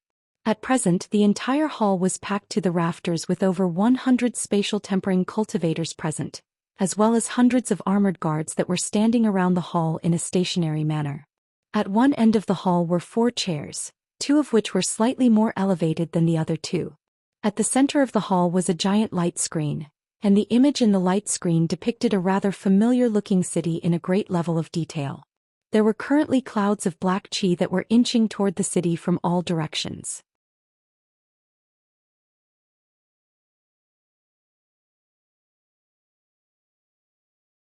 This was clearly a treasure that was able to simulate the entire Heavenly City, and as for the clouds of black chi on the screen, those naturally symbolized the approaching devilish army.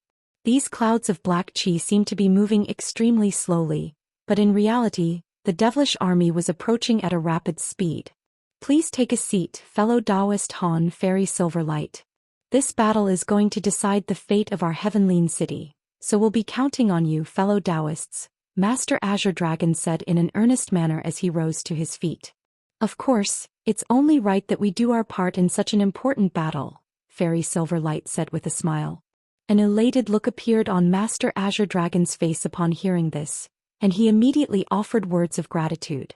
Fairy Lin Luan was also appraising the two with a smile on her face, and once they had taken their seats she said, "According to the news provided by our scouts, the devilish army is throwing everything at us on this occasion and leaving nothing in reserve.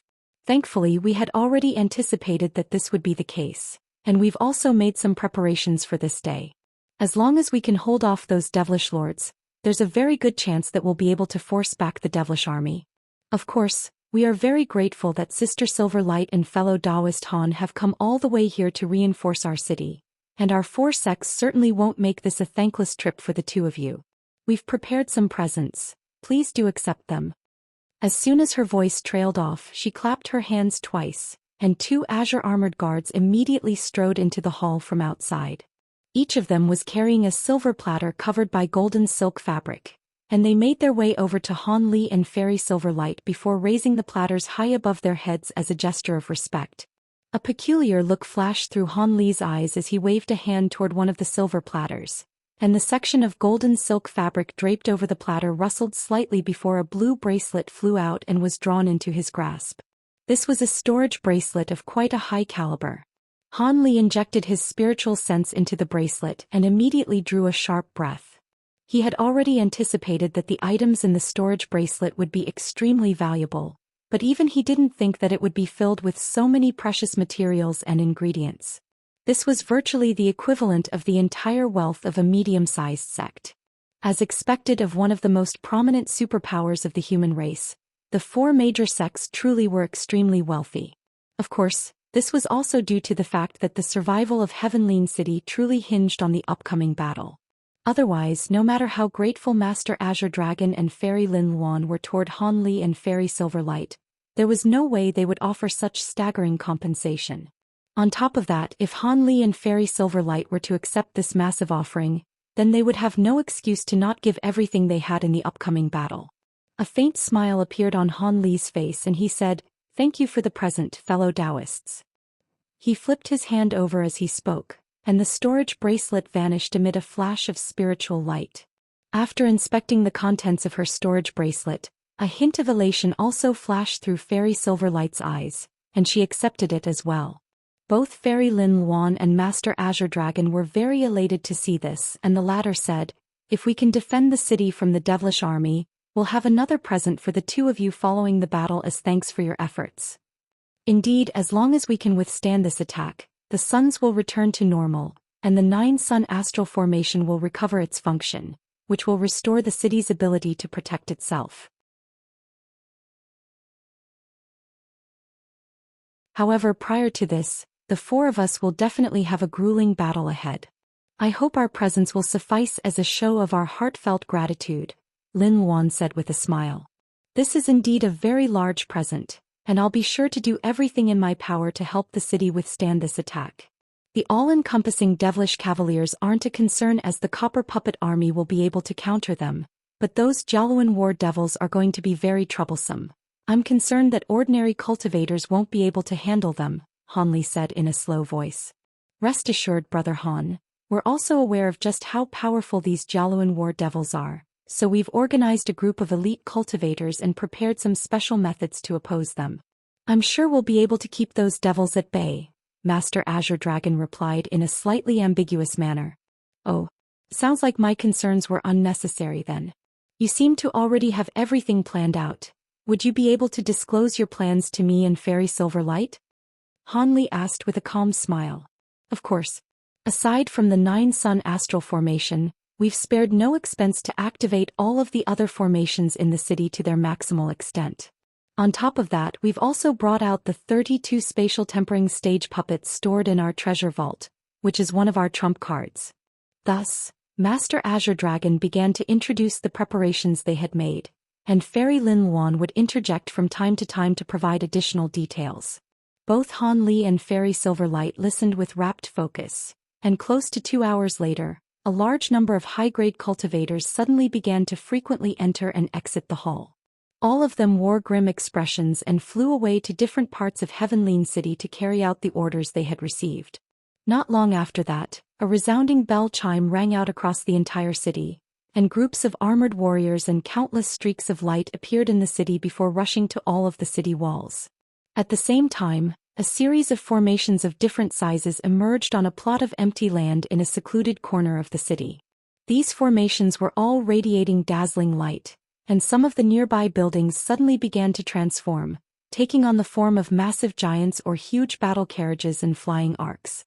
At the center of the city, the massive conference hall suddenly began to tremor violently before slowly rising up out of the ground, then hovered in midair after growing to over 100,000 feet tall. Not only that, but the seemingly ordinary patterns running along the surface of the hall suddenly lit up and arranged themselves into a series of profound 5-colored runes. A dull thump rang out, and a dense 5-colored light barrier emerged from the underside of the hall, then swelled to encompass the entire building. Immediately thereafter, a burst of buzzing rang out from the hall, and it flew toward a certain direction as a giant ball of 5-colored light. A few hours later, the giant hall appeared in the air above a certain section of the city wall, where it hovered in a stationary manner. On the city wall and inside the city down below was an enormous army of human warriors and low-grade cultivators that stretched for as far as the eyes could see. This was an army of millions. There were also around 7,000 to 8,000 high-grade cultivators in the air above the army, and all of them were standing on flying treasures with grim looks in their eyes. In a certain corner of the human army down below, there was also a large horde of ferocious-looking spirit beasts. All of them had vicious looks in their eyes and seemed extremely eager for blood, but they were being controlled by a certain invisible restriction and didn't even dare to utter a single sound. Deep under the ground beneath these ferocious beasts were a series of complex underground tunnels, within which a copper puppet army was standing at the ready. Among this army were 32 particularly eye-catching golden puppets, each of which was around 1,000 feet tall. At the same time, there were a dozen or so white-robed cultivators situated on a giant plaza in Heavenleen City that was surrounded by countless guards. These cultivators were busy at work standing around a purple superformation that was virtually entirely constructed from blocks of purple jade stones. All of these stones were engraved with runes of different colors, and they formed 9 secondary formations that the superformation was ultimately comprised of. This was an extremely rare hierarchical linked formation. At the center of each of the 9 formations was a miniature formation formed by blue runes, and these miniature formations were releasing bursts of astonishing glacial chi as well as a rank odor. The entire superformation was quite dim, and the 9 secondary formations seemed to have completely ceased to operate. Only those miniature blue formations were still as dazzling as ever and resembled scintillating suns that would never be snuffed out. The dozen or so white-robed cultivators seemed to be extremely wary of those blue formations, and even as they were placing pieces of some kind of golden crystal around the entire formation, they made sure to keep far away from those blue formations. Time slowly passed by and around 8 hours flew past in the blink of an eye. Right at this moment, the sound of war drums rang out in the distance, striking the listener with the feeling that their blood had been set alight. Immediately thereafter, one black thread appeared after another, and they gradually thickened before forming an inky black devilish sea that surged toward the city from a distance. There were countless indistinct devilish shadows within the sea, and the outlines of a series of mountainous giant arcs were particularly eye-catching. Light flashed from the roof of the giant hall in the air above Heavenly City, and a dozen or so humanoid figures emerged before casting their eyes toward the devilish sea in unison.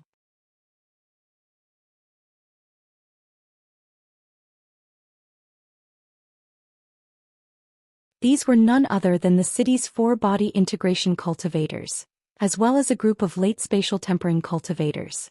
All of them were completely silent as they inspected the black devilish sea in the distance, and blue light suddenly flashed through Han Li's eyes. All of a sudden, a burst of unsettling cackling rang out from within the sea, following which the devilish chi parted, and several figures emerged from within. One of them was a burly man in a black suit of armor, and standing beside him was a thin white-robed young man. These were none other than Tai Long and Fei Ya, whom Han Li had already encountered once before. Their two companions consisted of a 100-feet-tall giant in a suit of fiery red armor, and a smiling beauty in bare feet standing on a pair of giant pythons, one of which was crimson while the other was azure. Han Li had never encountered those two, but detailed information about the 4 devilish lords had been provided to him, so he was naturally able to quickly identify them. Both of these devilish lords were only at the early body integration stage, so unless they possessed some kind of extraordinary treasures or were using cultivation arts that defied the natural order, they most likely posed no threat to him. During the discussion that had taken place in the hall, it was decided that Fairy Silver Light and Fairy Lin Luan would be taking on these 2 devilish lords. As for Tai Long and Fei Ya, they were far more powerful, so they were naturally assigned to Han Li and Master Azure Dragon. According to the plan, they didn't actually need to defeat their opponents. All they had to do was keep the devilish army at bay until the suns returned to normal, and that would be the equivalent of a victory for them. Even though the 4 devilish lords had already flown out of the devilish chi, the dozen or so human cultivators standing above the giant hall remained still on the spot. After flying for a certain distance out of the devilish chi, the 4 devilish lords stopped, and they began to discuss something as they hovered in mid-air, displaying no intention to attack right away. Those devilish lords sure are able to bide their time. It seems that they're not going to attack until all 5 suns transition into moons, Master Azure Dragon said in a grim voice. Han Li didn't respond to this, but he looked up into the sky to discover that 4 of the 7 suns up above had already completely dimmed. As for the 5th sun, it had mostly been covered in a gray blanket, which was rapidly spreading at a rate that was virtually discernible to the naked eye. Of course that's the case. If the 5 suns haven't completely transitioned into moons, then these devilish lords will have to worry that the 9-sun astral formation hasn't completely lost its ability to function, Lin Luan said with a smile. These devilish lords most likely wouldn't be so hesitant if they were to learn that we've already deactivated the formation ourselves. In any case, it's a good thing for us that they're stalling like this, Master Azure Dragon said as a faint smile also appeared on his face. It looks like we won't be able to stall for long though, Fairy Silver Light said with a wry smile as she looked up into the sky. Even a slight delay is better than having the devilish army attack the city right away. The more we delay here, the greater our chances of being able to defend the city, Master Azure Dragon chuckled. Fairy Silver Light merely smiled and offered no response. Time slowly passed by, and the radiance of the 5th sun also gradually faded. In the instant that it turned completely gray, a burst of violent killing intent erupted from both the devilish sea and Heavenly City in unison. Master Azure Dragon took a deep breath, yet just as he was about to say something, Tai Long broke the silence first. Fellow Taoist Azure Dragon, the formation you're relying on is no longer a factor in this battle, so why continue to insist on offering feudal resistance? As soon as you agree to surrender, I'll take you back to our sacred ancestor and implore him to inject devilish chi into your body so you can become a member of our sacred race. This is your final chance. If you still insist on opposing us, we'll just have to raise your insignificant Heavenly City to the ground. Tai Long's voice was extremely loud, and it was clearly audible to everyone in Heavenly City. Master Azure Dragon's expression darkened upon hearing this, and he harumphed coldly in response. Humph, I have no intention of becoming a devilish being, so save your breath. I would rather die than surrender to a foreign race. Master Azure Dragon's words were extremely decisive and resolute, and the entire human army was instilled with a sense of heightened conviction and determination. Tai Long was furious to hear this, but he suddenly burst into laughter. Haha, I originally intended to spare you, seeing as your abilities could be useful to our sacred race, but your foolishness has left me with no choice but to kill you along with everyone else here. He then swept a sleeve through the air and 3 green balls of light erupted forth, then exploded high up in the air amid 3 dull thumps. 3 giant fireballs, each of which was around an acre in size, appeared up above, and they were all radiating scintillating light. Shrill screeches immediately rang out from within the devilish sea behind Tai Long, and a series of giant battle arcs that were each over 10,000 feet in length slowly emerged. At the same time, several hordes of low-grade devilish beasts rushed out of the sides of the massive arcs, and groups of armored devilish cavaliers also surged out in a menacing wave directly behind the arcs.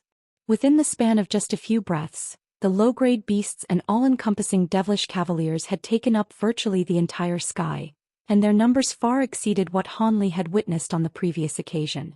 On top of that, over 300 giant devilish beasts had been released from the massive arcs, and aside from the rhinoceros-like beasts that had made an appearance during the last attack, there were several other types of even more ferocious-looking giant beasts. Among them were gargantuan praying mantis-like beasts, as well as devilish birds with vibrant, colorful feathers. The final type of devilish beast was a monster with a human face and a W-worm body, creating an extremely harrowing sight to behold.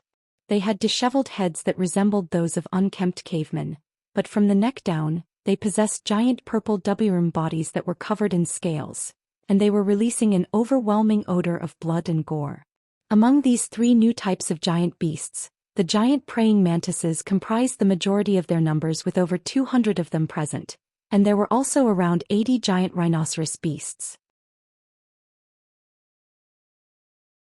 As for the vibrant devilish birds, there were only just over 30 of them in total, and they were accompanied by a measly trio of human-faced purple Ws. Under the leadership of these giant beasts, the low-grade devilish beasts let loose thunderous roars as they rushed toward Heavenly City like a giant swarm of locusts.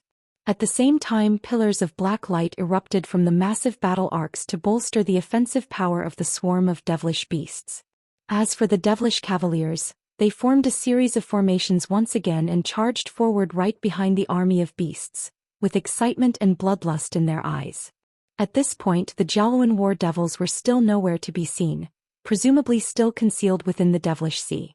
However, aside from the all-encompassing devilish cavaliers, another type of elite devilish beings had emerged from the sea.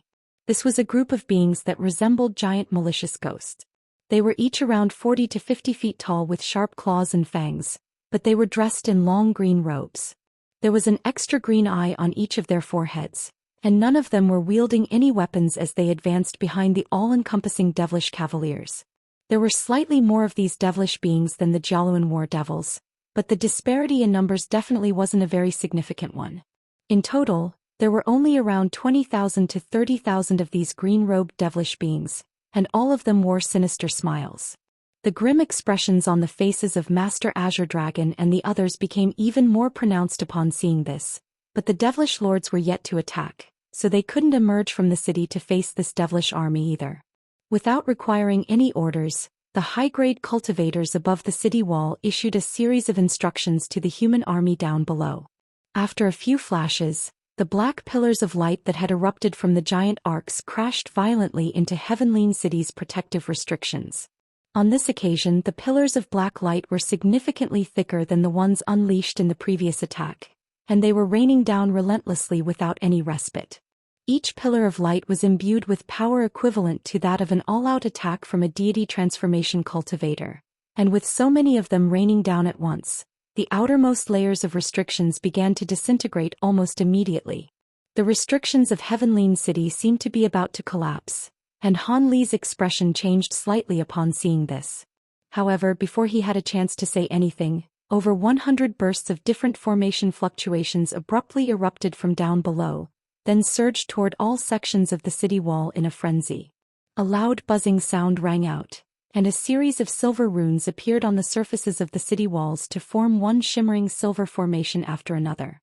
The formations glowed with scintillating light, and the five-colored light barrier up above was instantly replaced by a silver light barrier that had an extremely smooth surface. Upon striking the silver light barrier, most of the oncoming black pillars of light were instantly diverted away, and only a small proportion of them were actually able to strike the light barrier, in response to which the barrier tremored slightly, but didn't sustain any substantial damage. Both Fairy Silverlight and Hanli were quite relieved to see this. At this moment, the army of human warriors and cultivators had also begun to charge out of the city at the behest of the high-grade cultivators up above. At the same time, the ground in front of the city wall abruptly collapsed, and the Copper Puppet army emerged once again. The exact same defensive measures that had been adopted during the previous attack were being used again, except the number of people involved and the level of intensity was on an entirely different level. Spiritual light flashed incessantly up above, and the earth tremored and quaked violently. The area within a range of 5 kilometers from the city wall had been transformed into a deadly realm of slaughter. Countless balls of light exploded both on the ground and in the sky, and the pungent odor of blood and gore quickly filled the entire space. Care for a battle, fellow Taoist Azure Dragon? Just as Master Azure Dragon was appraising the battlefield with a grim expression, a burst of hearty laughter rang out from the distance. Immediately thereafter, 2 gusts of fierce winds came crashing down toward the city wall, and after just a few devastating blows, the silver light barrier was displaying signs of collapsing. The man who had issued the challenge was none other than Tai Long, and he was attacking the city's restriction with his pair of giant hammers.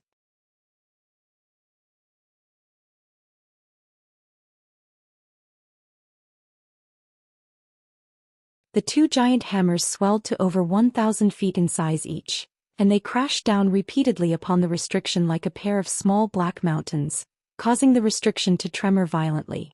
"Humph, let me see what you're made of."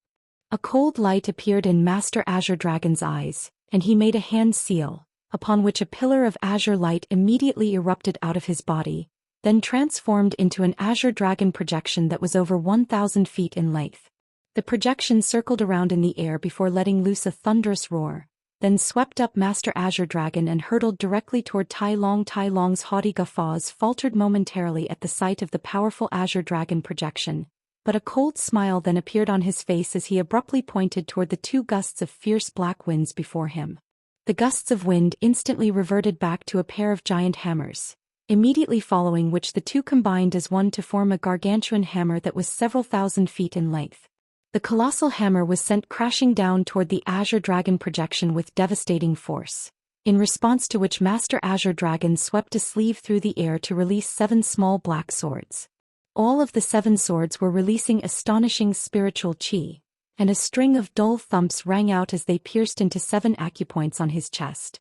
At the same time, Master Azure Dragon let loose a low cry and expelled a ball of blood essence out of his mouth, then began to make hand seals while chanting an incantation. The ball of blood essence exploded into 7 clouds of blood mist at his behest, which then vanished into the 7 small swords. A loud buzzing sound instantly rang out from the 7 swords, and crimson light began to radiate from them as they disappeared into Master Azure Dragon's body. Immediately thereafter, Master Azure Dragon let loose a long cry, and the 7 bursts of crimson light erupted forth from the spots on his body that had just been impaled by the 7 swords, and these bursts of light fused as one with the Azure Dragon projection in a flash. An astonishing scene then ensued.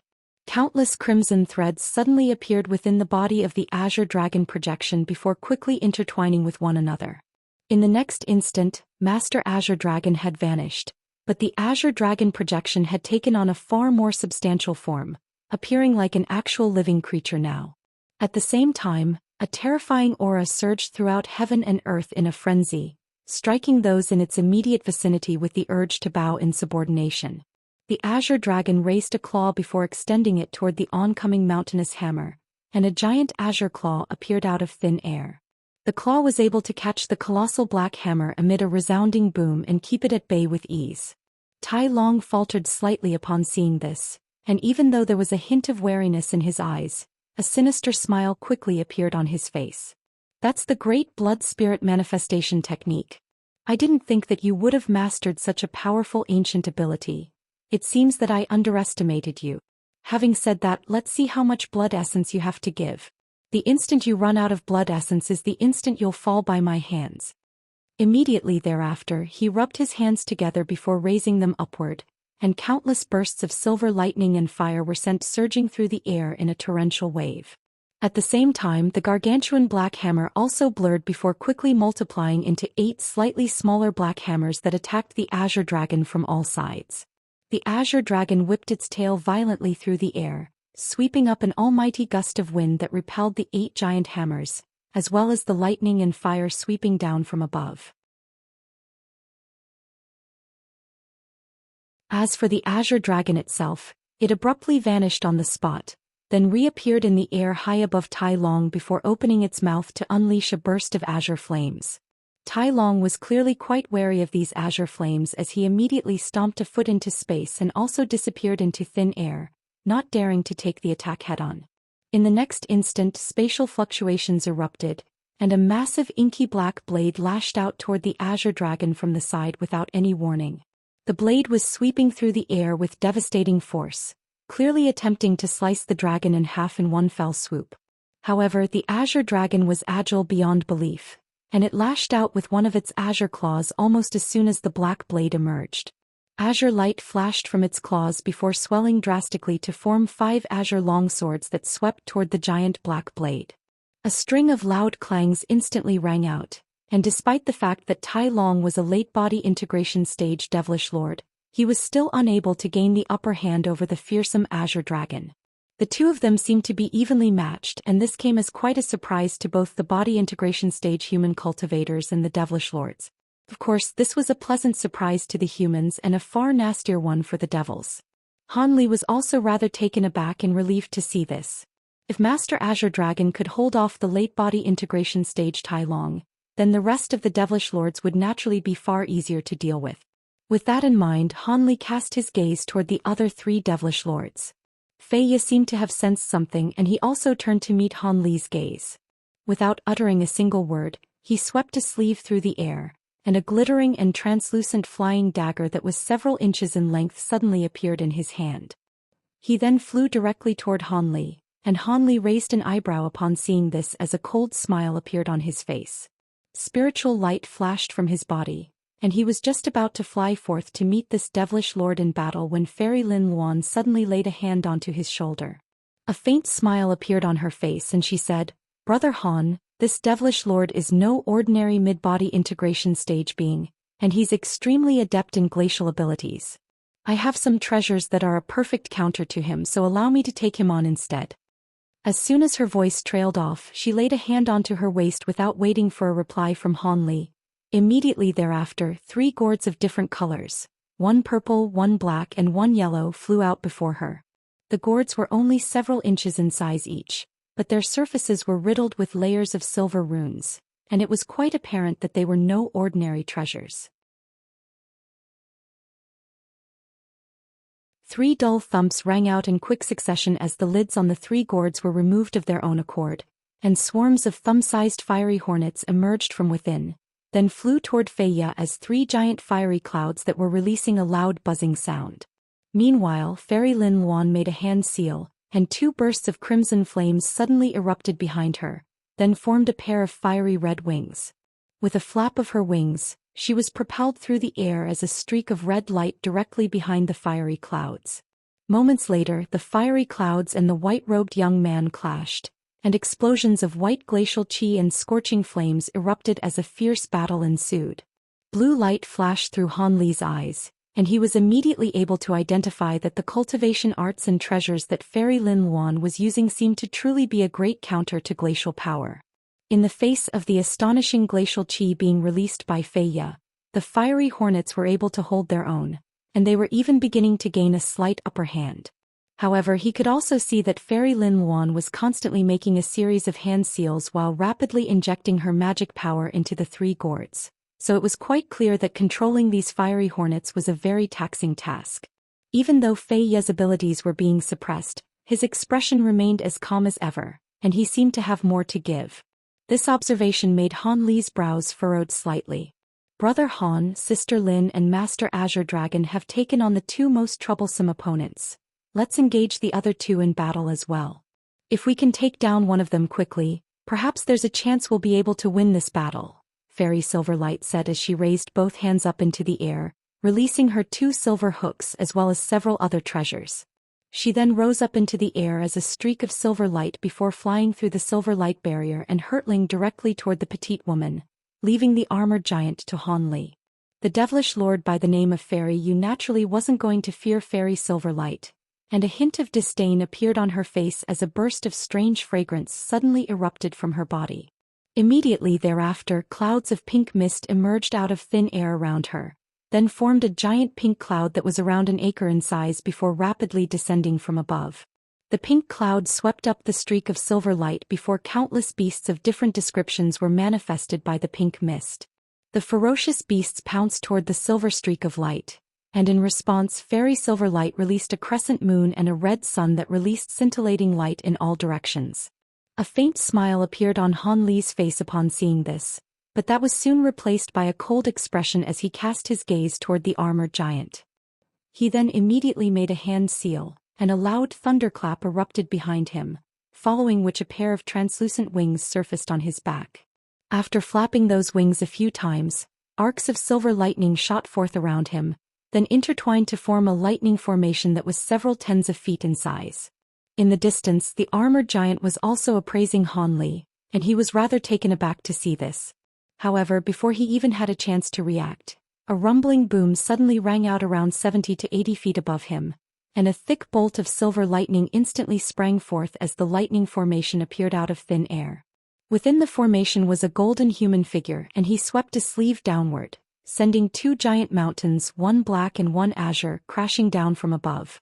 A vast expanse of gray light and thousands of streaks of invisible sword chi surged forth in a frenzy from the undersides of the 2 mountains, and at the same time, a bone-chilling harumph rang out within the armored giant's ears.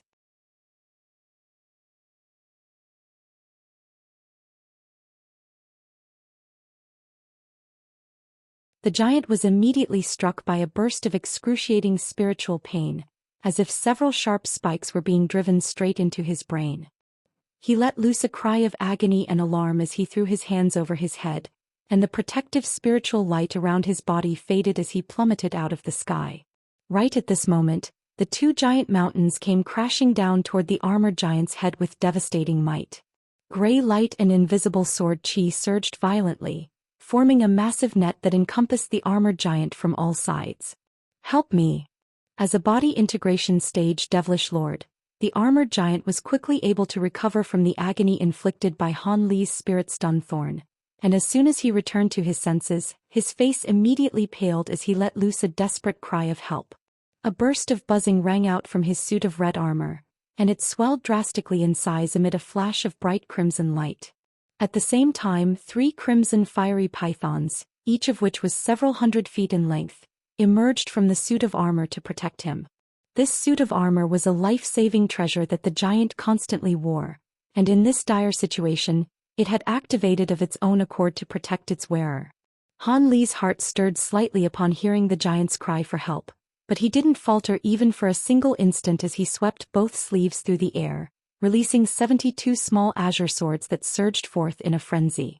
The 72 swords then split up into hundreds of streaks of azure sword chi, then converged to form a giant azure sword that was over 100 feet in length. In the face of the wave of gray light, the 3 fiery pythons were instantly vanquished as if they had encountered the bane of their existences, immediately following which countless swords threads unleashed a ferocious assault on the giant suit of red armor.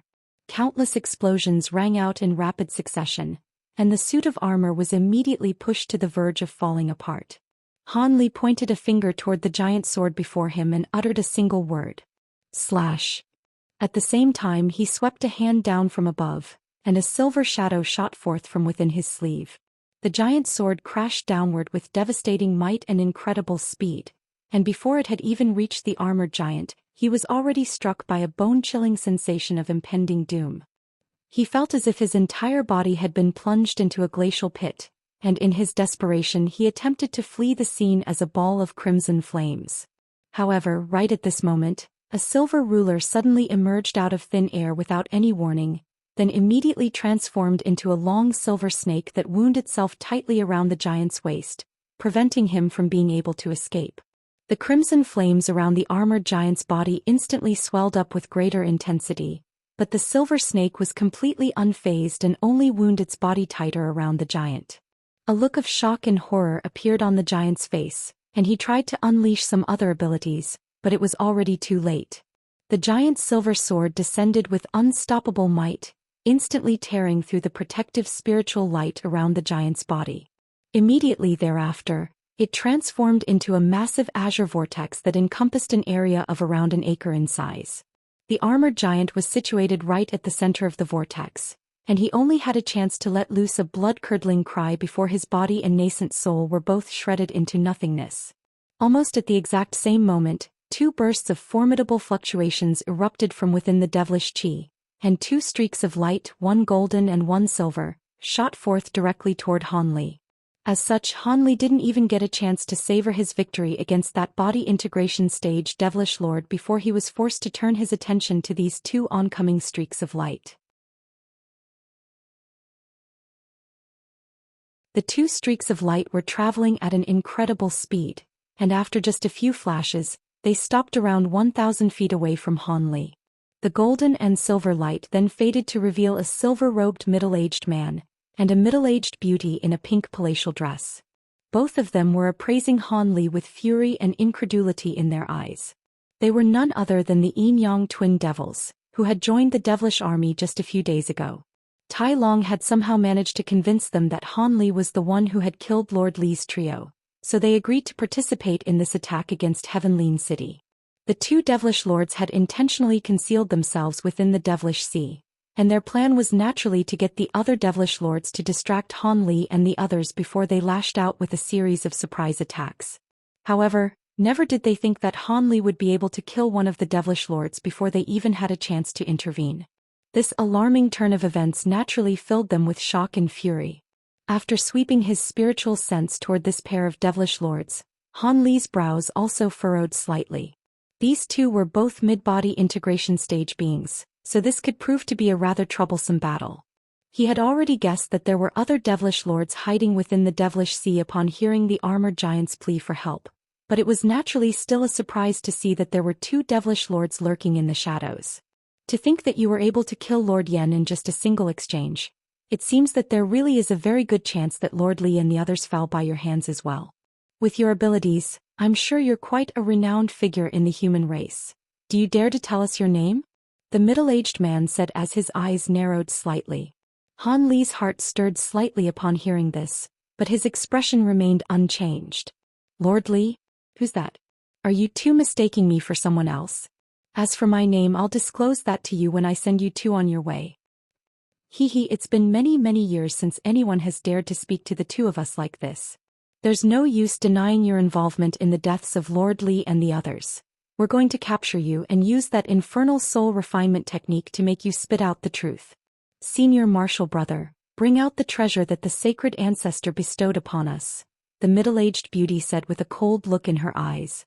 She then opened her mouth to expel a miniature purple cauldron that was enveloped by black chi. Initially it was only several inches in size, but it quickly swelled to around 10 feet, and there were countless shimmering black runes on its surface. The middle-aged man flipped a hand over upon seeing this to produce a glittering and translucent miniature pagoda that was radiating rainbow spiritual light. Han Li was quite wary of the fact that these two had asked about Lord Li's trio, but he certainly wasn't going to fear a pair of mid-body integration stage devilish lords, even though the treasures that they had released seemed to be quite extraordinary. His expression darkened slightly as he raised both of his hands, hurling his two extreme mountains through the air. He then made a hand seal before pointing a finger at each of the mountains, and they both swelled to over 10,000 feet tall before crashing down toward the two devilish lords with devastating might. Gray light and invisible sword chi surged out of the undersides of the mountains once again, and the entire heavens quaked in the face of the two mountains' tremendous power. However, Han Li knew that these attacks alone wouldn't be enough to take down the two devilish lords, and he immediately made a grabbing motion, upon which a short silver ruler appeared in his grasp.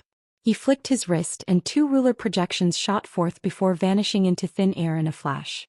In the next instant, the two ruler projections reappeared behind the two devilish lords before sweeping viciously toward the backs of their heads. At the same time, a thunderclap erupted behind Han Li, and he also disappeared into thin air as an arc of silver lightning. "Humph, you think such a clumsy surprise attack can harm us?" The devilish beauty harumphed coldly as she completely ignored the oncoming ruler projection and pointed a finger at the giant cauldron before her. A rumbling boom erupted from the cauldron, and the black runes on its surface surged forth in a frenzy before converging to form an enormous rune right above the cauldron. A burst of peerless suction power then erupted out of the cauldron amid a loud ringing sound, and the two ruler projections that were hurtling toward the pair of devilish lords from behind were instantly sucked into the giant purple cauldron as two streaks of silver light.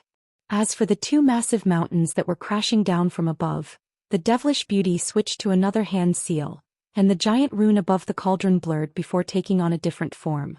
The suction force being released by the cauldron was instantly reversed as a result, and the barrier of countless black lotus flowers was conjured up to keep the two massive mountains at bay, stopping them cold in their tracks. Right at this moment, a loud thunderclap rang out, and Han Li abruptly appeared above the black mountain amid a flash of silver lightning, then immediately stomped a foot viciously onto the summit of the mountain. An earth-shattering boom rang out, and the weight of the black mountain increased by several-fold, causing the barrier of black lotus flowers down below to tremor violently. At the same time, Han Li rubbed his hands together before thrusting them downward, sending a dozen or so thick bolts of golden lightning crashing down from above. Concealed within these bolts of golden lightning were several tens of barely visible azure swords, and the devilish beauty was quite stunned by the ferocity of Han Li's attacks. However, she wasn't panicked in the slightest, and a cold smile appeared on her face as she switched hand seals once again, then opened her mouth to expel a cloud of pure black devilish chi toward the giant cauldron. After absorbing this black chi, a string of resounding booms rang out within the cauldron, and a few more ancient runes emerged amid a flash of black light.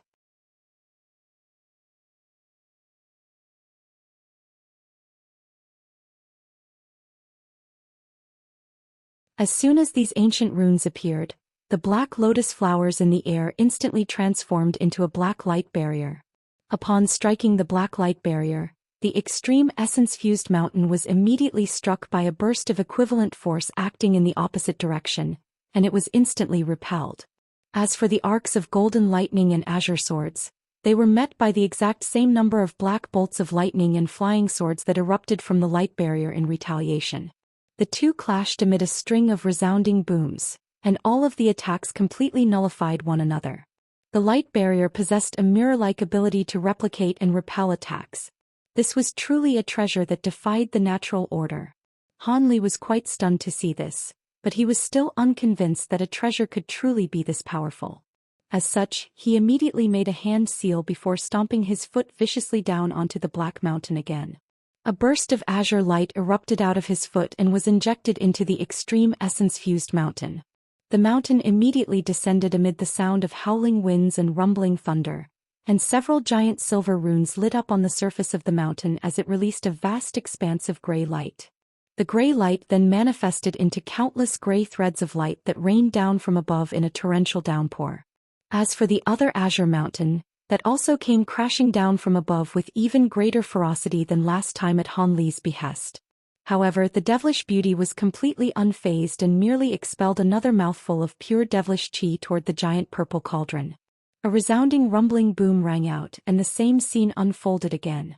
Not only were the two mountains completely repelled, the gray threads were also vanquished by the black threads of light that shot forth from the black light barrier. It seemed that this protective barrier formed by the giant cauldron down below really was able to replicate and reflect all attacks. A grim look appeared on Han Li's face upon seeing this. Right at this moment, the silver-robed man also sprang into action. He pointed a finger at the rainbow pagoda hovering before him, and the giant pagoda rose up into the heavens as a thick pillar of light, vanishing from sight in the blink of an eye. However, Han Li suddenly seemed to have sensed something and he immediately looked up into the sky. A ball of rainbow light had appeared high above him, and it didn't appear to be very large, but as it slowly descended, it instantly encompassed the entire heavens. Han Li's heart jolted upon seeing this, and he immediately drew the two giant mountains back into his body. Immediately thereafter he flew away as a streak of azure light. He didn't know exactly what this rainbow light was, but he certainly wanted nothing to do with it. A cold smile appeared on the devilish beauty's face. "It's too late for you to try and get away now." As soon as her voice trailed off, she changed to another hand seal, and the black rune hovering above the massive cauldron was also switched as a burst of enormous suction force erupted out of the cauldron. As a result, Han Li was stopped cold in his tracks, and found himself unable to get away. His expression changed slightly as he let loose a low cry, and golden light flashed as a projection with 3 heads and 6 arms emerged behind him. The projection waved its 6 arms through the air violently, releasing an astonishing aura that allowed Han Li to struggle free from the suction force erupting from down below. Spiritual light flashed from Han Li's body again as he tried to flee the scene again, but right at this moment, an earth-shattering boom erupted from the ball of rainbow light up above. A gargantuan tower that was over 100,000 feet tall then descended out of the ball of light, and despite Han Li's incredible speed, he found himself unable to evade the gigantic structure. Dazzling light flashed all around him and he was suddenly transported to another space. There was no heaven nor earth. Everything around him was just a boundless expanse of dazzling rainbow light. Han Li had experienced something similar to this not long ago, and a wry smile appeared on his face. "This is another shimmy treasure. Looks like I'm in quite a bit of trouble this time," Han Li murmured to himself before suddenly sensing something, and he cast his gaze toward a certain direction. In the next instant, rainbow light flashed in the distance, and a series of giant black devilish beasts began to stalk silently toward him. There were tens of thousands of these devilish beasts approaching him, and Han Li's pupils contracted as he immediately swept a sleeve through the air to release his 72 small azure swords again. The swords instantly transformed into hundreds of streaks of azure sword chi that began to revolve around him. Outside the giant rainbow pagoda, a hint of elation appeared on the middle-aged man's face after capturing Han Li, and he waved a hand toward the massive pagoda, upon which it instantly shrank down to only just over 100 feet in size. He then turned to the devilish beauty and said, "I've trapped him in the treasure, but it'll most likely take a long time for the restrictions in the treasure alone to capture him. You should go in and wait for an opportunity to ambush him while I control the restrictions from out here. That way we'll be able to take him down as quickly as possible. Having said that, do be careful that you don't fall prey to him in there. Rest assured, Senior Marshal Brother, with this cauldron to protect me, there's no way he'll even be able to touch me, so leave it to me," the devilish beauty chuckled in a nonchalant manner. The cauldron immediately shrank down to its original size at her behest before being drawn into her body, and the middle-aged man nodded before sweeping a sleeve toward her. A burst of rainbow light immediately surged forth to sweep up the devilish beauty, and she abruptly vanished into thin air. The middle-aged man then immediately swept both sleeves through the air, releasing a wave of formation flags, formation plates, and other treasures, forming a formation that released bursts of white mist that inundated both him and the rainbow pagoda. After that, he sat down with his legs crossed inside the formation to focus entirely on controlling the restriction within the pagoda treasure, paying no heed to how his devilish lord companions were currently faring in battle. In the distance, the body integration stage human cultivators had naturally noticed what had just happened, and they were initially elated before their hearts quickly sank.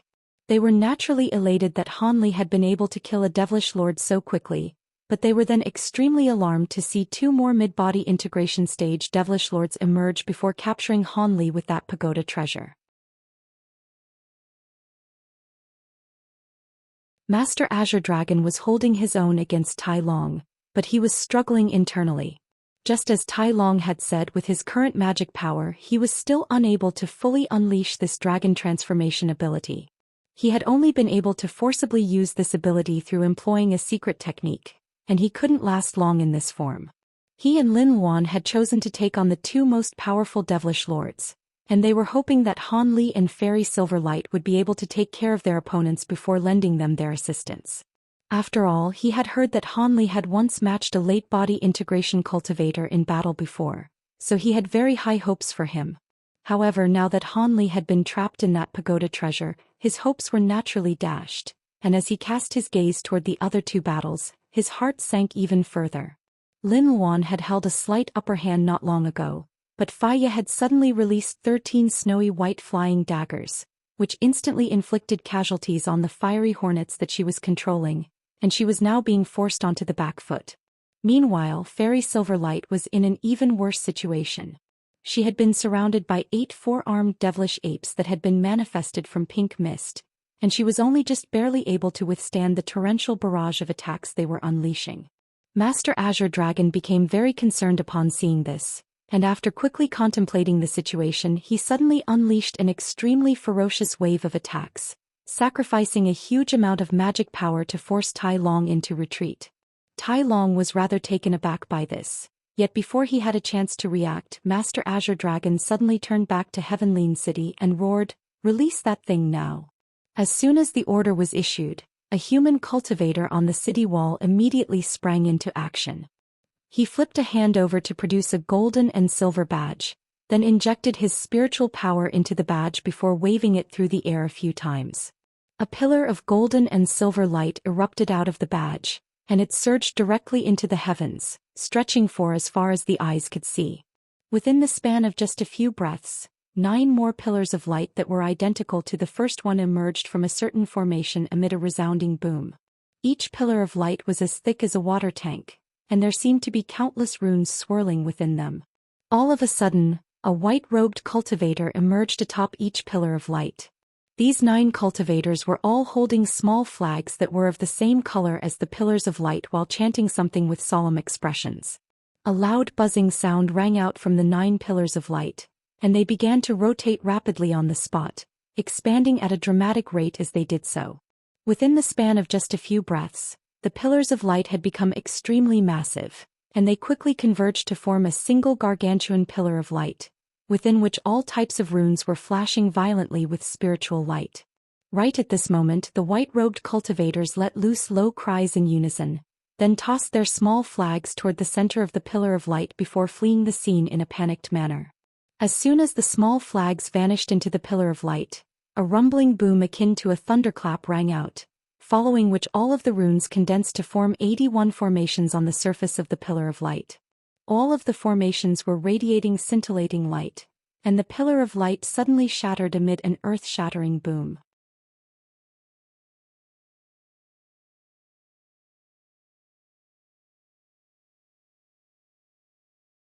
A thunderous roar rang out as a giant beast that was over 10,000 feet in length emerged from the pillar of light. It had the head of a goat, the body of a bear, a pair of bat wings, and its entire body was covered in long green fur. That's an aura integration beast. Not only were the human cultivators who were unaware of the existence of this beast extremely alarmed by this sight, Tai Long was also stunned to see this giant beast, which was releasing a formidable aura. As soon as the giant beast emerged, it caught sight of the fleeing white-robed cultivators, and a ferocious light flashed through its eyes as it opened its mouth to expel a burst of yellow light. The yellow light swept up all of the white-robed cultivators, and they exploded into clumps of blood and flesh before being devoured by the beast. The nearby human cultivators were petrified to see this, and they all fled in different directions in a blind panic. The giant let loose a low roar, and a giant yellow paw suddenly swept viciously toward the fleeing cultivators in a certain direction. Gusts of howling yellow winds were instantly swept up, and over 100 cultivators were instantly torn into shreds. The giant beast then swept another one of its paws toward another direction, and several tens of cultivators were instantly slain in that direction as well. An urgent look appeared on Master Azure Dragon's face upon seeing this, and he yelled, "What are you waiting for, Fairy Lin?" He had clearly coupled a certain powerful ability with his voice, and not only was it audible across the entire battlefield, many low-grade devilish beasts instantly passed out, unable to even remain standing in the face of his resounding roar. Fairy Lin Luan's expression instantly darkened upon hearing this, and she let loose a delicate cry as the 3 gourds she was controlling exploded in quick succession, releasing 3 giant hornets, each of which was several tens of feet in size. These were hornet monarchs, and they were blasting forth 3 different types of flames toward Feiya. The flames released by the hornet monarchs were clearly extremely powerful, and even Feiya had no choice but to retreat and evade. Taking advantage of this opportunity, Fairy Lin Luan flapped her wings, and she abruptly vanished as a ball of flames. In the next instant she re-emerged in the air over 1,000 feet away from Feiya, then quickly made a hand seal before extending a finger toward her own glabella. Several runes flashed and a small and slightly blurry crimson talisman appeared. She let loose a delicate cry as white light flashed from her finger, and a pillar of white light formed by a burst of pure spiritual power instantly shot forth into the talisman. In the next instant, just as the giant beast in Heavenly City was about to go on a violent killing spree, it suddenly let loose an agonized roar, and another crimson talisman appeared on its massive goat head. Aside from the size disparity, this talisman was completely identical in appearance to the one on Fairy Lin Luan's glabella. "Hurry up and come out of the city." Just as the giant beast was rolling writhing in agony, Fairy Lin Luan's frosty voice sounded within its mind, and as soon as her voice trailed off, the intense agony in its spiritual sense abruptly disappeared. The giant beast slowly rose to its feet with a bewildered expression, and it seemed to possess some level of intelligence. Fairy Lin Luan's cold harumph sounded once again in its mind, and it shuddered before immediately spreading its wings, then flew out of the city toward the battlefield beyond the city wall. At this point Tai Long had unleashed a ferocious barrage of attacks to gain a slight upper hand over Master Azure Dragon, but a hint of fear welled up in his heart as he sensed the enormous aura rapidly approaching him from the distance. Even though the Aura Integration Beast only ranked last among the 4 great beasts and couldn't compare with a true spirit being, these beasts were born at the root of all baleful qi in their respective realms, and all of them possessed several incredibly powerful abilities that would allow them to take on several body integration stage beings at once. Even though Tai Long was a devilish lord at the pinnacle of the late body integration stage, he certainly wasn't confident in his ability to take on both Master Azure Dragon and the Aura Integration Beast together. How did these human cultivators manage to tame one of the 4 great beasts? Are we going to have to retreat? Wait, if the humans had such a powerful trump card up their sleeve, why didn't they release it before this? After quickly assessing the situation, Tai Long quickly realized that there was something suspicious going on. His body swayed as he swelled to 300 feet in size, then swept both of his giant hands through the air, unleashing countless massive claw projections that combined with his giant hammers to completely suppress the Azure Dragon. At the same time he swept his spiritual sense toward the oncoming giant beast. Tai Long only dared to multitask like this as his powers were far beyond those of Master Azure Dragon.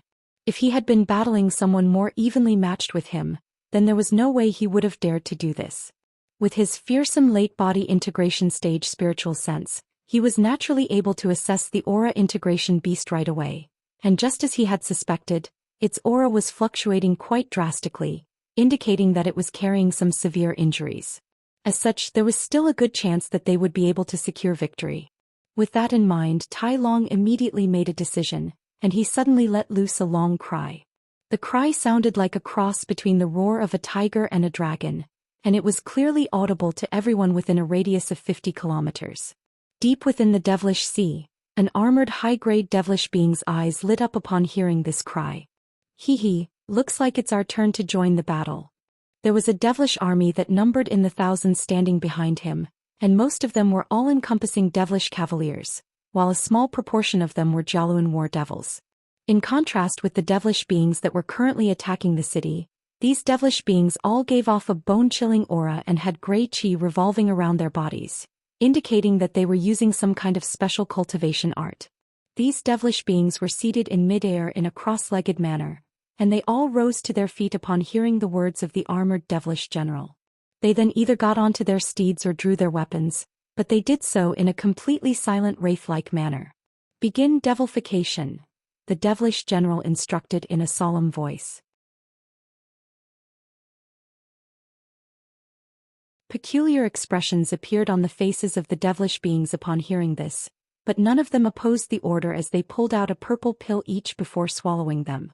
In the next instant, pained expressions began to appear on their faces, as did crimson patterns that quickly spread to the rest of their bodies. As these crimson patterns emerged, the devilish beings' auras swelled drastically, even though they all still seemed to be in great pain. The gray chi revolving around their bodies expanded and began to writhe like a series of giant pythons. Meanwhile, outside the devilish sea, Tai Long had unleashed several types of secret techniques at once and released 7 or 8 treasures to unleash a barrage of ferocious attacks on Master Azure Dragon. Master Azure Dragon was able to just barely keep the attacks at bay, but his Azure Dragon body was riddled with wounds, and it seemed that he wouldn't be able to last much longer. Right at this moment, Tai Long's expression suddenly changed, and he abruptly ceased in his attacks before retreating to several hundred feet away, then cast his gaze toward a certain direction with a peculiar look in his eyes. Master Azure Dragon was naturally very relieved to be afforded this opportunity for respite, but a thought then suddenly occurred to him, and he immediately reverted back to his human form amid a flash of azure light. His face was very pale and there were 7 holes on his chest that were bleeding profusely. However, he completely disregarded his own injuries as he turned back toward Heavenleen City. There in the distance, howling yellow winds were sweeping over the city wall, and both the human and devilish armies were struggling to maintain their formations in the face of these gale force winds. Those who were at the forefront of the 2 armies plummeted straight out of the sky, and it was unclear whether they were still alive. The yellow wind receded, and the gargantuan aura integration beast emerged. It was around 20,000 to 30,000 feet in size, and encompassed virtually the entire heavens. Both the human and devilish beings drew sharp breaths as they appraised the colossal beast in a fearful manner. Fairy Lin Luan immediately injected more magic power into the crimson talisman on her glabella, and yelled, "Aura integration beast, kill these devilish beings and I'll set you free after this battle."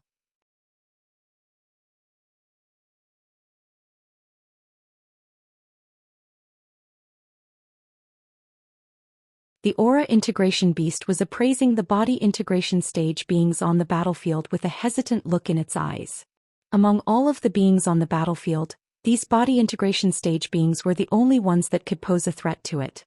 It was familiar with the auras of 2 of the body integration stage human cultivators, and it identified them as the ones who had sealed it all those years ago. As for the auras being released by those devilish lords, those were extremely abhorrent to it as well. If it were at the height of its powers, then it would have immediately decided to devour all of these body integration stage beings. However, it was still carrying old injuries and it had been trapped for many years, so it was nowhere near the height of its powers and didn't dare to just recklessly charge into the battle. Just as it was hesitating about how to proceed, the crimson talisman on its head lit up again, and having just experienced the agony that Fairy Lin Luan was able to inflict upon it at will, the Aura Integration Beast didn't dare to hesitate any longer. It immediately opened its cavernous mouth and released a gust of yellow winds that swept toward the devilish army down below. All of the devilish beings that were swept up by the yellow wind were torn into shreds without being able to offer up any resistance, and in the blink of an eye, over 1,000 devilish beasts and over 100 devilish cavaliers had been slain. "Humph, you'll pay with your life for choosing to oppose us, Aura Integration Beast." Tai Long harumphed coldly in an enraged manner as he flipped a hand over to produce a black leather pouch, then tipped the pouch over to reveal a golden flying trident that was several inches in length. The item then rapidly swelled to around 1,000 feet in size, and Tai Long gripped onto the trident's shaft with both hands before swinging it viciously toward the gust of fierce yellow wind. An azure trident projection crashed down from above like a waterfall, slicing the gust of yellow wind apart before crashing down onto the ground, creating a giant fissure that was over 10,000 feet in length amid an earth-shattering boom. Meanwhile, a loud thunderclap rang out from the black leather pouch, and 2 thick bolts of silver lightning sprang forth from within the pouch before transforming into a pair of giant wolves that were enveloped by silver lightning. The wolves each had a pair of silver lightning wings that were 30 to 40 feet in length, and they let loose menacing howls before pouncing directly toward the Aura Integration Beast. A hint of disdain flashed through the Aura Integration Beast's eyes upon seeing this, and it swept a giant paw through the air from afar. A gargantuan yellow paw that was around 1,000 feet in size abruptly appeared above the 2 giant wolves before descending with devastating might, completely destroying the pair of wolves in an instant. Tai Long's heart jolted upon seeing this, and he immediately slashed his giant golden trident through the air again to unleash another massive trident projection. At the same time, his pair of giant black hammers also unleashed countless projections that hurtled directly toward the giant beast. The aura integration beast naturally saw Tai Long's attacks as provocation, and a ferocious light flashed through its eyes as it flapped its wings vigorously, conjuring up a pair of murky yellow clouds that completely concealed its massive body. The giant trident projection and hammer projections struck the yellow cloud in rapid succession amid a string of dull thumps, but were unable to break the defense.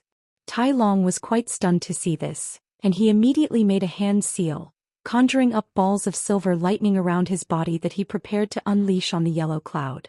However, right at this moment, spatial fluctuations suddenly erupted overhead, and a giant furry paw emerged out of thin air before crashing down toward Tai Long from above.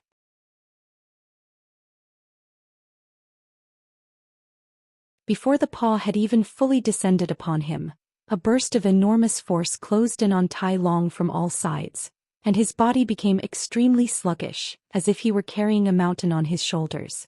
At the same time, the surrounding air became as hard as iron and steel, and it became extremely difficult to even lift a single finger. Tai Long was struck by a sense of shock and fury by this sudden development, and he let loose an almighty roar, upon which all of the balls of lightning around him exploded to forcibly blast open the sealed space around him. At the same time, a giant black projection appeared behind Tai Long, and it let loose a low roar as an astonishing aura erupted from its body. Black light swirled around Tai Long, and his physical constitution suddenly multiplied in power, allowing him to disregard the immense force weighing down upon him and conjure up over 100 projections. All of the projections were completely identical and they flew through the air in all directions. However, the giant paw up above merely faltered for an instant before crashing down like lightning, sending a burst of yellow shockwaves sweeping through the surrounding area. Most of the projections were instantly destroyed by the shockwaves, and only a dozen or so managed to escape to several thousand feet away before disintegrating on their own, leaving on a single projection which reverted back into Tai Long's true body. As soon as he emerged, he cast his gaze toward the massive paw in the distance, and his expression darkened significantly. At this moment, the yellow cloud up ahead reverted back into a pair of giant bat wings, and the aura integration beast re-emerged before crouching down in preparation to pounce toward Tai Long again. With its colossal frame, even when it wasn't unleashing any abilities, it still resembled a giant mountain. Tai Long's heart jolted upon seeing this, and he could only conjure up the same projections and ball of lightning again to evade the massive beast's attacks. Even though he seemed to have been forced firmly onto the back foot, the aura integration beast wasn't able to land a decisive blow on him either. Master Azure Dragon's brows furrowed slightly upon seeing this, and a cold light flashed through his eyes. He flipped his hands over to produce an azure flying sword in each hand, one of which had 2 azure Ws engraved upon it, while the other carried the image of a shimmering golden peacock. He flicked his wrists and the 2 flying swords immediately rose up into the air in unison. One of them transformed into a pair of azure WRM projections, while the other took on the form of a golden phoenix projection amid a flash of golden light. The 3 projections then hurtled directly toward Tai Long as dazzling streaks of light at Master Azure Dragon's behest. It was quite clear that he was planning to kill Tai Long with the help of the aura integration beast. If he could kill this late body integration stage devilish lord, then there was a good chance that they'd be able to secure victory, even with the 2 mysterious devilish lords that had emerged. Tai Long was naturally extremely enraged to see this, but in the face of the threat posed by the aura integration beast, he didn't have the spare capacity to attack Master Azure Dragon, and the situation was quickly becoming quite perilous for him. Just as Tai Long was being forced back and Master Azure Dragon was looking on with elation in his eyes, thousands of bursts of astonishing baleful chi suddenly erupted out of the devilish sea. The inky black devilish sea also instantly turned as red as blood. Ferocious howls rang out as a devilish army that was enveloped by crimson light flew out of the devilish sea in an unhurried manner. Each and every one of the devilish beings had crimson patterns running all over their bodies, and were giving off terrifying deathly auras. They were all completely expressionless, and they possessed indistinct ghostly bodies, as if they were malicious spirits that had just emerged from the depths of hell. Tai Long was ecstatic at the sight of this ghostly devilish army, and he immediately commanded, "Let's see if this beast of yours can continue to keep this up." Infernal Bloodform Guards. Trap the Aura Integration Beast and this man in the Infernal Blood Formation and put an end to their lives. Jiaolan War Devils attack the city. The devilish army known as the Infernal Bloodform Guards immediately swept forth as a massive crimson cloud upon receiving this order. After just a few flashes, they swept up the Aura Integration Beast, Master Azure Dragon, and even Tai Long himself, and the sound of violent clashes instantly began to ring out within the cloud. Meanwhile, a string of sharp cries also erupted from the devilish army that was attacking the city wall with all their might, and over 1,000 ordinary-looking low-grade devilish beasts suddenly emerged from the army. After just a few flashes they reached the silver light barrier outside the city wall, then transformed into Jiaolan War Devils. Ever since the commencement of the battle, they had been posing as low-grade devilish beasts through the use of a disguise technique. Now that they had finally gotten close to the city wall, they were being unleashed on the city by Tai Long. These war devils each had 3 heads and 6 arms, and 2 of their monstrous heads were blasting forth all types of attacks such as fireballs and wind blades. All types of heavy weapons also appeared in their hands before being swung toward the light barrier in a torrential downpour of ferocious attacks. The silver light barrier was indeed very powerful, but it was already becoming rather unsteady from being attacked by the devilish army for so long, and now that the Jiaolan War Devils had also joined in on the attack, the barrier was beginning to shatter in several places. The Jiaolan War Devils charged onto the city wall and began to massacre their human foes. The human warriors and low-grade cultivators were no match for these powerful devilish beings, and blood-curdling cries rang out as they all retreated in a panicked manner. Some of the high-grade cultivators up above tried to step in, but they were instantly surrounded by several Jiaolan War Devils per person and quickly killed on the spot. As a result, the city wall was plunged into a state of complete chaos, and morale plummeted as the human army looked on with horrified expressions.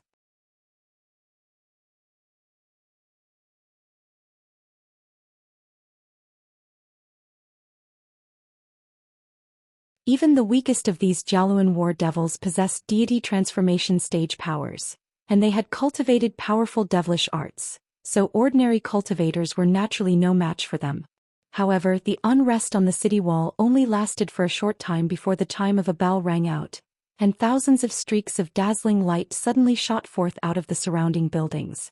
These were all high-grade human cultivators, and they immediately rushed forward to take on the Jiaolan War Devils. The normal Jiaolan War Devils didn't pose much of a threat to the high-grade cultivators, but the several tens of Jiaolan War Devils that were leading from the front were far more powerful than their peers, and even when several high-grade cultivators joined forces to take on each of them, they still managed to brush these obstacles aside and carve out a path of blood as they rushed directly toward Heavenline City. Right at this moment, the ground near the city wall began to tremor violently, and 32 giant golden puppets wielding all types of weapons flew out from underground to oppose these leaders of the Jiaolan War Devils. All types of treasures hurtled through the air amid a string of resounding explosions, and the puppets and Jiaolan War Devils seemed to be evenly matched. The golden puppets all had bodies that were as resolute as treasures, and their weapons seemed to be imbued with traces of the power of heaven and earth. Furthermore, they were completely fearless in battle, thereby making them even more formidable. Overall, the devilish army had naturally gained a slight upper hand on the entire battlefield, but with all of the restrictions in Heavenline City, the humans were able to just barely keep the devilish army at bay. Meanwhile, the crimson cloud that the infernal bloodform guards had transformed into was churning and surging incessantly, and the sound of an intense battle could be heard coming from within it. However, not one could see exactly what was happening inside the cloud. As for Fairy Silverlight and Fairy Lin Luan, both of them were being forced into retreat by their opponents, and it seemed that they wouldn't be able to last for very long. The situation was looking very bad for the body integration stage human cultivators. Han Li waved a hand through the air, and 72 azure flying swords swept forth before transforming into azure lotus flowers that rose up into the air, tearing a giant 2-headed lion beast into countless pieces in an instant. However, as opposed to being elated by this, Han Li's brows furrowed slightly upon seeing this. Ever since he had been drawn into this strange space inside the Rainbow Pagoda, countless beasts had been manifested by the light around him and were attacking him in relentless waves. Initially, these beasts posed no threat to him at all, and he was able to kill them with ease. However, there seemed to be no end to these beasts, And as soon as one wave was slain, another one would immediately emerge to take its place. Han Li wasn't overly fazed by this. After all, this wasn't the first time that he had found himself in a Shumi treasure, and he was relatively confident that he would be able to escape from it. Thus, he released his 72 flying swords to protect himself from the oncoming beast while searching for a node within this space to force his way out of. However, he quickly discovered that something wasn't right. Just like the restriction within the Devil Ceiling lock, this space seemed to be completely boundless, and even after flying for a long while he still hadn't found the end of the space. As such, he was forced to stop and think of a way to escape. Looks like I'll only be able to break out of this place through brute force after I find the node in this space, Han Li murmured to himself. Right at this moment, rainbow light flashed around him and another wave of rainbow beasts emerged. Han Li harumphed coldly and countless azure lotus flower projections swept forth in all directions, tearing through all of the surrounding beasts in an instant. However, a slightly troubled look appeared in Han Li's eyes. He didn't know whether this was merely a figment of his imagination, but this new wave of beasts seemed to be more powerful than the previous waves. He was still able to kill them with ease, but he had expended slightly more magic power to do so. It was only a very minor difference, but if things continued to progress according to this trend, then the situation really could become rather troublesome. It seemed that he would have to get out of this place as soon as possible before things got out of hand. With that in mind, he immediately pointed a finger toward his own glabella, and black light flashed as an inky black demonic eye appeared. It was none other than the Law Destruction Eye. Having been nurtured by him for so many years, the demonic eye had developed many powerful abilities, and it would be perfect to help him find the most fragile node in this space. Han Li began to make a series of hand seals while chanting something, and black runes began to swirl within the black demonic eye. All of a sudden, the black runes flashed with spiritual light, and a black thread shot forth before vanishing into thin air in a flash. Han Li closed his two eyes, but the third demonic eye was opened as wide as ever as he shot forth through the air as a streak of azure light, flying toward the direction that the black thread had disappeared in. The light up ahead formed a new wave of beasts to stop him, and even though Han Li's eyes were closed, he still had a clear grasp on the situation unfolding before him. All of the azure flying swords around him converged to form a single giant sword at his behest, then slashed through the air with vicious might. A streak of azure light that was over around 1,000 feet in length swept forth, destroying all of the beasts in its path and clearing out a path for Han Li. The magic power within Han Li's body surged forth in a frenzy, and he rushed through the throng of beasts as a streak of azure light, then vanished into the distance after just a few flashes. 4 hours later, Han Li reopened his eyes as he arrived in front of a giant 7-story rainbow pagoda. His expression was filled with incredulity and bewilderment as he examined the structure. This was a giant pagoda that seemed to have been constructed from normal gray stone, and there was a massive eyeball-like crystal ball at the top of the tower.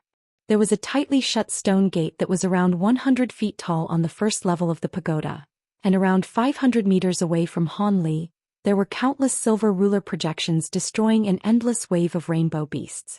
So the spatial node in this place was intentionally hidden. That's quite a smart strategy. It looks like I have no choice but to venture into this pagoda, Han Li murmured to himself before waving a hand through the air, and all of the ruler projections in the distance instantly vanished. In the next instant, silver light flashed in his hand, and a short silver ruler appeared in his grasp. He cast his gaze toward the giant crystal ball up above, then abruptly slashed his silver ruler toward the giant pagoda. Spatial fluctuations surged forth, and a ruler projection that was over 100 feet in length emerged above the pagoda before crashing down with devastating might. Just as the ruler projection was about to strike the crystal ball, a layer of rainbow runes suddenly appeared on the surface of the pagoda, and the ruler projection instantly vanished upon making contact with this layer of runes. Han Li's expression changed slightly upon seeing this. He hadn't intentionally made the ruler projection disappear. It had been taken by the restriction on the pagoda. I see, this pagoda is a manifestation of the pagoda treasure on the outside, so there won't be any way for me to destroy it, Han Li murmured to himself in a resigned manner. Azure light then flashed from his body again as he slowly drifted toward the foot of the stone pagoda. Before even reaching the pagoda, Han Li thrust a hand toward the stone gate from afar, and a huge azure hand surfaced before crashing directly into the gate. A dull thump rang out, and the stone gate was pushed open with ease, revealing a passageway that was radiating faint white light. Han Li faltered slightly upon seeing this, but he continued onward and drifted straight into the entrance. Beyond the stone gate was a path paved with blue stone, leading to another stone gate not far up ahead. Blue light flashed through Han Li's eyes as he tried to see directly through the stone gate with his spirit eye ability, but after his spirit eyes penetrated only around a foot into the gate, a layer of golden light suddenly erupted forth. Han Li's eyes were immediately struck by a burst of sharp pain, and there was a peculiar suction force that was making it impossible for him to withdraw his gaze. Han Li was quite alarmed by this, and he reflexively activated his great development technique with all his might. A cool and refreshing sensation surged toward his eyes, and only then was he just barely able to withdraw his gaze. At the same time, an azure figure appeared before him to shield him from the golden light. Even so, Han Li's back had become drenched in cold sweat. He had seen very few restrictions that were as powerful as this one, and that harrowing experience completely rid him of any hint of complacency that he had harbored in his heart. As for the azure figure that had suddenly appeared, that was none other than the spirit body formed by the immortal Zhou Xian. After contemplating the situation for a moment, he swept a sleeve through the air to release his 13 purple-striped gold-devouring beetles, which revolved in the air above his head along with his 72 azure flying swords. He then flipped his hands over and the short silver ruler instantly vanished, only to be replaced by 2 small mountains, one black and one azure.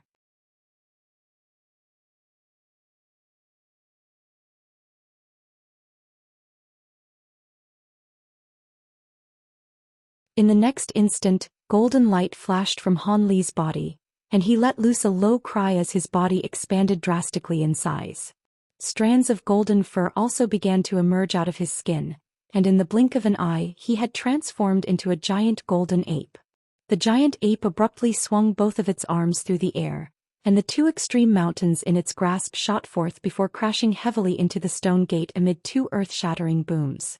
A layer of golden light surfaced from the golden gate, then exploded like a scintillating golden sun. The restriction formed by the golden light was virtually instantly shattered, and the stone gate was also reduced to dust. Even this incredible profound restriction was no match for his 2 extreme mountains and the extraordinary strength of the giant mountain ape. Han Li abruptly stomped his feet in the ground upon seeing this and propelled himself through the entrance up ahead. All of a sudden, a massive silver fist emerged up ahead before hurtling toward him with ferocious might. Even before it had reached Han Li, he was struck by a burst of enormous invisible force. Han Li was slightly alarmed to see this, but he wasn't fearful in the slightest as he let loose a loud roar, and he lashed out with a massive furry fist of his own in retaliation. Golden light flashed from his fingertips, and his entire hand instantly became as hard as iron and steel. The 2 fists clashed with a crisp crack, and the silver fist was instantly shattered by the giant ape. Right at this moment, a gust of fierce winds were swept up above Han Li, and a silver set of claws came grabbing toward him from above.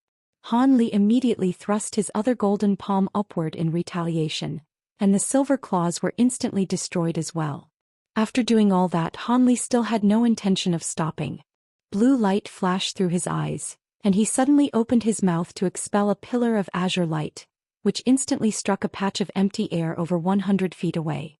A loud boom rang out, and a silver figure stumbled out of thin air, revealing itself to be a silver puppet that was missing both of its hands. The puppet was around 20 feet tall with mysterious black runes engraved all over its body, and Han Li made a grabbing motion toward it, upon which 10 streaks of azure sword chi hurtled through the air in a flash. The silver puppet was instantly dismembered on the spot, yet all of a sudden spatial fluctuations erupted throughout the nearby area, and 8 identical silver puppets abruptly emerged. Han Li was slightly alarmed to see this, and the puppets immediately pounced toward him as balls of silver light. An hour later, Han Li let loose a long cry and hurled both of his extreme mountains through the air at once, reducing 2 of the silver puppets to dust. The 2 extreme mountains then vanished on the spot before reappearing in the giant ape's hands, where they disappeared once again. Meanwhile, the 13 purple-striped gold devouring beetles were pursuing a few other silver puppets, and they were quickly felled as well. The giant ape made a hand seal upon seeing this, and it quickly shrank back down to its human form amid a flash of golden light. At this point, the entire space was littered with the remains of silver puppets, of which there were more than 20. Han Li inspected his surroundings with furrowed brows, then turned his gaze toward the air not far away with a grim look in his eyes. These silver puppets were only at around the early deity transformation stage, but a huge number of them had appeared on this level. From the outside, the first level of the pagoda didn't seem all that big, but it had taken him a long while to fly to this point, and he had slain over 100 of these silver puppets along the way.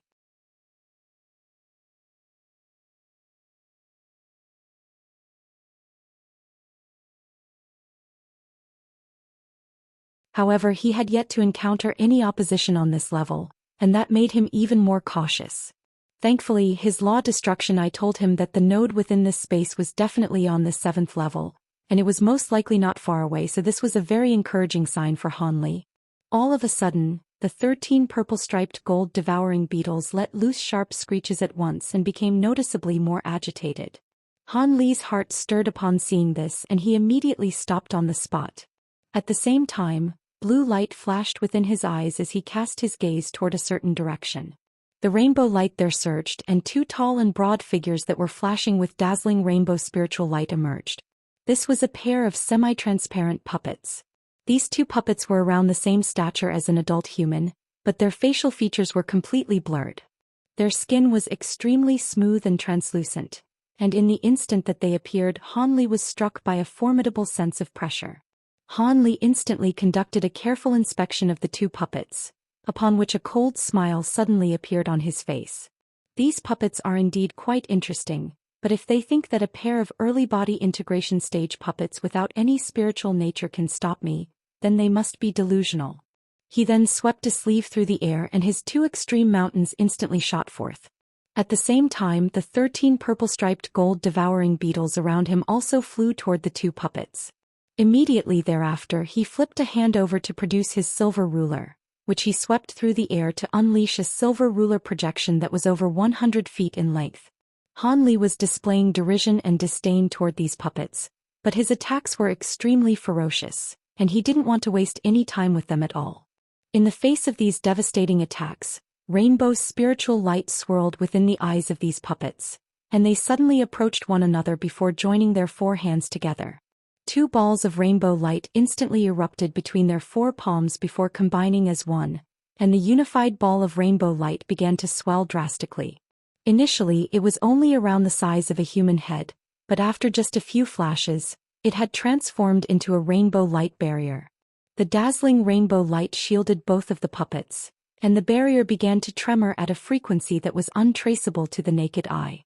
At the same time, countless runes of different sizes surged out of the surface of the barrier in a frenzy, releasing a burst of extremely dazzling light. The silver ruler projection reached the light barrier first before dealing it a vicious strike. A peculiar scene then ensued. The silver ruler projection was stopped cold in its tracks around half a foot away from the barrier, then released an anguished wail before being repelled high up into the air.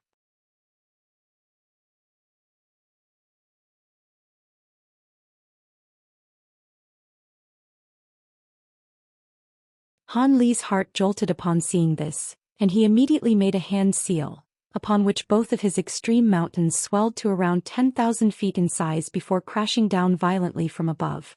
Two resounding booms rang out as the surface of the light barrier warped and twisted, but the two mountains were also repelled while the light barrier remained completely unscathed. The 13 purple-striped gold devouring beetles also crashed into the light barrier one after another, and the air around the barrier tremored, seemingly attempting to repel the beetles as well.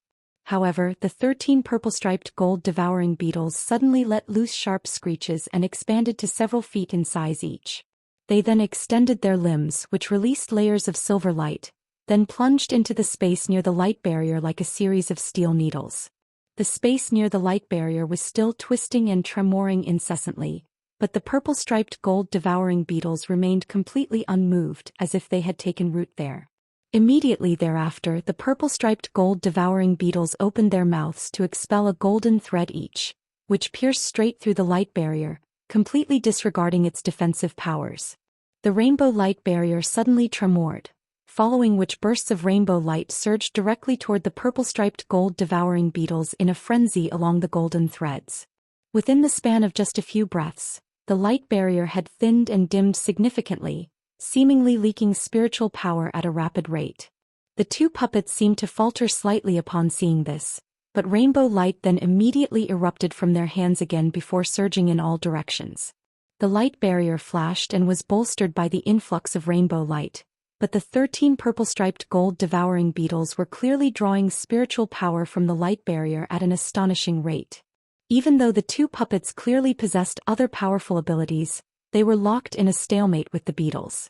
Han Li was initially rather taken aback to see this, but a hint of elation then quickly appeared in his eyes. He made a hand seal, and the 72 flying swords around him immediately transformed into hundreds of sword projections, then converged to form a giant azure sword that was around 100 feet in length. Han Li pointed a finger toward the giant sword before him and uttered a single word. Slash. The giant sword immediately came crashing down as a streak of azure light. Perhaps the azure bamboo cloud swarm swords weren't as versatile as the silver ruler, but the combined might of all 72 swords was far above that of the silver ruler. Furthermore, this set of flying swords was Han Li's bonded treasure, and having been nurtured by him for so many years, it had developed a hint of spiritual nature on top of becoming far more powerful as his cultivation base had progressed. Even though that rainbow light barrier was extremely profound, it was already struggling against the 13 purple-striped gold-devouring beetles, so Han Li was confident that this sword strike would be able to shatter it. However, right at this critical juncture, something unexpected suddenly happened. In the instant that the giant azure sword came crashing down from above, spatial fluctuations suddenly erupted above Han Li as a ball of black light emerged. The black light then flashed to form 5 huge identical runes, and a dull thump rang out as a burst of enormous force came crashing down from above, as if 5 massive mountains had descended from the heavens at once. If a normal body integration stage human cultivator with a far inferior physical constitution had been standing in Han Li's place, their physical body would have instantly been destroyed by this devastating crushing force. At the same time, a small purple cauldron emerged silently beneath Han Li. Black light swept forth from the cauldron, and 3 other ancient black runes emerged. As soon as these 3 runes appeared, Han Li's body was completely immobilized as if it had been bound by iron chains, and his magic power also ceased to circulate. On top of that, blue light flashed beside Han Li, and a transparent puppet that resembled an ice statue appeared out of thin air, then slashed a giant transparent sword toward Han Li with devastating force. Meanwhile, faint golden light flashed on his other side, and the devilish beauty from the yin-yang twin devils appeared with a sinister look on her face before raising both of her hands up into the air. A ball of green flames and a crimson flying sword shot forth in unison, and the green flames transformed into a huge menacing ghostly head that pounced directly toward Han Li.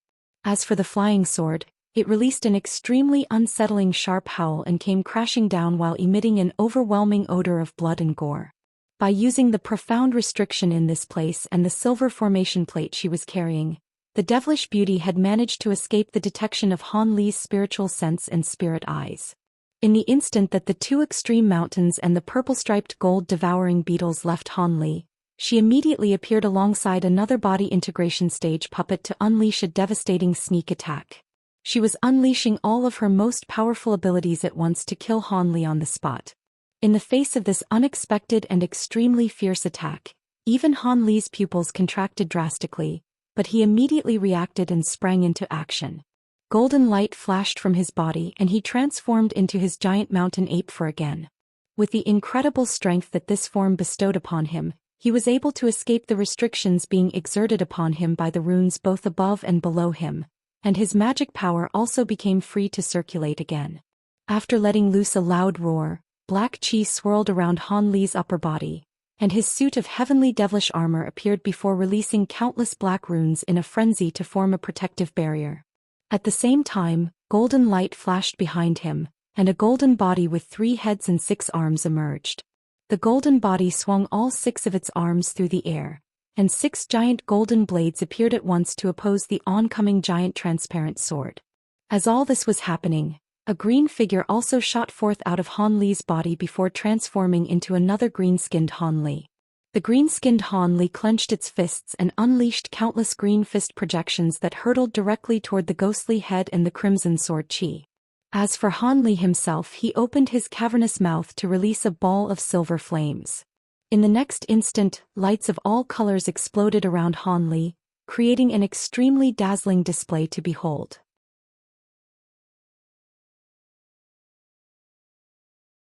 Powerful shockwaves surged forth in all directions like gale-force winds, threatening to engulf everything in the surrounding area. All of a sudden, an anguished cry rang out, and a humanoid figure stumbled out of thin air. There was blood all over her body and one of her arms was completely missing. This was none other than the devilish beauty, but the sinister look on her face had now been replaced with one of incredulity. A cold harumph rang out, and the giant golden ape appeared alongside the green-skinned Han Li in the distance amid a flash of spiritual light. The giant ape was holding a ball of green flames in one hand, and a purple blade segment in its other hand. Within the green flames, a green skull was struggling with all its might while expelling black qi out of its mouth, trying to escape from the golden ape, but the giant mountain ape was far too strong and refused to let the green skull slip out of its grasp. Meanwhile, the purple blade segment was radiating 5-colored light, and there was a hint of the power of laws of heaven and earth emanating from it. As for the green-skinned Han Li, the flesh on one of its arms had been completely stripped away to reveal the bone underneath, while its other arm was entirely charred black, as if it had just been incinerated by some kind of devilish flame. Not far away from the two of them, a shimmering golden figure was engaged in a fierce battle against the transparent puppet. "That's a profound heavenly treasure and a golden body," the devilish beauty exclaimed in a shrill voice as if there were a hand closed around her throat. She then immediately flipped her remaining hand over to produce a silver formation plate, then hurriedly waved it through the air with a horrified look on her face. Faint golden light appeared around her, and her body immediately became blurry and indistinct, looking as if she were about to vanish in an instant. Han Li immediately summoned his law destruction eye again upon seeing this, then blasted forth a pillar of black light. The pillar of light vanished into space almost at the exact same time as the devilish beauty did, and a dull thump rang out several hundred feet away, following which the devilish beauty stumbled out of thin air in a panicked manner. Before she even had a chance to regain her bearings, she was greeted by a cold harumph from the golden ape, and a burst of sharp excruciating pain immediately speared through her spiritual sense, causing her to plummet out of the sky. Almost at the exact same moment, the giant ape sprang forward and transformed into a giant bird amid a flash of silver lightning. A second pair of translucent azure wings then appeared on the bird's back, and it flapped all 4 of its wings in unison, upon which it abruptly vanished on the spot. A rumbling thunderclap then rang out right behind the devilish beauty, and a giant silver talon suddenly emerged before impaling her body without any warning.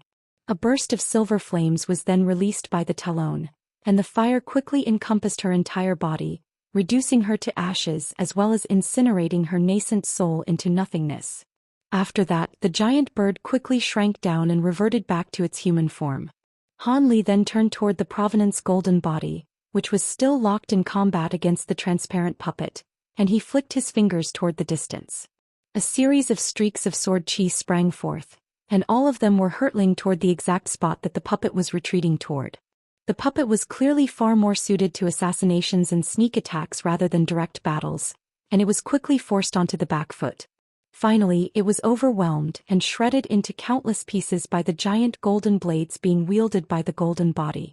Meanwhile, the 2 rainbow puppets in the distance were also in a very perilous situation.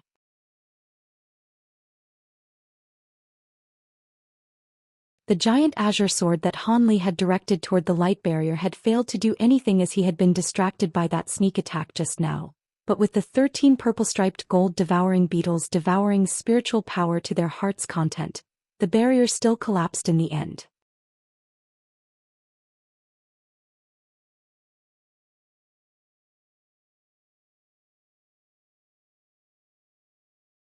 The 13 purple-striped gold devouring beetles immediately pounced toward the two rainbow puppets, and a series of resounding clashes ensued. The two puppets had released silver arcs of lightning and bursts of yellow light that both seemed to be imbued with incredible power. In the face of the puppets' attacks, the purple-striped gold devouring beetles were completely fearless and swarmed directly into the lightning and yellow light. Loud thunderclaps instantly rang out as the arcs of lightning exploded, and even the surrounding air was giving off a slightly charred scent. As for the yellow light, there were countless runes swirling within it, and it instantly swept up the purple-striped gold devouring beetles before becoming significantly brighter. However, these 13 purple-striped gold devouring beetles were all beetle monarch candidates that had arisen from tens of thousands of gold devouring beetles, so they were far more powerful than the average being could imagine. Regardless of whether they were struck by lightning or swept up by yellow runes, the purple-striped gold devouring beetles managed to remain completely unscathed, and they quickly flew over to the two puppets before pouncing on them in a vicious manner. The two rainbow puppets didn't possess any emotions, so they naturally had no fear. Rainbow light swirled around their bodies, and one of them produced a pair of long transparent blades, while the other summoned a rainbow spear that was around 20 feet in length. As the three weapons were swung through the air, countless blade and spear projections emerged to sweep up the 13 purple-striped gold devouring beetles. A string of erratic clangs rang out, and even though the purple-striped gold devouring beetles remained completely unharmed, they were unable to approach the two puppets either. Han Li's expression darkened slightly as he looked on from the distance, and all of a sudden he let loose a long roar, and the extreme essence-fused mountain in the air above instantly vanished on the spot. In the next instant, spatial fluctuations erupted above the two puppets, and the black mountain emerged before sending a burst of gray light raining down from above. The two puppets were completely fearless as they continued to sweep their weapons through the air while raising their heads to face the oncoming gray light. They then opened their mouths to unleash two pillars of rainbow light, and rainbow and gray light intertwined with one another as the two clashed. Right at this moment, a pair of translucent wings appeared on Han Li's back, and his enormous ape body instantly vanished with a flap of those wings amid a flash of silver lightning. Almost at the exact same moment, spatial fluctuations erupted behind the two puppets, and the giant ape abruptly emerged before swinging its arms through the air.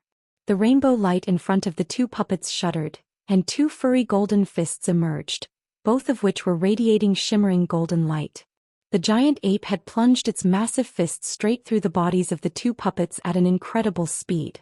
The two puppets did indeed possess early body integration stage power, but they didn't possess high-level intelligence, nor the spiritual sense of living cultivators, so they were unable to immediately react to Han Li, who had appeared behind them. At the same time, the unique advantages of being a puppet shone through here. If a normal living being were to sustain such a severe wound, they would most likely lose the ability to continue to battle. However, the two puppets seemed to have been completely unaffected, and they immediately swung their weapons toward the giant ape behind them. A cold light flashed through Han Li's eyes upon seeing this, and a dull thump suddenly rang out from his fists, releasing two bursts of silver flames that completely enveloped the pair of rainbow puppets.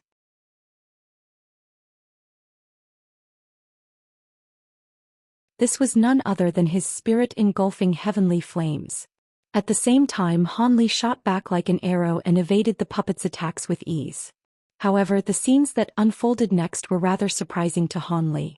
Even after being engulfed by the silver flames, the two puppets showed no signs of melting, and there were only slight traces of charring on their bodies that indicated that they were being affected at all. This naturally wasn't what Han Li had envisioned would happen. Even so, there wasn't any need for him to intervene any further. Even though these puppets were still able to retaliate, they were clearly far slower than before. The 13 purple-striped gold devouring beetles immediately pounced on them and began to munch on their bodies. The two puppets unleashed all types of abilities to rid themselves of the beetles, but were simply unable to do so. They were able to withstand incineration from the spirit engulfing heavenly flames, but they were no match for the powers of the purple-striped gold devouring beetles. After just a few moments, they had been toppled and were only able to roll around on the ground. A short while after that, close to half of their bodies had been devoured and they finally fell completely still. As the two puppets were being devoured, Han Li made a hand seal and reverted back to his human form before looking on in a cold silence. After the remains of the two puppets had been completely consumed, Han Li whistled to instruct purple-striped gold-devouring beetles to return to him. After devouring the two puppets, the purple stripes on the bodies of the beetles seemed to have become even more vibrant. On top of that, they were extremely excited and were rather reluctant to follow Han Li's orders.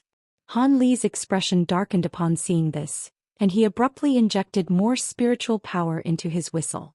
Only then did the 13 beetles reluctantly return to him before disappearing up his sleeve. It looks like it'll be rather risky for me to continue to use these beetles in battle. I'll have to refine them a few times when I get back, Han Li murmured to himself. He then turned and cast his gaze toward an item in the distance. There, the small purple cauldron was hovering in midair in a stationary manner, and it had completely dimmed now that it had lost its former owner. A hint of elation appeared on Han Li's face, and he waved a hand toward the cauldron from afar. The abilities displayed by this cauldron were truly incredible. If he could obtain this treasure, then his powers would be even further enhanced. The small purple cauldron immediately flew toward Han Li as a ball of spiritual light, yet just as it was about to reach him, a loud thunderclap suddenly erupted without any warning. A bolt of purple lightning then crashed down from above to strike the small cauldron, and it abruptly vanished amid a dull thump. Almost at the exact same moment, an infuriated voice reverberated through the surrounding space.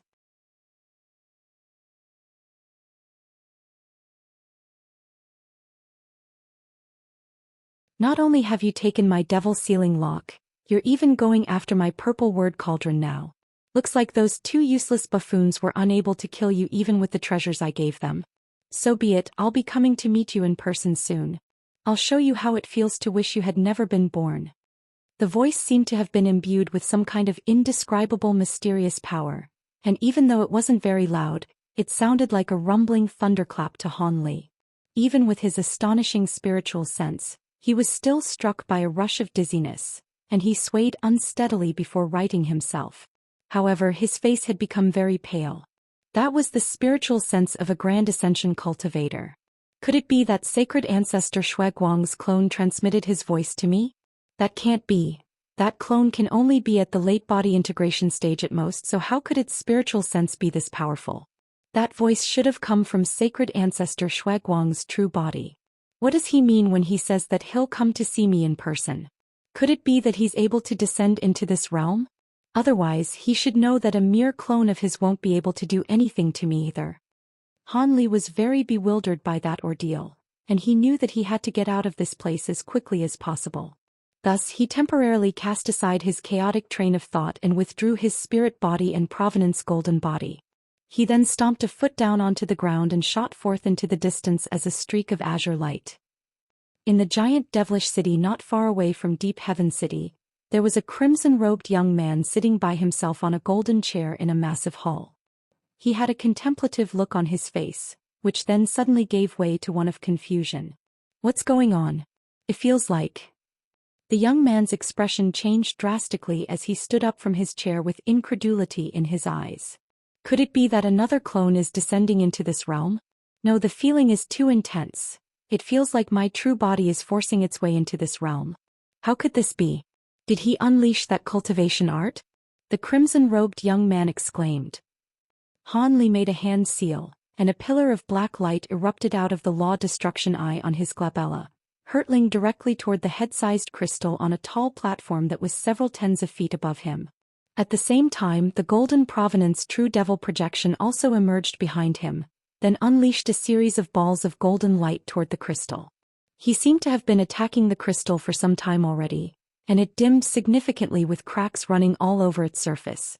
The sound of cracking porcelain rang out, and the crystal finally shattered, upon which the pillar of light struck the crystal's core.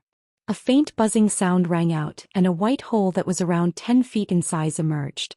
Han Li's eyes lit up upon seeing this, and he immediately withdrew his abilities before flying directly into the hole.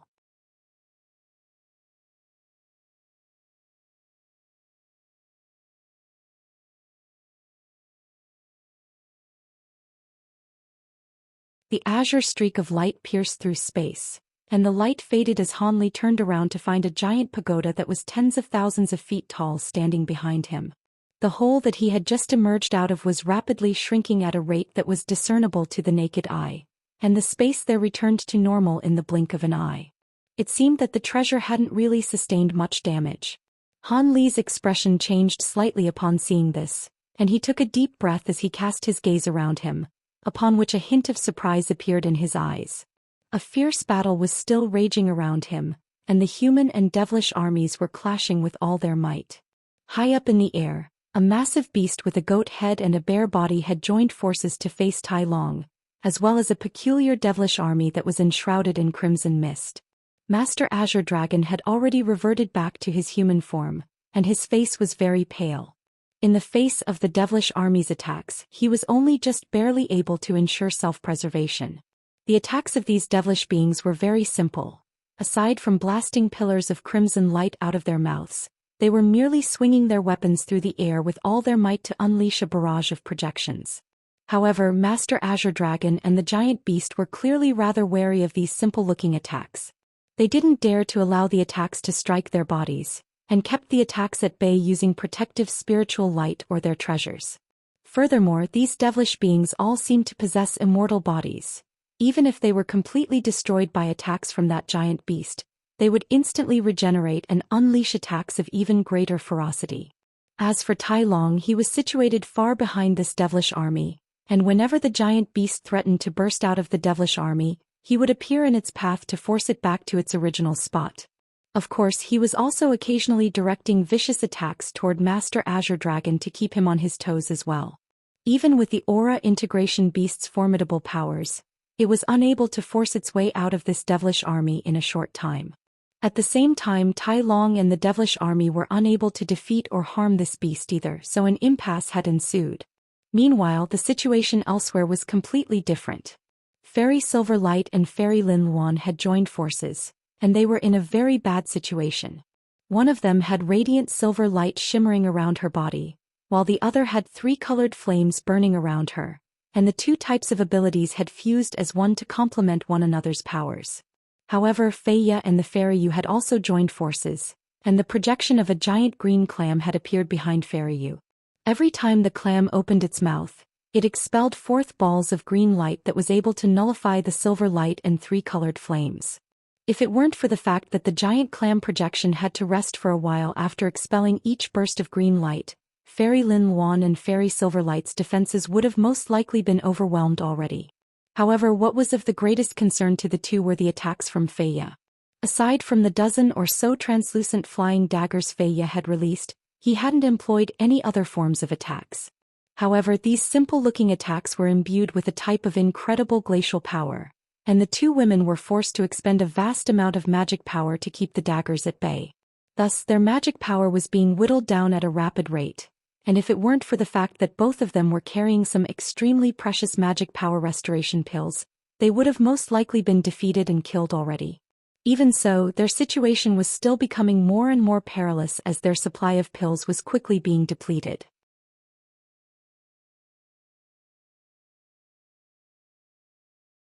A cloud of white glacial chi that was several acres in size had appeared around the silver light and 3 colored flames that they had conjured up, and Han Li was very surprised to see this. It was clear that not much time had passed since he had been drawn into the giant pagoda, yet he knew that he had spent close to half a day in there. This meant that the pagoda was able to manipulate the flow of time within itself to be different from that of the outside world. In that case, this really was an extraordinary treasure. After all, he hadn't heard of any treasure aside from profound heavenly treasures that were capable of altering the flow of time. Despite his astonishment, Han Li still had the presence of mind to search for the silver-robed middle-aged man that had trapped him in the pagoda in the first place, only to discover that he was nowhere to be found. He immediately swept his spiritual sense through the surrounding area, but aside from some remnant restriction fluctuations, he was unable to find any trace of that devilish lord. This was rather alarming to Han Li, and when he thought back to the voice that had spoken to him inside the pagoda, a strong sense of foreboding immediately welled up in his heart. He had to get away from this place as quickly as possible. With that in mind, Han Li immediately prepared to leave, but he couldn't help but hesitate at the sight of the perilous situation that the human army was in. So be it, I'll help them kill 2 more devilish lords before I leave. If I use my full power, it shouldn't take too long, Han Li murmured to himself. It wasn't that he wanted to turn the tide of the battle. It was just that if he were to desert the battle at a time like this, then his reputation in the human race would most likely be completely ruined.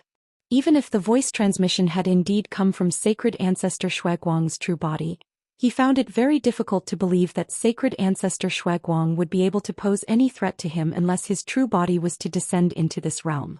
This was virtually impossible for the sacred ancestors of the elder devil race during the early stages of the devilish tribulation. At the very least, something like this had never happened during past devilish tribulations as far as he was aware.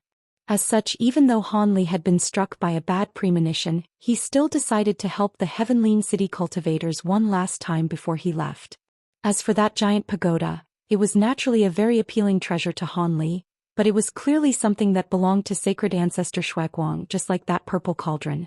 He most likely wouldn't be able to erase the mark left within the treasure by the spiritual sense of a grand ascension cultivator, so he wouldn't be able to claim it for himself anyway. This was most likely why sacred ancestor Shuaguang had been willing to give his subordinates these two outrageously powerful treasures.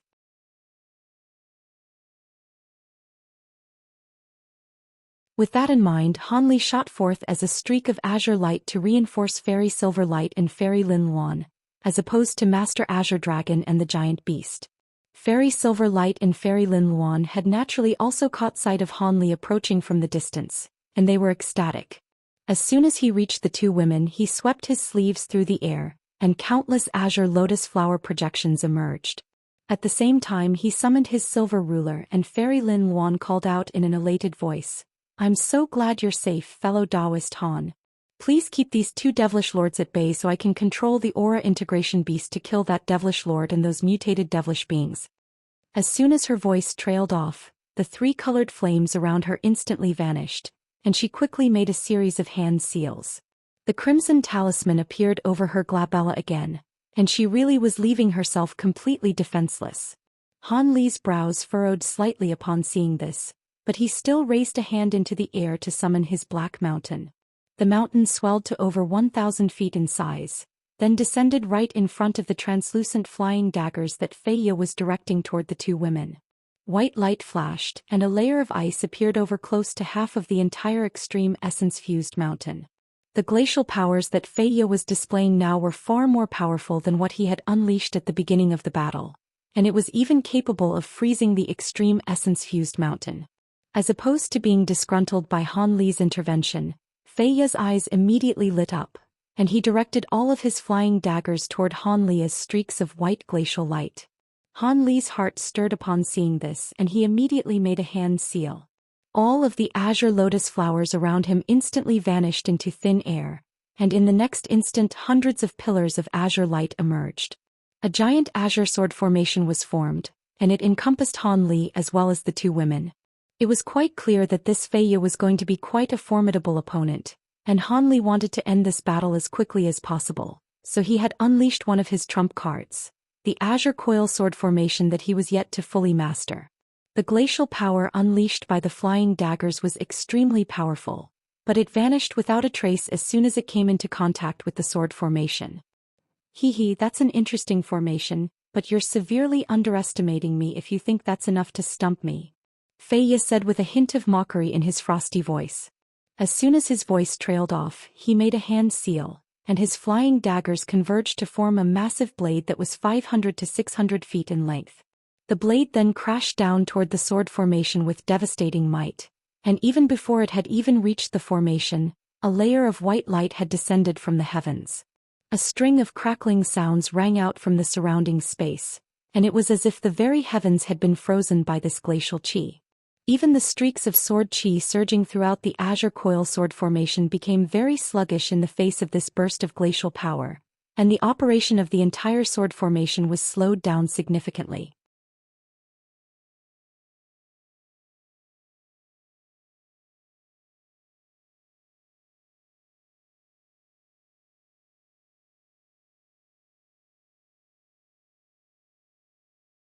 A cold light flashed through his eyes, and he vanished on the spot amid a flash of lightning.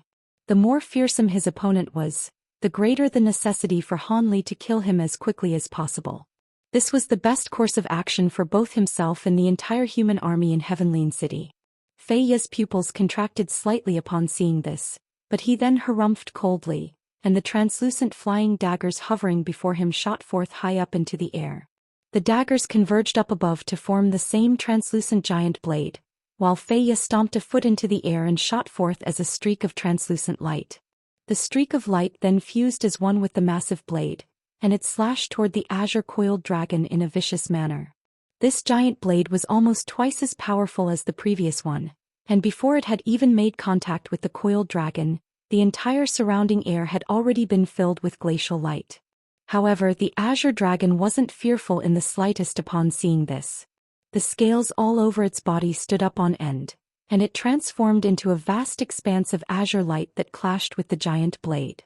Glacial light and azure light intertwined as they clashed in a ferocious manner, and the two seemed to be evenly matched.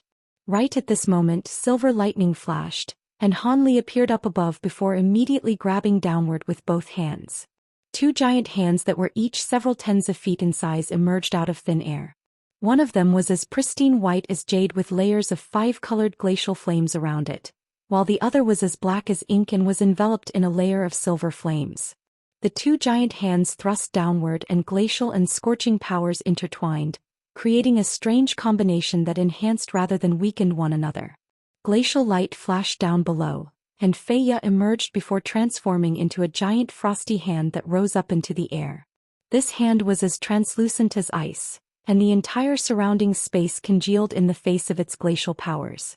The three massive hands clashed violently, and the 5-colored flames around the giant white hand were immediately snuffed out, following which the hand itself was shattered.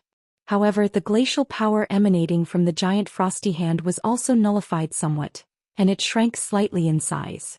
After that, the inky black hand clashed with the glacial hand, and the spirit engulfing heavenly flames immediately enveloped the giant frosty hand. Not only was all of its glacial power nullified, the frosty hand began to melt at a rate that was discernible to the naked eye. Right before all of the glacial power was depleted, a burst of glacial light shot forth out of the silver flames before flying away like lightning. However, it was followed by a thin golden and silver thread that vanished into the glacial light in a flash.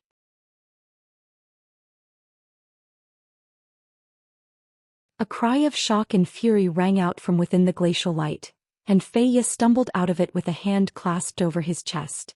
Through the gaps between his fingers, a purplish-black wound could be seen, and he had a look of astonishment and rage in his eyes. The wound had been inflicted by the revolving evil spirit light that the spirit engulfing heavenly flames had devoured in the past, and Fei Ye had been caught completely off guard by the attack. Han Li chuckled coldly as a layer of black qi quickly surged throughout Fei Ye's body, and he knew that even if the poison within the revolving evil spirit light wouldn't be able to kill him, it would definitely have at least weakened him significantly, thereby making him a lot more vulnerable.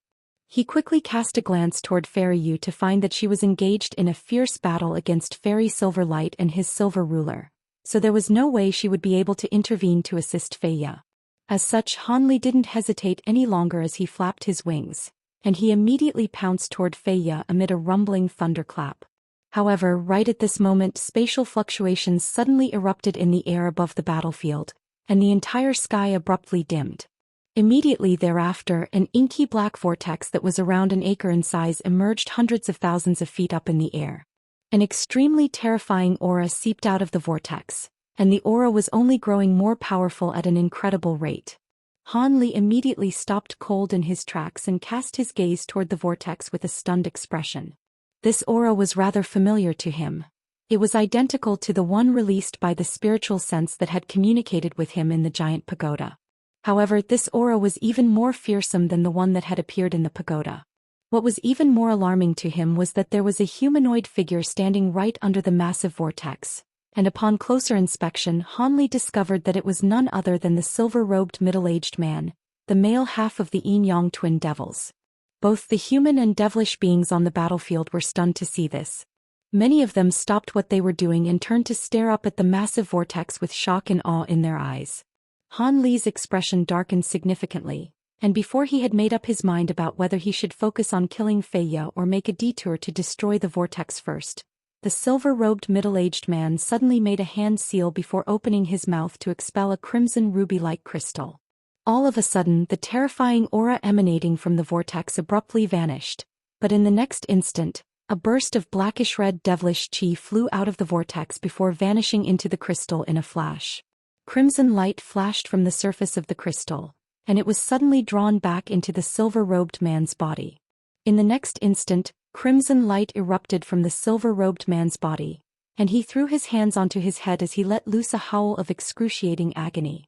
At the same time, a string of loud cracks and pops rang out from all over his body, and his face and aura underwent an astonishing transformation.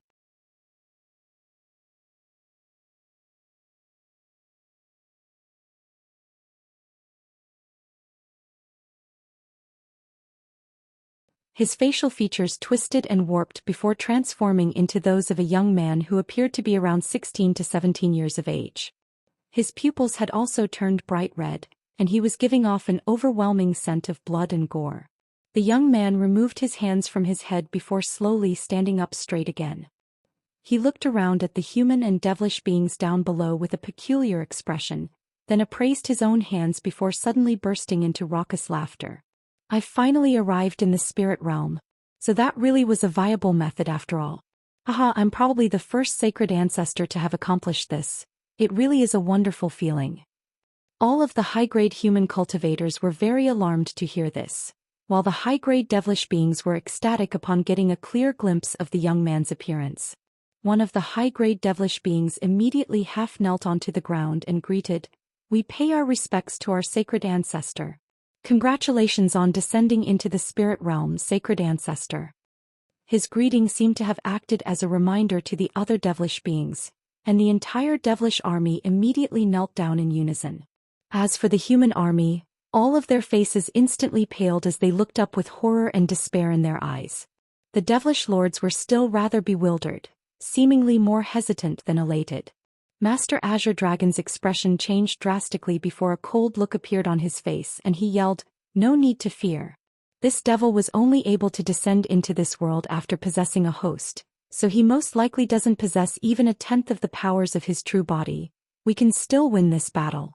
Fairy Lin, get the aura integration beast to kill this devil while we hold off the other devilish lords." Fairy Lin Luan was rather hesitant, but after taking a glance at all of the human cultivators standing on the city wall, she gritted her teeth and nodded as she abruptly thrust a finger toward the crimson talisman on her own glabella. The aura integration beast suddenly let loose a thunderous roar at her behest, then expelled a gust of fierce yellow wind out of its cavernous mouth.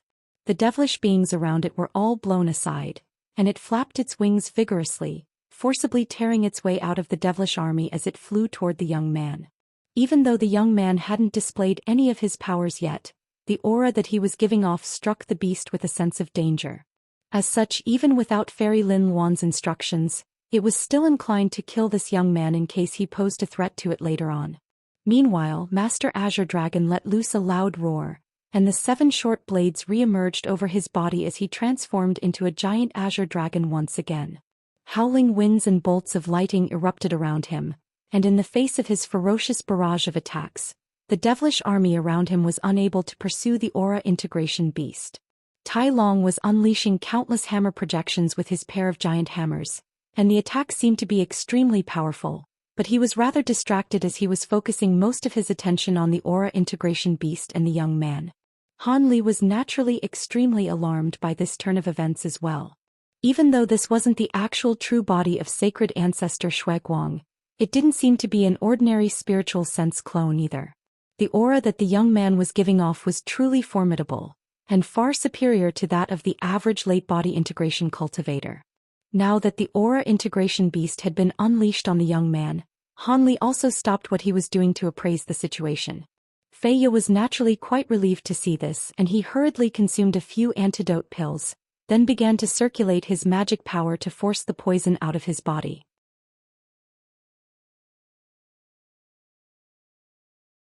If someone below the body integration stage had been infected by the poison of the revolving evil spirit light, they would have already been killed, and he was only able to last this long as he was able to forcibly repress the poison with his mid-body integration stage powers. The young man faltered slightly at the sight of the aura integration beast before murmuring to himself in a surprised manner, "To think there's an aura integration beast present. No wonder all of you still haven't won this battle yet. I just so happen to require a steed, I guess you'll suffice." As soon as his voice trailed off, the young man flipped a hand over, and a small purple cauldron appeared over his palm amid a flash of purple light. The young man laid a hand onto the cauldron and uttered the word, "Net." The cauldron immediately began to revolve on the spot, and an ancient rune emerged from within it amid a flash of black light, then shot forth directly toward the aura integration beast. The aura integration beast opened its mouth to expel a gust of ferocious yellow winds upon seeing this, and at the same time, its wings transformed into a yellow cloud that completely concealed its entire body. The giant beast then hurtled directly toward the black rune without any pause, and it was quite clear that it was very confident in its own defensive abilities. A cold smile appeared on sacred ancestor Shuiguang's face upon seeing this, and he also made no effort to take evasive measures. After just a few flashes, the black runes flew directly into the yellow cloud and vanished without a trace. In the next instant, a thunderous roar of shock and horror rang out, and the giant beast was completely immobilized in midair. There were countless black threads that had bound its body, and these threads were extremely thin, but the beast was unable to break free from them no matter how much it thrashed and struggled. A cold smile appeared on the sacred ancestor Shuiguang's face upon seeing this, and he suddenly turned toward Han Li.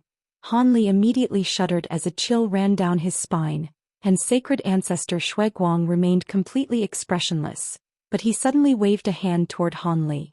At the same time he uttered the word, "Come." A burst of rumbling rang out as the giant rainbow pagoda nearby abruptly rose up into the air, then vanished into thin air in a flash.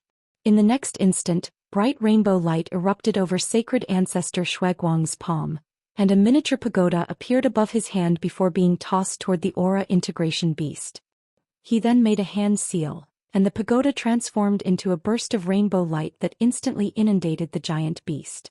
When the rainbow light reverted back to its pagoda form, the aura integration beast was nowhere to be seen. Almost at the exact same moment, Fairy Lin Luan exclaimed in a panicked voice, "My talisman can no longer sense the aura integration beast."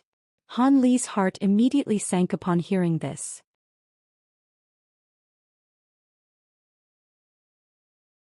As the true owner of the purple cauldron and the rainbow pagoda, the two treasures were significantly more powerful when being wielded by sacred ancestor Shuiguang. Han Li wasn't confident at all that he would be able to escape from the pagoda again if he were to be sealed into it for a second time. Master Azure Dragon was also very alarmed to see this, and he immediately yelled, "Go!" Bright spiritual light then erupted from his Azure Dragon body, and he forced his way through a series of hammer projections that were unleashed by Tai Long before flying directly back to Heavenly City. He had immediately chosen to flee the scene now that the outcome of this battle was virtually nothing more than a foregone conclusion. Fairy Silverlight and Fairy Lin Luan exchanged a fearful glance, then also fled toward two different directions. As for Han Li, he swept both sleeves through the air to withdraw his Azure Coil Sword formation, then also flapped his thunderstorm wings and fled the scene as an arc of lightning. "It's too late for you to try and get away now." Sacred ancestor Shuiguang guffawed. He immediately made a series of hand seals, and crimson chi emerged from his body before forming two figures that were identical to himself. One of them was holding the rainbow pagoda while the other was holding the small purple cauldron, and they both chuckled coldly before vanishing on the spot in a flash. As for the final member of the trio, he stomped a foot, and crimson chi swirled beneath him before forming a small crimson canoe. The canoe was only 70 to 80 feet in length, but it was glittering and translucent, and there were countless profound rainbow runes inscribed on its surface. The canoe shot forth and quickly disappeared into space with the young man standing atop it. When the canoe re-emerged amid a burst of spatial fluctuations, it had already covered a distance of several thousand feet, and it seemed that it would catch up to Han Li after just two more flashes. Han Li had detected this with his spiritual sense, and he was given quite a fright. In this dire situation, he gritted his teeth and transformed into a giant four-winged silver bird amid a rumbling thunderclap. He flapped his four wings vigorously and transformed into a silver thread that flashed through the air at an astonishing speed. That's a Kun Ping transformation technique. Hee hee, do you think that'll be enough to allow you to escape from me? Go and take care of those body integration stage human cultivators. I'll go after that man myself. Sacred Ancestor Shui Guang chuckled coldly as he issued an instruction to Tai Long and the other devilish lords. Immediately thereafter his two clones also emerged beside him as if they had never left, and they both made a hand seal in unison. Two pairs of crimson crystalline wings instantly emerged on the sides of the small canoe, and the canoe shot forth as a crimson thread with a vigorous flap of those wings.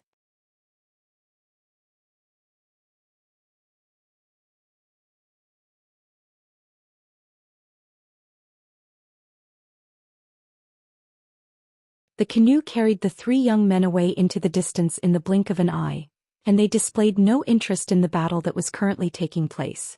Tai Long was silent for a while before turning to the other two devilish lords. You two, go after the two body integration stage human cultivators that escaped. I'll lead the army to take over Heavenleen City. The final body integration stage human cultivator fled back into the city, but he's severely wounded and doesn't have the aura integration beast to help him anymore, so I'll take care of him along the way. As for that man, Master Shui Guang is going after him in person, so there's no way he'll be able to escape. Will you be alright on your own, Brother Tai? What if the humans still have some other trump cards up their sleeve? Fairy Yu was rather hesitant. Rest assured, I have the infernal blood form guards with me, and will be able to take care of everything, Tai Long replied. In that case I'll leave everything here to you, Brother Tai. Fairy Yu nodded in response before flying away as a streak of pink light, heading straight toward the direction that Fairy Silver Light had just fled toward. As for Feiya, he had already forcibly repressed the poison in his body and also departed as a streak of white in pursuit of Fairy Lin Luan. Following the departure of the other devilish lords, Tai Long yelled, "All of the body integration stage human cultivators have fled. It's time for us to take over this city." His voice was imbued with immense devilish might, and it rang out like a resounding thunderclap in the ears of the human and devilish armies down below. The devilish beings all let loose cries of elation, and they began to attack with even greater ferocity. As for the humans on the battlefield, all of them had turned deathly pale, and morale instantly plummeted to an all-time low. In this dire situation, Master Azure Dragon's voice suddenly rang out like rumbling thunder from some part within the city. Do you really think I didn't prepare any other trump cards? If you want to break our Heavenleen City, you'll have to get past these 108 giant puppets first. As soon as his voice trailed off, over 100 pillars of golden light emerged in all corners of the city, then transformed into a series of golden armored guards. These guards were clad in golden armor from head to toe, and they were each wielding a giant golden sword that was around the same size as their bodies. All of them were also wearing visors that revealed only pairs of cold silver eyes. Even though these 108 golden armored puppets were only hovering in midair in a completely still manner, they were releasing formidable auras that weren't inferior to those of spatial tempering cultivators. The despairing human army was naturally greatly reinvigorated upon seeing this, and they began to retaliate against the devilish army with renewed vigor. Thus, the sound of violent clashes rang out all over the battlefield again, and Tai Long was rather taken aback by this situation. However, a hint of disdain then quickly appeared on his face, and he waved a hand toward the infernal bloodform guards around him as he commanded, "You don't have much time left, so participate in the attack right away. We have to tear down the city's main defenses in the shortest time possible." The devilish generals leading the army immediately gave affirmative responses upon hearing this, then quickly descended to join the devilish army down below in their attack against the city wall up ahead. As for Tai Long, he hovered up in the air and watched as the situation unfolded.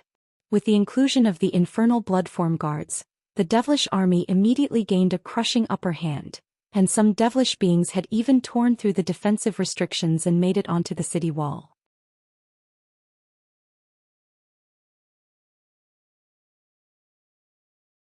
In response, the 108 golden puppets merely continued to hover in midair, displaying no intention of assisting the human army whatsoever. After appraising the situation for a while longer, a thought suddenly occurred to Tai Long, and he immediately flew back toward the devilish cloud. After just a few flashes, he disappeared into a mountainous black arc, and the devilish guards in the arc were quite surprised by his sudden return. However, Tai Long offered no explanation to them at all before making his way into a secret chamber, then immediately activated the restriction that had already been set up in there. Layers of 5-colored light immediately surfaced from the walls of the secret chamber, and a small white formation appeared on the ground. Tai Long strode over to the formation and made a hand seal before casting several incantation seals into the formation. Spiritual light flashed from the formation amid a faint buzzing sound, and a white jade altar slowly emerged at the center of the formation. Sitting atop the altar was a rusty copper mirror that seemed to be an extremely ancient artifact. A serious look immediately appeared on Tai Long's face at the sight of this mirror, and he began to chant something before opening his mouth to expel a ball of blood essence, which transformed into a cloud of blood mist that enveloped the entire mirror. Layers of azure light appeared over the surface of the mirror, and it gradually brightened. All of a sudden, light flashed from the mirror, and the image of an azure-robed elderly man appeared on its surface. This was a benevolent-looking elderly man with a head of gray hair, and he was seated on a black wooden chair. He was holding a book in his hand that was slightly yellow from age, and he cast his gaze toward Tai Long from within the mirror. "Ah, I was wondering who was contacting me. Haven't you already joined up with the devilish army to participate in the sacred sacrifice? Why are you contacting me using this split-realm mirror?" the elderly man asked with a smile. Tai Long pays his respects to Lord Weng. "Lord Weng, Master Shuaguang has descended into the spirit realm again." Tai Long extended a respectful salute before cutting straight to the chase. "Again? Has he sent another one of his clones into the spirit realm? That is indeed rather strange." Despite what the elderly man was saying, his expression remained completely unchanged. "This is not a normal clone. Instead, Master Shuaguang seemed to have used some type of secret technique to directly possess the young devil with his spiritual sense.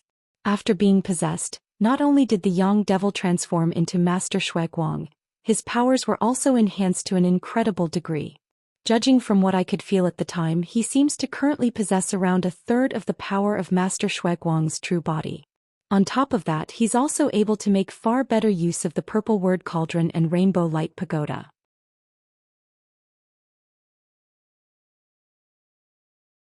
With these two treasures, he was able to easily capture an aura integration beast that the humans had up their sleeve, Tai Long replied in a solemn manner. The elderly man's expression finally changed slightly upon hearing this, and he murmured to himself, "Is that so?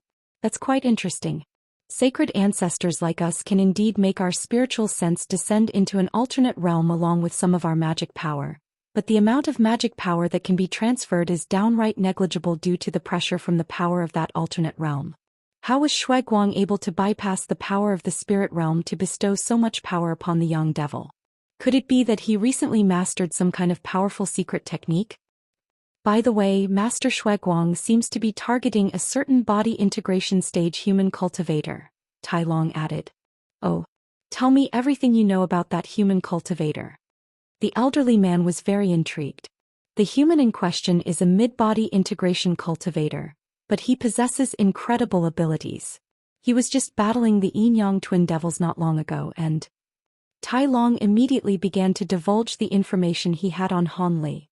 After a while, he had revealed everything that he knew, and he fell silent as he awaited the elderly man's instructions. "You did very well. This information is very useful to me. You can go now," the elderly man instructed with a stroke of his beard. "Yes, Lord Weng, I'll be taking my leave now," Tai Long replied before casting an incantation seal onto the ancient mirror. An azure light flashed from the mirror's surface, upon which the image of the elderly man vanished. After contemplating the situation in silence for a short while, Tai Long strode out of the secret chamber, then flew out of the giant ark and re-emerged on the battlefield as a cloud of black chi. Meanwhile, in a certain wooden cabin within another realm, the elderly man had placed his book down onto his knees and was contemplating something with narrowed eyes.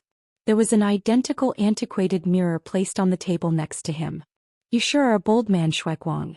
I don't know how you managed to transfer so much of your magic power into the spirit realm, but are you not afraid that something will happen to your true body in the sacred realm? If your enemies were to hear about this, I'm sure a lot of turmoil will ensue," the elderly man murmured to himself as a cold look flashed through his eyes. At the same time, tens of thousands of kilometers away from Heavenly City, Fairy Yu was flying rapidly through the air while holding a crimson bead in one hand. After reporting the situation to an elderly woman in the Elder Devil realm, she opened her mouth and swallowed the bead again. After that, she immediately accelerated even further in her flight. Several hundred kilometers ahead of her was Fairy Silver Light, who was also flying through the air as a streak of silver light. The same scenes were unfolding with Feiya elsewhere, who was carefully stowing away a translucent jade talisman that he had just used. Meanwhile, Hanli was flying through the air in his giant bird Kunping form, traveling at an incredible speed.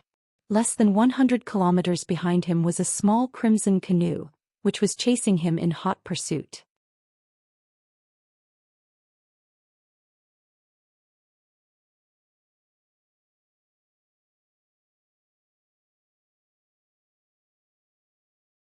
Hanli had naturally already discovered that he was being pursued by sacred ancestor Shuaiguang, and he was flying as quickly as he could as he flapped all four of his wings vigorously.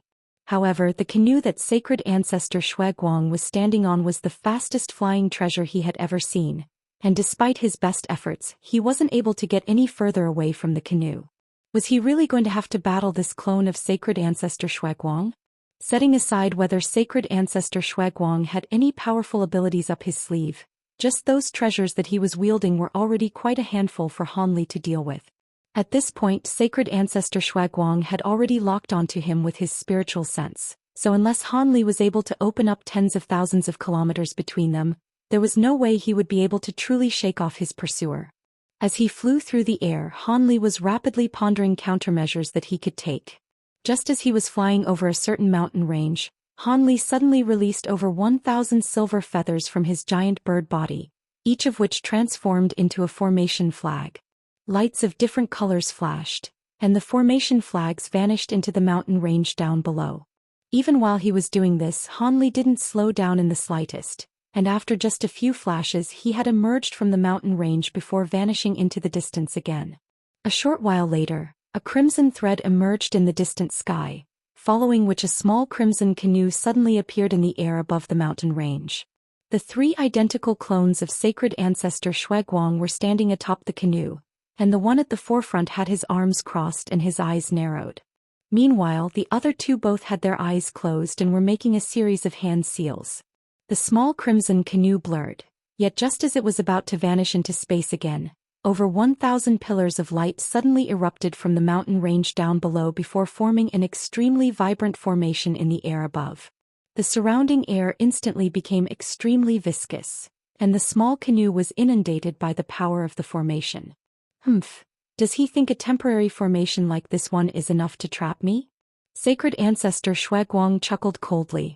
Immediately thereafter, one of the clones behind him withdrew his hand seal, then opened his eyes before expelling a ball of black light out of his mouth. There was a small cauldron hovering within the black light. It was none other than that purple word cauldron. The clone that had summoned the purple cauldron gently laid a hand onto it, then uttered the word break. Bright light immediately erupted from the cauldron, and it swelled drastically to over 100 feet in size. A huge black rune that was around 10 feet in size then emerged from within the cauldron before transforming into a black hurricane.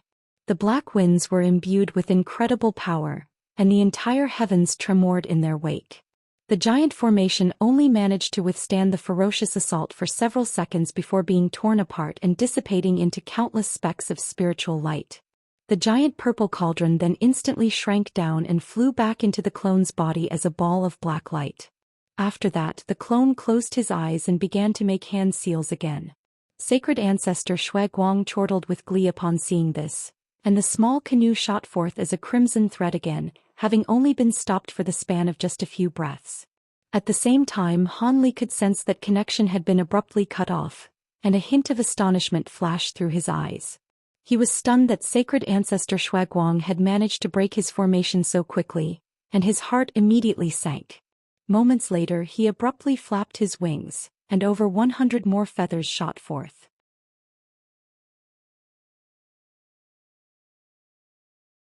As soon as these feathers detached themselves from his body, they transformed into talismans of different colors that vanished into the surrounding air with only 2 silver talismans remaining on the spot. One of them flashed with silver light and transformed into a golden armored warrior that was wielding a giant golden blade. As for the other silver talisman, it produced a faint golden shadow that abruptly vanished into the back of the armored warrior. As for Han Li himself, he showed no signs of stopping and vanished into the distance again after just a few flashes. Not long after that, spatial fluctuations erupted in the distance, and the small crimson canoe reappeared. Sacred Ancestor Shuiguang was initially rather taken aback by the sight of the golden armored warrior before a cold smile reappeared on his face. This human brat sure has a lot of tricks up his sleeve. It's quite remarkable that he was able to refine a shadow puppet of such a high caliber. However, this thing isn't anywhere near enough to stop me. As soon as his voice trailed off, the final clone standing on the canoe slowly opened his eyes, then raised a hand to release the small rainbow pagoda.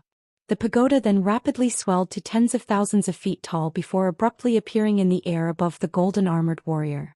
The armored warrior remained completely expressionless, but it slashed its blade viciously toward the pagoda up above. A resounding boom rang out as a sword projection that was over 1,000 feet in length struck the underside of the pagoda, only to vanish like a sandcastle in the rising tide. The giant pagoda continued to descend, and countless streaks of rainbow light surged forth from it to completely inundate the golden armored warrior. When the light faded, the pagoda had reverted back to its original miniature size, but the armored warrior was nowhere to be seen. The clone that had released the pagoda waved a hand through the air to recover it, following which the crimson canoe continued to fly through the air as a crimson thread. However, in the next instant, silver light suddenly flashed from the spot where the armored warrior had just been taken, and another golden armored warrior emerged amid a flash of silver light. As soon as it appeared, it made a hand seal, and an indistinct projection with 3 heads and 6 arms emerged. The projection waved its 6 arms through the air, and 6 massive balls of golden light came crashing down toward the canoe. Even before they had struck the canoe, Sacred Ancestor Shuiguang was struck by a burst of formidable might that was both rather familiar and also completely unfamiliar at the same time. "That's a true devil projection," he exclaimed in a stunned manner. Meanwhile, the clone standing behind him flipped his hand over to produce a small purple cauldron, which released a purple light barrier that instantly enshrouded the entire canoe.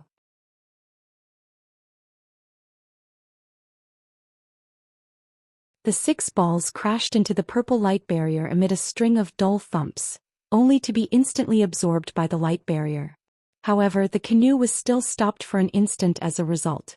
Sacred Ancestor Shuiguang quickly recovered from his astonishment, and his expression darkened as he raised a hand before drawing a peculiar-looking circle in the air. A large white hole instantly appeared in front of the small canoe, and crimson light flashed as a massive python shot forth out of the hole. The python pierced through the golden armored warrior's body before winding itself around the puppet. The armored warrior didn't even get a chance to react before it was crushed into specks of silver light by the python, and the golden projection behind it also crumbled away as a result. Sacred Ancestor Shuiguang harumphed coldly, and he was just about to continue onward when he abruptly looked up with a slightly bewildered expression. In the air above the canoe, the projection of a series of palaces and pavilions had appeared. This was none other than the 9 palaces heavenly talisman that Han Li had set up earlier. In the instant that Sacred Ancestor Shuiguang discovered this, a vast expanse of light had already descended from above to ensnare the crimson canoe. In response, the final clone on the canoe hurled his rainbow pagoda through the air again. A giant pagoda projection instantly appeared overhead, keeping the palaces and pavilions at bay, and preventing them from being able to descend any further. Immediately thereafter, the clone began to chant something before expelling a mouthful of blood essence, then yelled the word "capture." Rainbow light instantly swept upward from the tip of the pagoda, sweeping up all of the palaces and pavilions. The light faded, and the giant pagoda projection vanished as the small rainbow pagoda returned to the clone's hand. Sacred Ancestor Shuiguang's heart immediately eased upon seeing this, and he spurred on the crimson canoe to continue traveling forward. Over at Heavenline City, all of the restrictions outside the city wall had finally been destroyed by the devilish army, and countless devilish cavaliers and devilish beasts were flooding into the city. However, the 108 golden armored warriors continued to hover in midair in a stationary manner. It turned out that they were mere projections that had been conjured up by a series of intricate formations.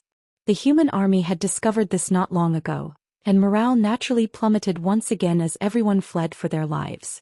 At this moment, on a nameless mountain hundreds of kilometers away from Heavenly City, there were close to 1,000 people in identical attire casting their eyes toward Heavenly City, which had been inundated by devilish qi.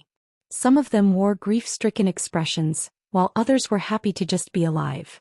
None of them uttered a single word, and it seemed that this was quite an organized and well-trained group. Standing in front of them was an azure-robed middle-aged man, and he was also appraising Heavenly City with a complex expression. He was none other than one of the grand elders of Heavenly City, Master Azure Dragon. Let's go, there's no saving Heavenly City at this point.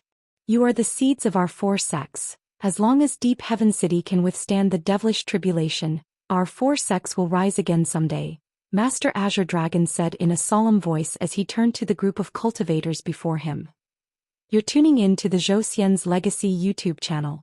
Don't forget to subscribe and join us on this journey to catch the most captivating stories.